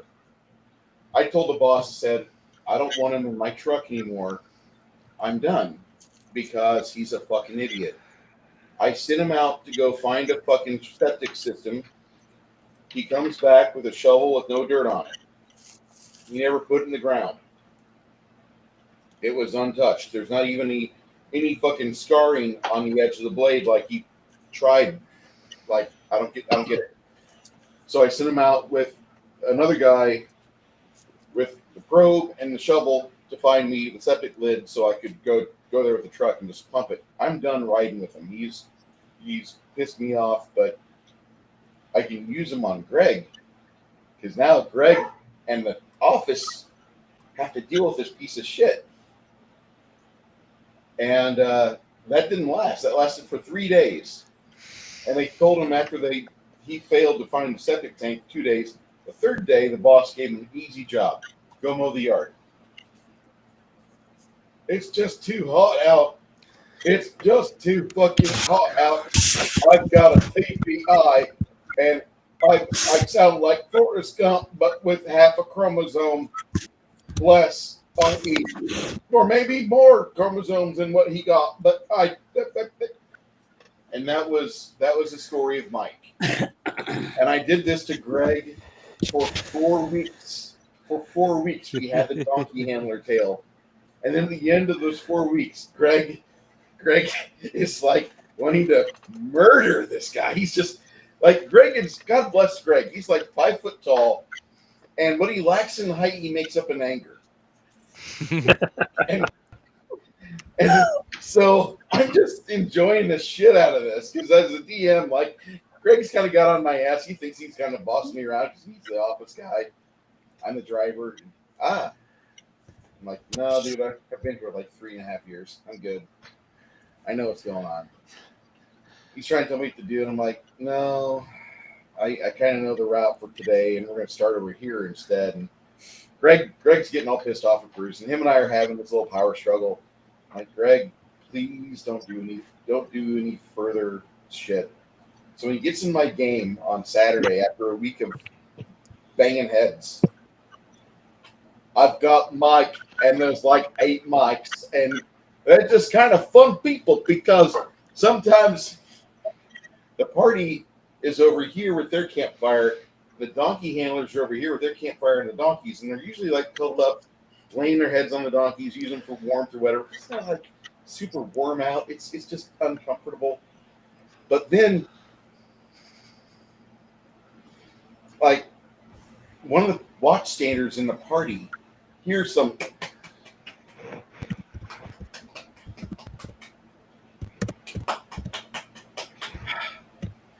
And so he sneaks up on it. And he finds one of the donkey handlers, one of the real high-functioning, low-cognitive guys. Like, he had drawn a picture in the dirt of a woman, and he's fapping to it. And so he decided to go back to the party and just, like, cleanse his eyes. Don't even think about it. And I've worked with a lot of retards. The majority of retards I had to bathe. Like, I'm not measuring all their dicks, but, like, majority of them, like, when they were in their 20s, like, they were, like, they had super dicks. Like that's a forearm. That could wreck a woman. It was awesome. And then, like, the poor older fuckers that were, like, medicated to hell, and they had all the fucking big pharma shit dumped into them to try to give them an extra half chromosome or whatever. Like, their shit had shrank down. Like, poor fuckers. Poor motherfucker. I saw big pharma in action in my teens. I don't ever want to fucking be a fucking pill popper. And fucking, I kind of described this in game, and it's on my YouTube channel if you want to go check it out. But the character sits back, and fucking Greg is so tired of hearing Mike's voice because Mike is trying to call in. And can I come back to work, please? And the only one they're letting him talk to is Greg. So in the middle of the night, Greg takes all the donkey antlers out in the fucking bushes, and he butchers all of them. He just goes hog-wild, and he's pantomiming it.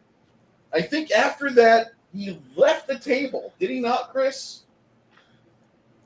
Yeah, it didn't take long after that. Yeah, he left the table. Or no, he made another character and then left. Yes. Yeah. So that was. So he quit the game. Mm-hmm. Little Greg. But he wanted to make sure that you guys didn't have any donkey handlers before you left. Okay. Yeah, he was kind of a dick to us. Jeez, I'm glad I wasn't playing. You would have probably had fun.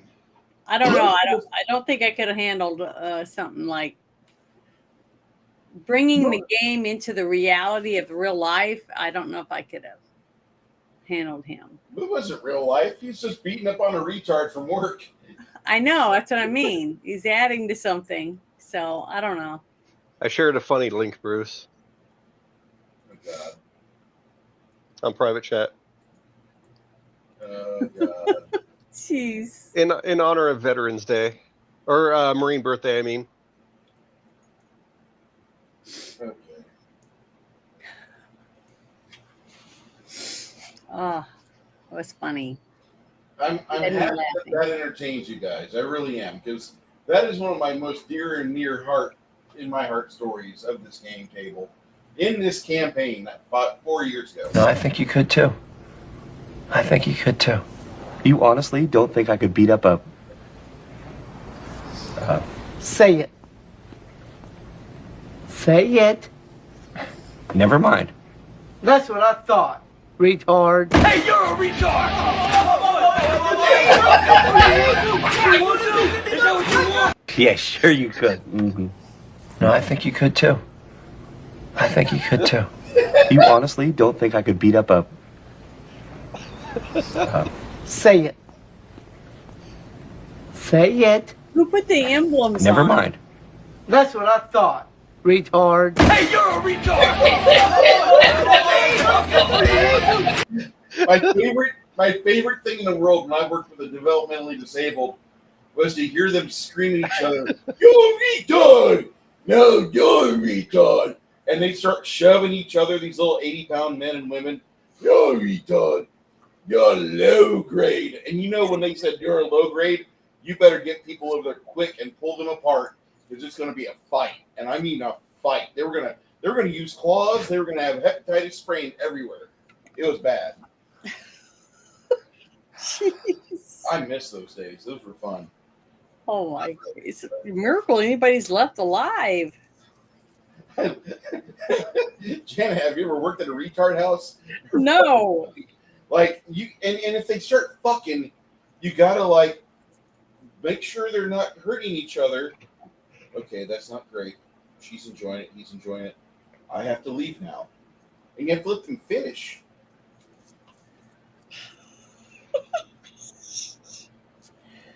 Okay. They didn't give him medicine so that wouldn't happen?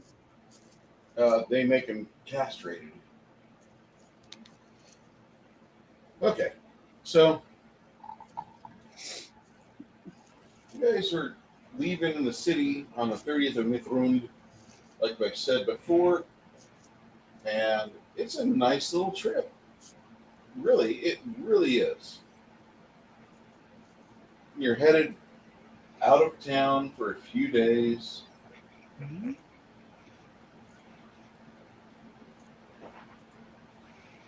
Chris, give me a D percentile. 12. That's Almost all. forgot. Thankfully, it doesn't matter the time. The time. Would you, Bruce? Would you put the details of the bag of holding in Discord? Yeah, well, Thank you. I'm actually just going to link it to you because it almost has no stats to it. It does, but it doesn't. Okay.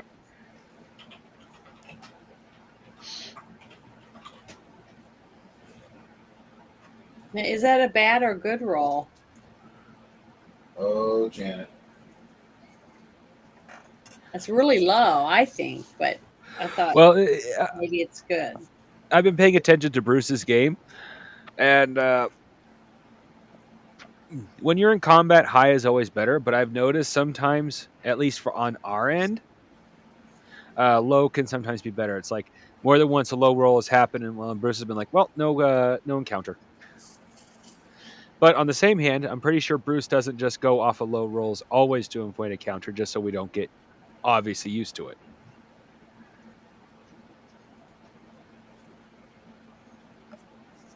So ultimately, I think Bruce is not going to tell us which direction is good or bad.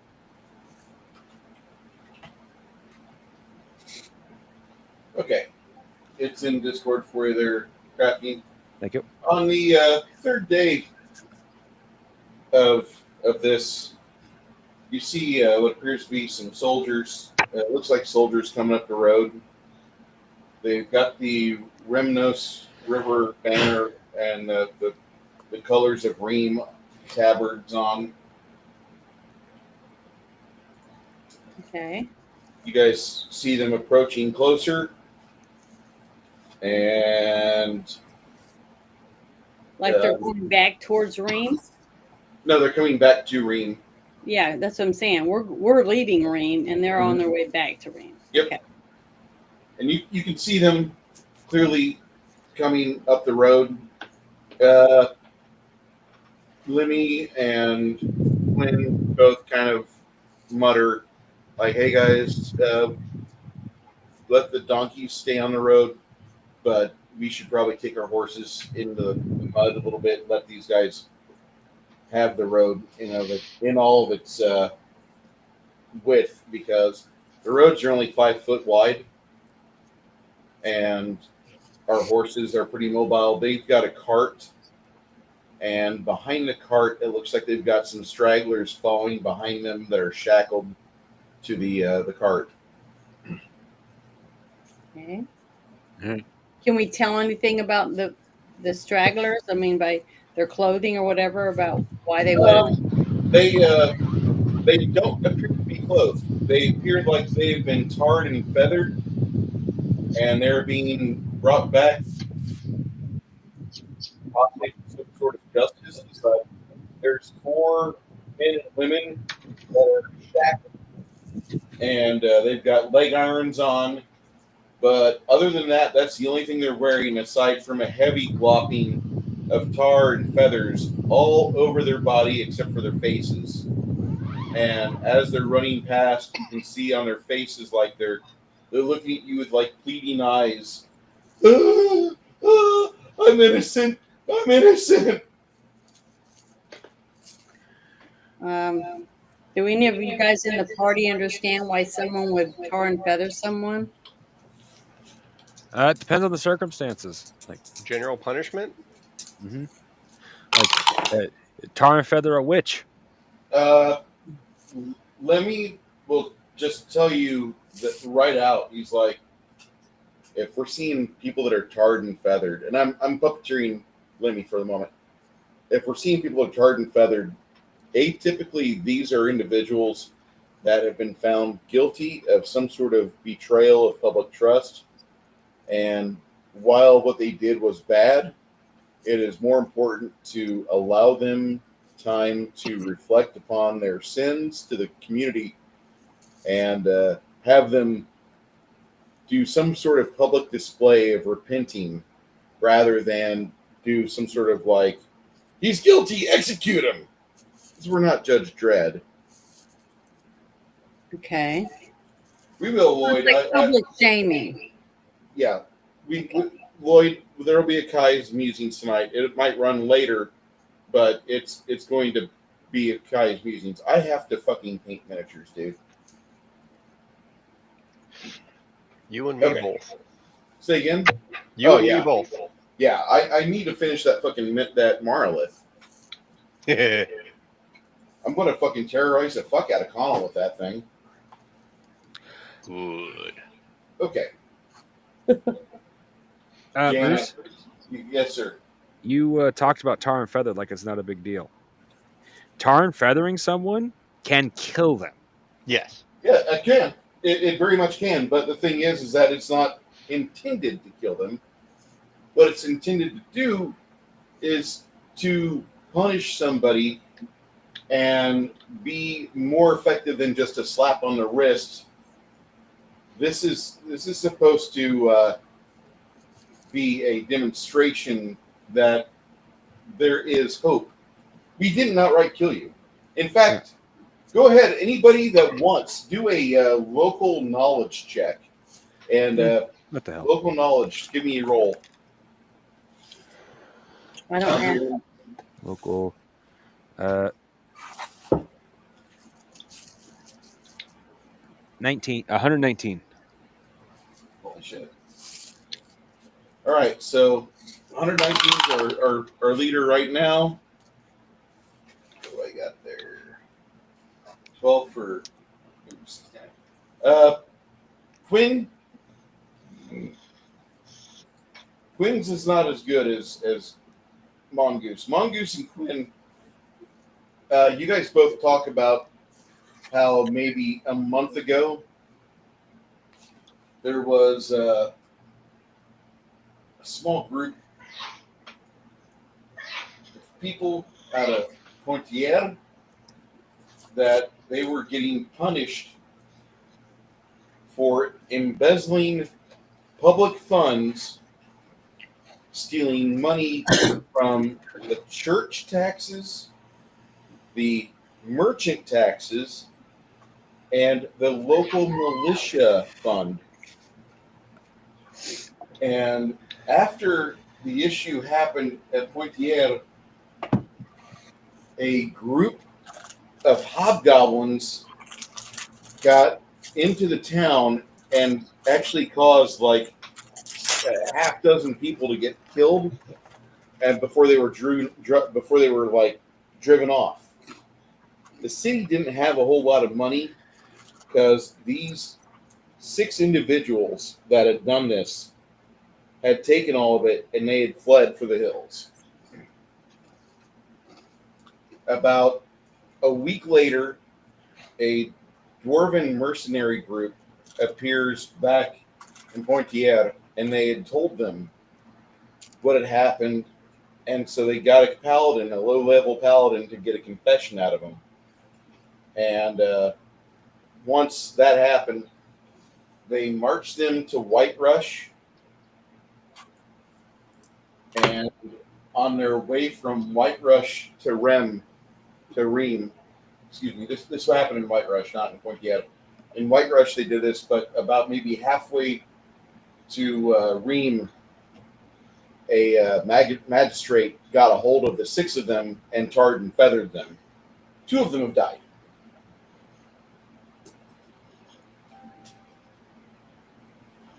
The march to Ream and discussing things with the magistrate of Ream is going to be part of the punishment.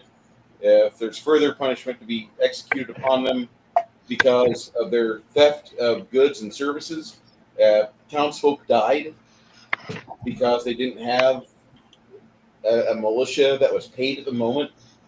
Literally, the town became defenseless.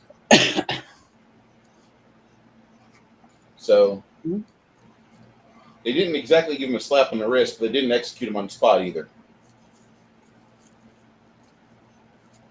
Does that make sense?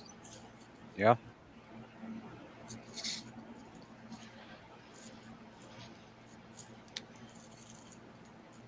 It doesn't suck, you know, but shit happens. Okay. Those guys go running past. You hear one of the sergeants. There's a 12-man squad there, and the day sergeant he salutes you guys, or he gives you a courtesy salute as you're riding past, and then they take their cart and their wagon off the road a little bit to allow the donkeys to continue unmolested on the road. Donkeys can march single file.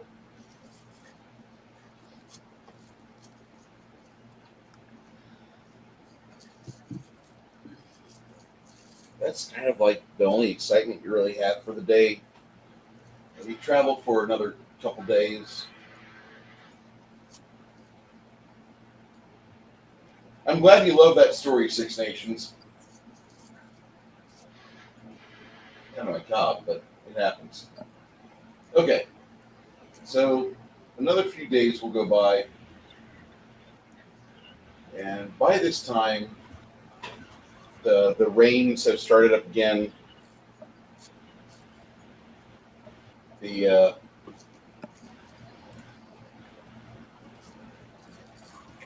month of Blotzmond has started, which is the 10th month, October, like last month. Mm-hmm.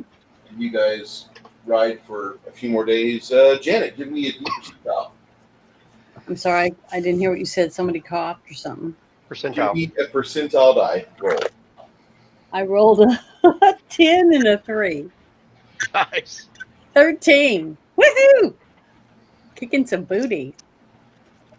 It's okay because about, like I said, about 4 days later, you guys are running along, and you see that there's another, looks like a squad of another group of horsemen for the city of Ream, riding medium war horses. Standard guards for the city of Ream.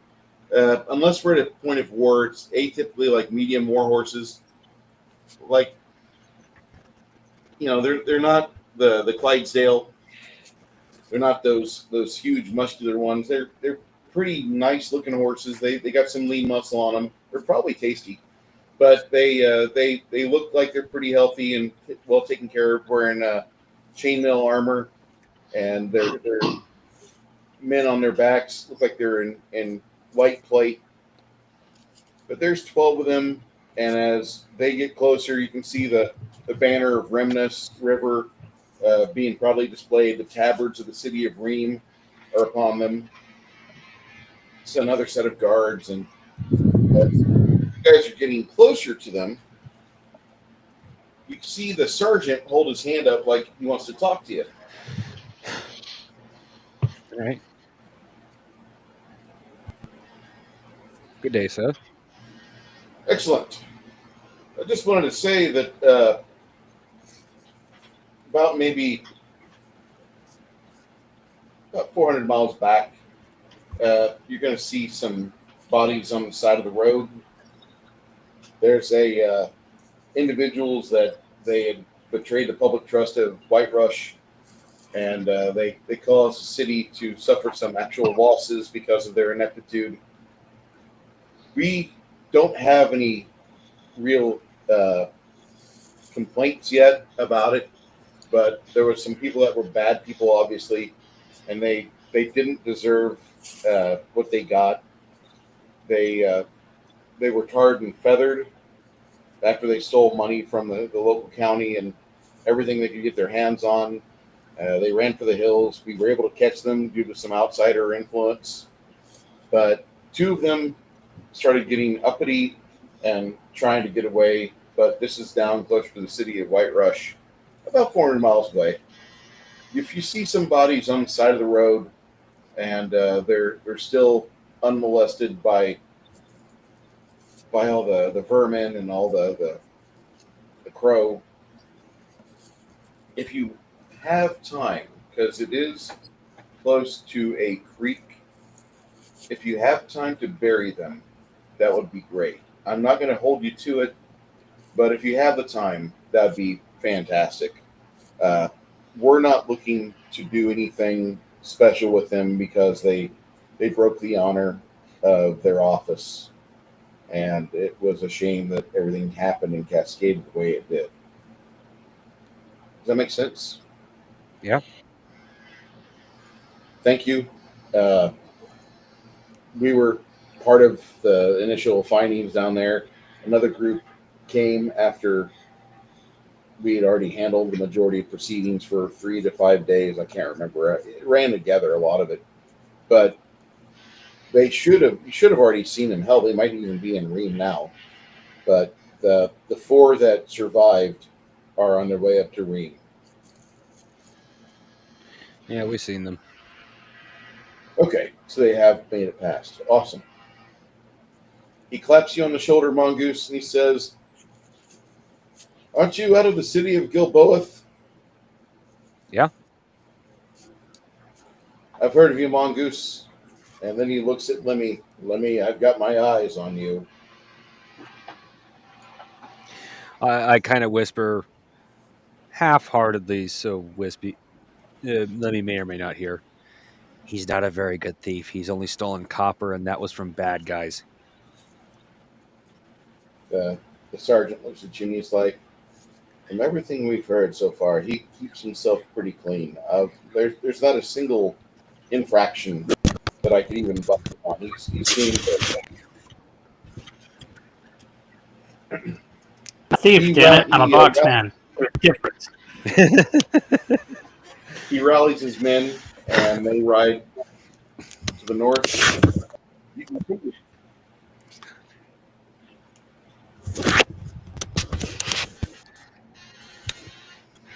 Yeah, we used to do the tar and feathering people. I'd like to do it again.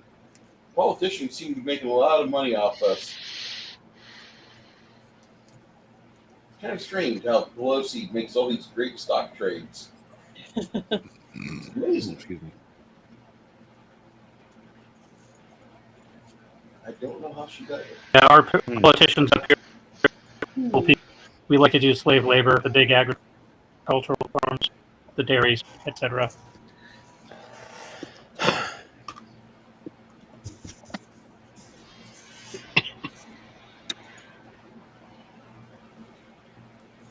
Poor illegal that got arrested by ICE was said to have him because he didn't have a day off since last Christmas in one of the recent raids.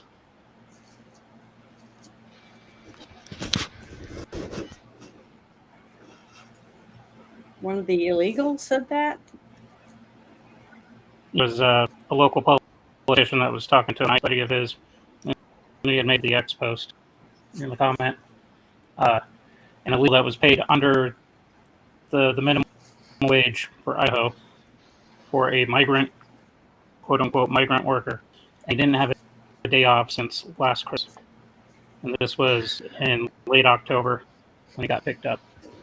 So he's been working every day since the 26th of December of 2024. Yeah, every company that hires people like that should get fined or closed down. Well, yeah, any normal company, but these guys pay big money to all the politicians up here.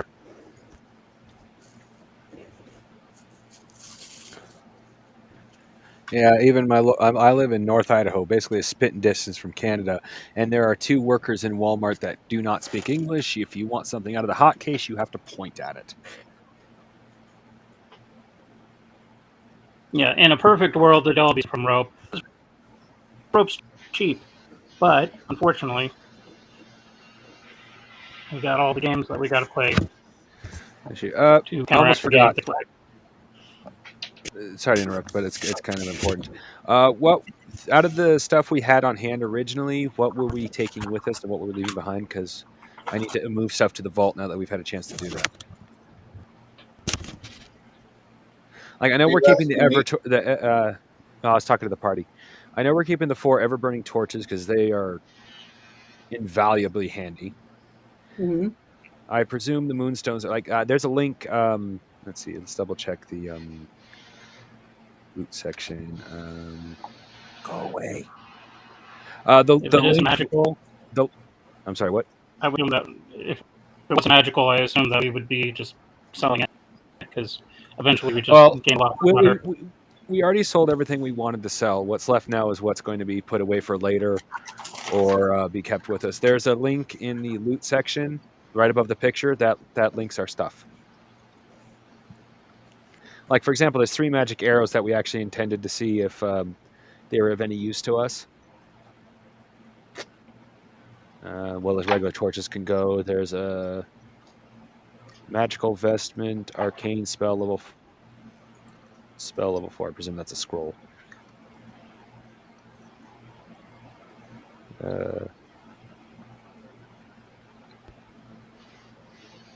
Interposing hand. I suppose those technically should be for me, but oh, like the snake diamond brooch. You forgot. Janet forgot to take that out for her character. Yeah. I forgot to take it out. Don't forget, you also children have a. That's the money for the children. I money adopted a for bunch the of kids. children. Remember? Yeah, Yes. that's right. Which God, I I keep thought forgetting to for a put money in second. their vault. Yes, I have children. They work the Are vaults. we mass producing Nikes now? What the hell is going on?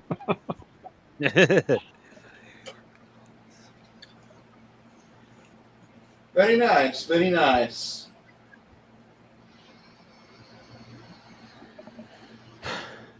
These are small components, and we need the tiny hands to assemble the magic items. About a week later, you're riding, you're barely over probably 150 miles from Ream, and the hillside, you crest the hilltop, and you can see the bay of Ream, or the southern bay of Ream, actually.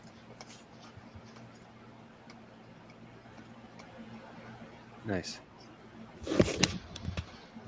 And you notice that there's really just, a little bit of white caps in the water.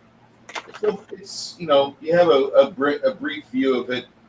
That's actually like about 12 miles from the road to the shore. Mm-hmm. But you guys are up just a little bit. The earth is providing you a sneak peek of the ocean, and you're able to see down the hill. It goes down about maybe 600 feet over the course of like 12 miles. So you actually get a chance to see the water on the distant horizon. Janet, nope. Crafting, roll me a D percentile. All right. Ooh. Me 18. too. No, just crafting. Oh, maybe you should have her roll it. I only rolled an 18. You only rolled a 19? 18. 18? All right. Well, So I rolled you guys are 2 70s earlier, so I had to get a bad roll at some point. rolling, on this road here. You see that there's looks like a travel train or convoy, 4 wagons coming up this direction. With those 4 wagons, it looks like there's about 5 men at arms in front, and then there's other horsemen in back.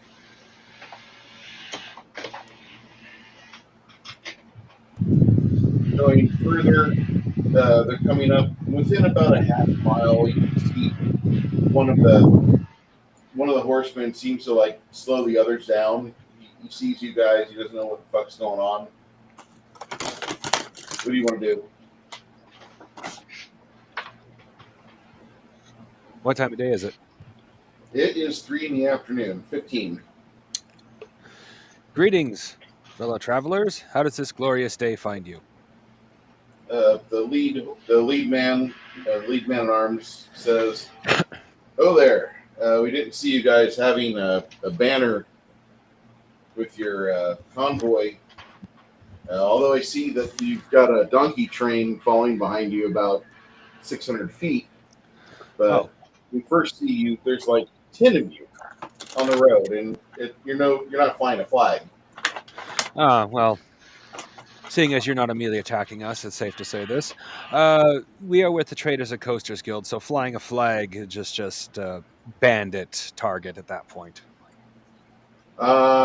I see, and that makes sense with you having a donkey train. They do have a banner, but it's way at the back.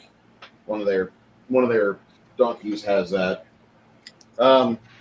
If you can talk with your your supervisor when you get to an office.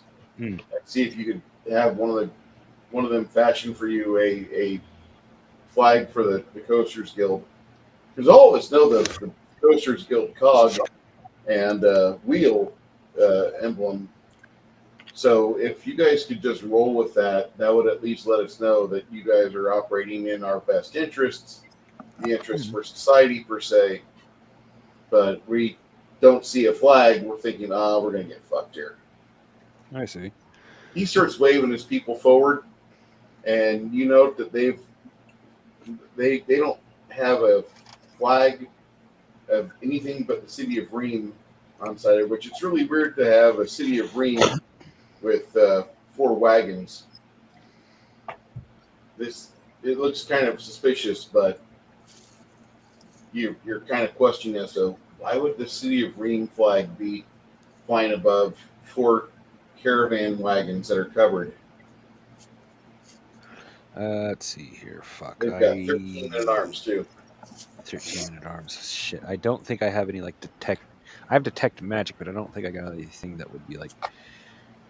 I have something. Hold on. Yeah, look real quick. The sergeant waits there while his men pass by. So basically, if we cast any spells, we're gonna get caught anyways. I mean, yeah, probably. What are you doing there? Why do you have magical motes coming off your fingertips? Yeah, exactly. Well, I casually ask him what him and his men are up to. Well, we just went down to Portray, and as we're on our way down there, we had a change of plans, so we went to the city of Dims, and that took us an extra 7 months. But in the city of Dims, we had the opportunity to get a hold of a couple wagons and some black powder, so the city of Ream has more cannon fire available. I have a charm of 15. Can I make a roll to see if he's lying? A charm. Charisma. Charisma? Yeah, you actually want to roll sense motive. Sense motive. Okay, I don't actually have that, so it would just be a blind roll. Or blind roll. Base roll. All right. Holy shit. 99. You don't think he's lying. You don't really smell a lot of saltpeter on them, but like they do seem to have a City of Ream flag on 2 of the 4 caravan wagons, and then the men at arms they've got look like they're all, piecemeal from different locations. Nobody's wearing a tabard, but these guys have 2 flags for the city.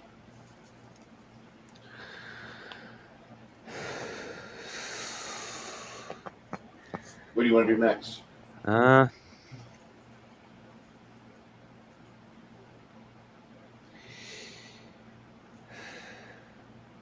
Unless someone else has sense motive, my character would just be like, okay, well, a little odd, but I don't see any reason to distrust them.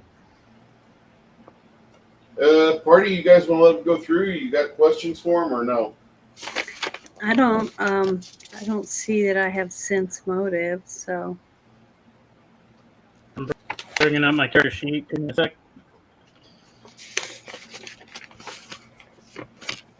Interweb so use much fun.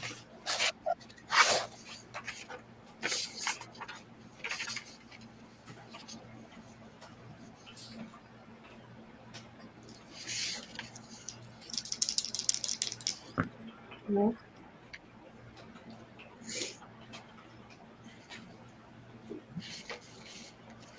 Sweet. So my sense motive is a plus 25. I rolled a 92. Am I seeing anything sketchy?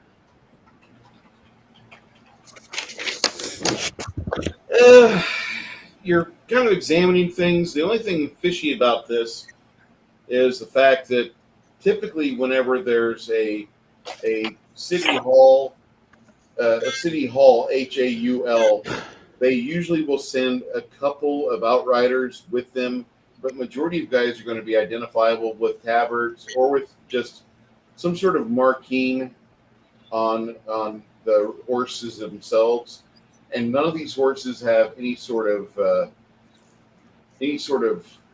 nobility marks or any sort of city markings. They don't have any sort of unified outfits. The only thing that looks really different is these caravans. 2 of the 4 caravans have flags and tabards on them, but the horses, the riders, they do not.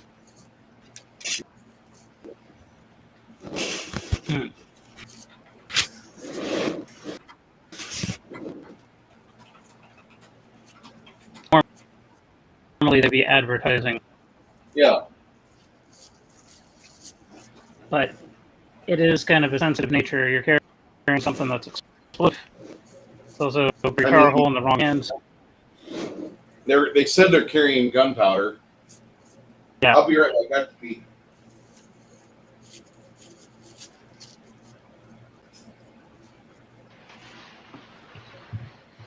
So if I want to keep it on the down low, it would be advertising.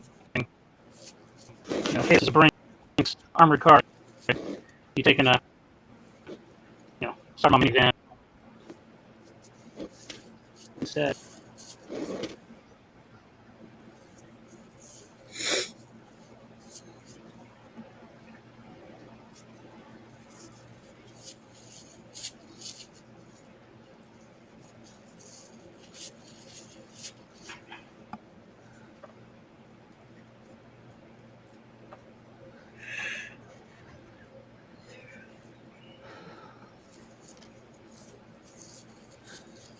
Sorry about that.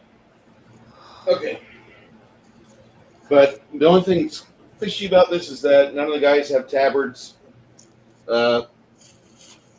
Maybe they got dirty. Maybe they got cut up. There are orders for them if they do get cut up or fucked up to keep them on them until they can get back to a city to exchange them out.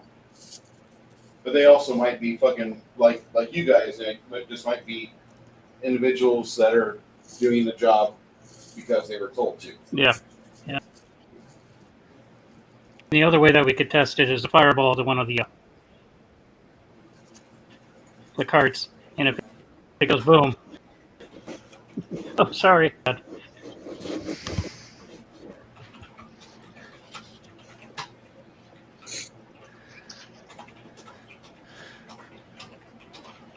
No. I like to think of us as not Skaven. Thank you.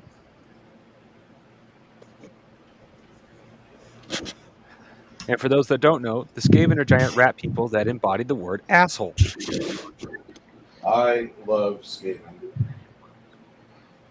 Not exactly for the history of Skaven, but just the fact that I now have rats that I can put in my big cities. Oh, the 3 best things about Skaven, I'll have to admit. 1, they're giant rats which means they're everywhere. 2, they have machine guns. And 3, they are complete assholes, which means they hate everybody. That makes them just one of the best races ever.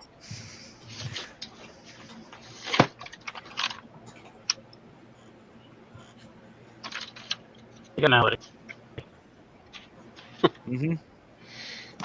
Well, I 100% agree with someone who Pancreas No Work, who does a lot of Warhammer lore.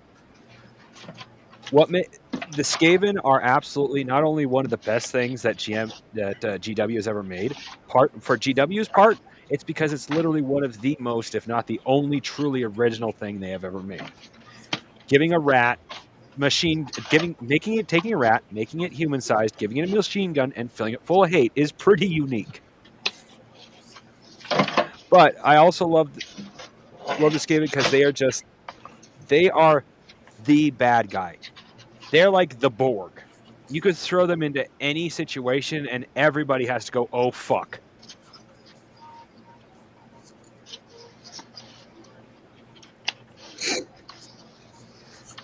They are absolutely the best bad guy race, period. Who? The Skaven. I don't do the best bad guy race. What's that from? Warhammer Fantasy, Old World, and Age of Sigmar. Sigmar. There's some really good lore with the Ratman of Warhammer. I will say that. Mm-hmm.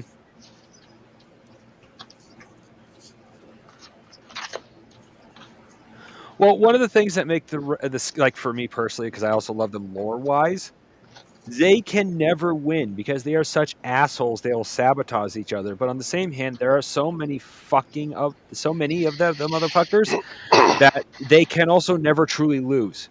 Oh, a billion Skaven died. Well, I guess we'll just send another trillion after the enemy.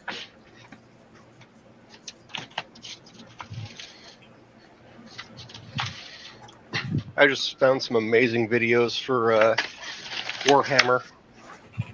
Oh, that reminds me. A quick side note. I've done a little more research since we talked about Space Marines. In like a wide distance, they are definitely tanks in their ability to speed. But in short rooms, they are also that speed level, which means they can cross a room in mere seconds, if not sooner. So keep that in mind when you let your one player play those.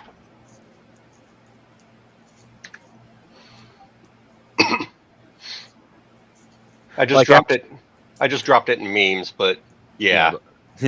Like one of the key things they talk about in one of the stories is how Space Marines crossed a. Oh, that looks hilarious. I'll have to check that out. I don't know why I said hilarious. He has several of them. They sound fucking amazing. Yeah, but Ratman. Chris, the Ratmen sound amazing. No, the video I just dropped on memes for the channel. that looks pretty good, actually. Let's check that out later. But yeah. Oh. Yeah. Space Marines are technically fast enough to outrun most tanks in the game, like not for rules table, but lore wise. And in room, they will cross the room so fast nobody can fucking think. It's kind of a contradictory and yet real thing. So you might want to be careful about that when your character starts when your player starts coming up with, well, Space Marine can do this. I mean, most of the players in my game are going to be OP anyway, but that also means I'm throwing a lot of shit at them. Oh yeah, that's fair. Well, and some of them will be weaker, so they'll be the ones that have to be protected. I got a lot of squishies in the game. Yeah. Well, one last thing, then we can get back to the game. One thing to keep in mind, especially with Space Marines, is your player going for the game version or the story version? Because if he's going for the game version, he should be pretty easy to balance with the rest of the party. If he's going for the story version, you're talking about a character that can go with 5 other units of his 4 of the characters of your power, so a unit of 5, and defeat an army of over 100 In many cases, over 1,000 if he's going for a true book scenario. I'll be going through the what we make and making sure it's balanced. Okay.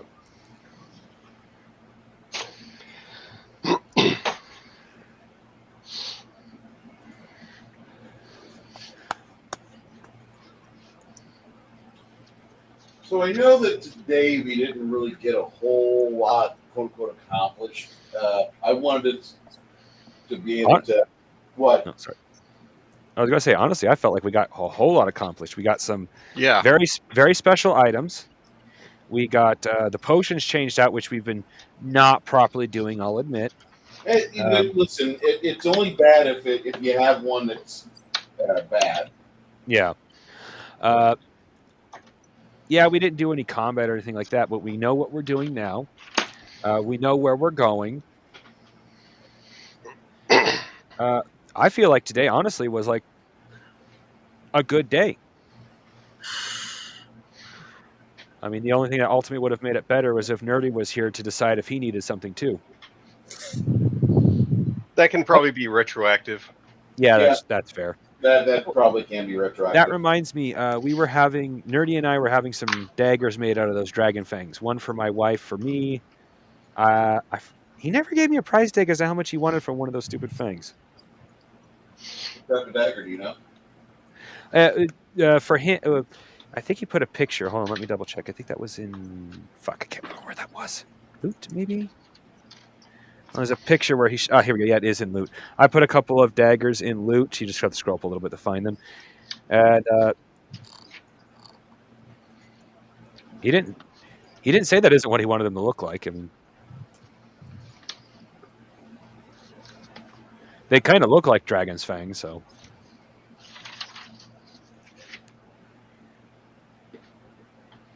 Speaking of which, we never actually sold all that gore from the dragon.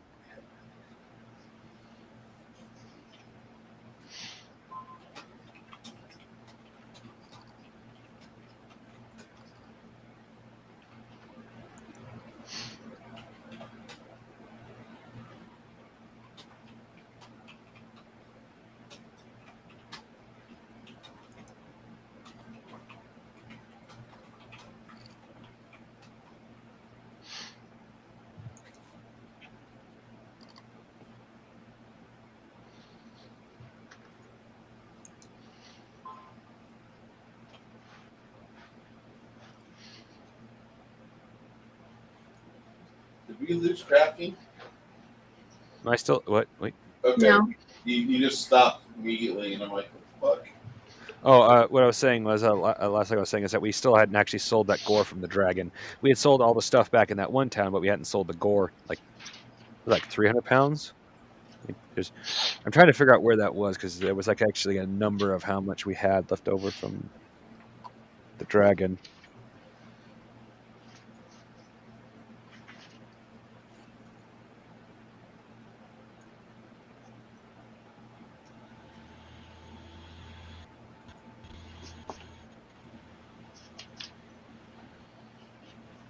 Oh, 6 100-pound bags. So we've got 600. Well, that's if it hasn't gotten beyond usable state. 600 pounds of 6 100-pound bags of dragon gore, basically. Of dragon what? Here, let me just copy and paste what you said, and I will repost it at the bottom of loot so it's easy to find.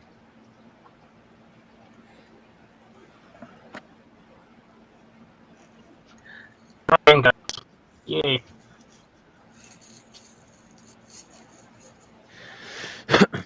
This is specifically what you said after we talked about how much we were able to get off the dragon.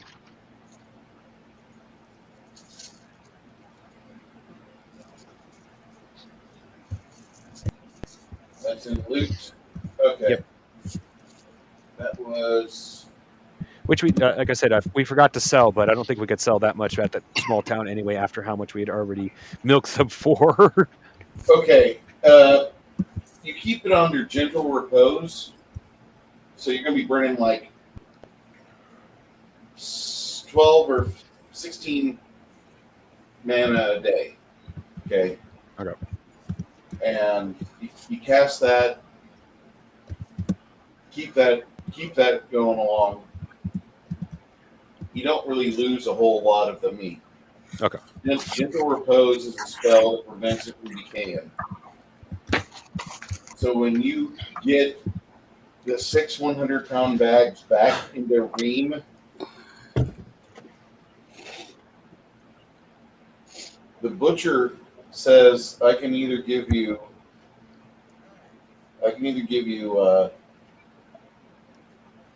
80,000 in silvers, or I can give you a 5,000 gold piece diamond. You let me know what you want.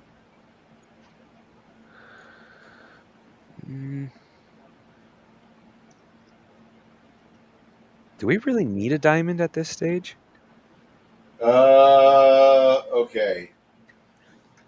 I would take the diamond, and there's a reason why. As you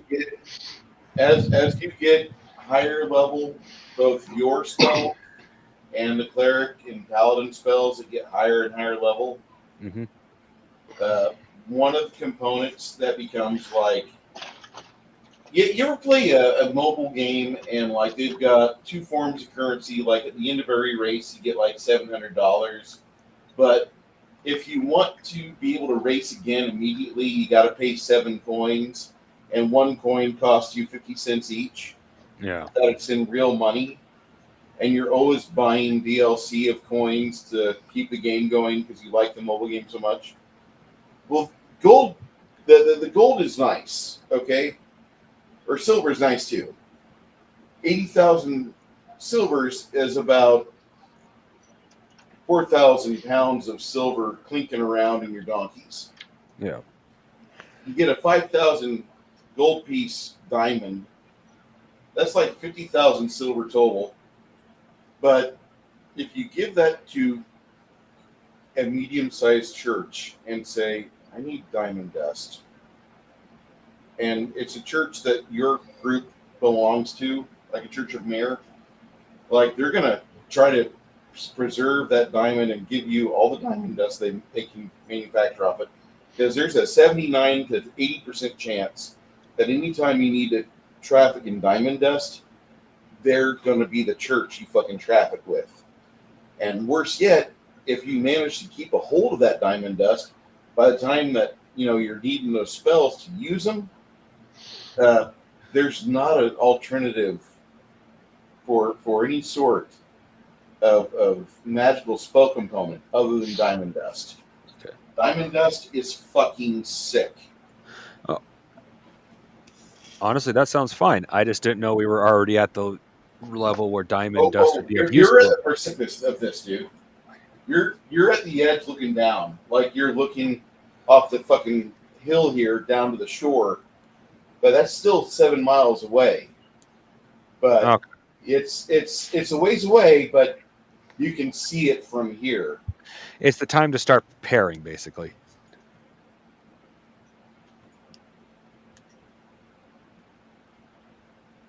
Am I still here? Yeah, you're still here. Yeah. Okay. And then I'll take the diamond. As long as it's not a moissanite.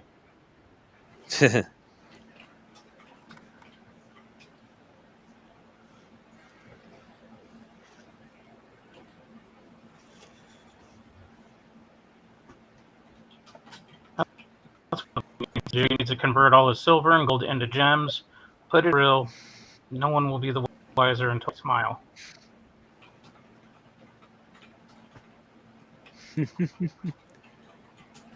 Why are your teeth all these different colors? Don't ask. Popping out my teeth every time I need to help resurrect somebody or do some major healing on myself.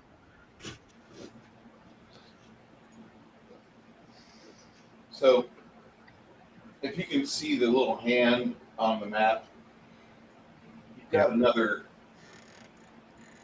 Get you guys down.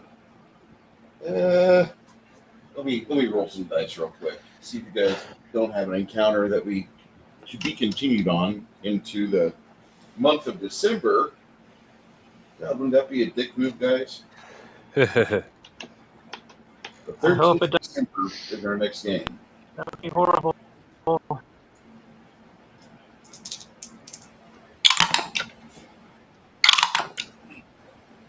Okay.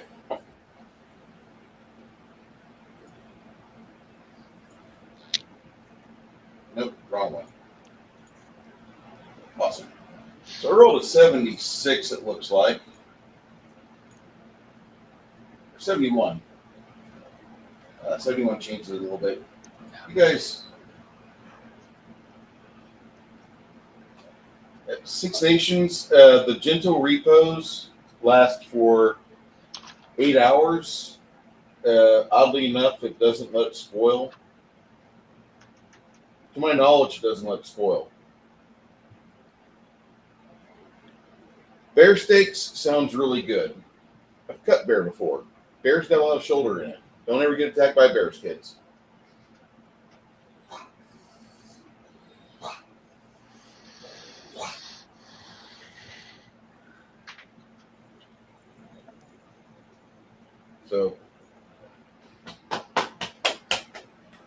I'm awake. Good to see you awake. Hallelujah. Amen. Blessed be from the earth. Heal this land, please. Hallelujah. Somebody decided that she would spend the last 3 days singing karaoke, and she sounds like fucking RFK now. So go ahead, talk in the microphone. Hola. She sounds like shit. I'm losing my voice for a reason.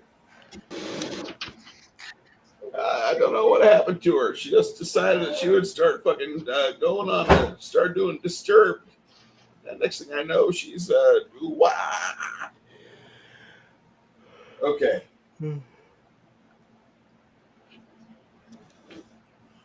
About Yeah, I can't 130 with miles. So strictly the pictures for me. I'll drink till I'm cross-eyed. Hi, Ari. Up there for about 30 seconds, then go back to drinking. Go ahead, Six Nations. I'm sorry. Oh, I was just saying, like, when it comes to karaoke, I'll get a pitcher of beer, start drinking, get courage enough to get up, but I'll be all cross-eyed because I drank so much. And I'll get 30 seconds into the song and I'll be like, nope, I'm going to continue drinking. Saves on the voice.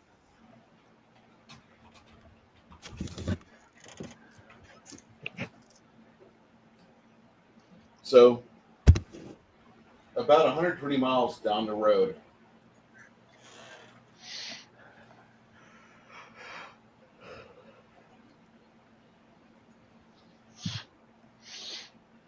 these the roads changed quite a bit. You guys have had about 3 days of incremental rain, each of it lasting about an hour and a half. And it's kind of weird because you can see it in the morning where it's completely clear. But by lunchtime, by midday, you're looking in the sky and shit's getting cloudy. And then about 1900, you have just a rainstorm come in, and it's 40 degrees. It's not super cold. You're not freezing until the wind starts to pick up at about 20, 21 at night, and you're just bitter cold. Like, what the fuck am I doing wrong in life? This is terrible. By midnight, by the 0 hour, it's over and the clouds have passed. And you're back to just staring at what little bit of moon you've got and those stars. That night, on the third night of this rain that you're having, you start noticing in the road that there's a little bit of mud and the rocks aren't really that well laid out, but you can tell that there's been something here lately. When you smell something on the air, when I say you smell something on the air, like you can literally, like there's a carcass nearby. And sure enough, about 75 feet off the road, underneath what appears to be 2 maple trees and some sort of thorn bush, that's where a critter decided to put a light horse. It looked like not an Acadian, but more like an Arabian style horse. They're not very big. They're not the fucking Clydesdales.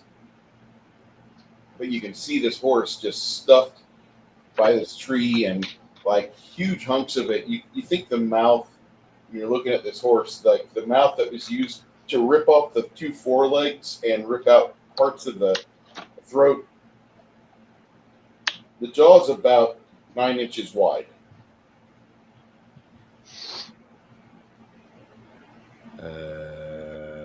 About at the same time, you hear something. You hear something growling on the other side of the road, and that's when you can hear your donkeys starting to bray an alarm they can definitely smell it. They're about 500 feet behind you. At no time during your day are the donkeys and you riding together. You're always on point. You guys are always doing point guard. But you smelled something, and that was the fucking corpse. And now, as you're seeing these large hulking forms running at your donkeys, you realize that it's go time. And this is where we break. For all of you that watched us tonight, I want to say I thank you very much. For more importantly, my players that are here with me each and every game. Even though Nerdy Ogre's got holidays going on, and next week we've got holidays going on, and the week after we got holidays going on. We'll be back for this campaign on the 13th of December. We got 4 weeks, kids. I'm going to be going fucking nuts not playing a game. Don't get me wrong. You might find me, you might watch games, but I will be more than happy. I'll be dropping some information on X as the move persists, and I'm looking forward to getting back to this because I want to showcase my fucking amazing initiative system I've got that I stole from Hackmaster 5th Edition, and the great game system I ripped off from Pathfinder 3.x, and the other stuff I stole from other games, and I compiled into a great system, the best system on the market. It's not on the market today, but God bless you. Have a great time. Happy Thanksgiving. Eat all the ham and let the turkey be fed to the dog.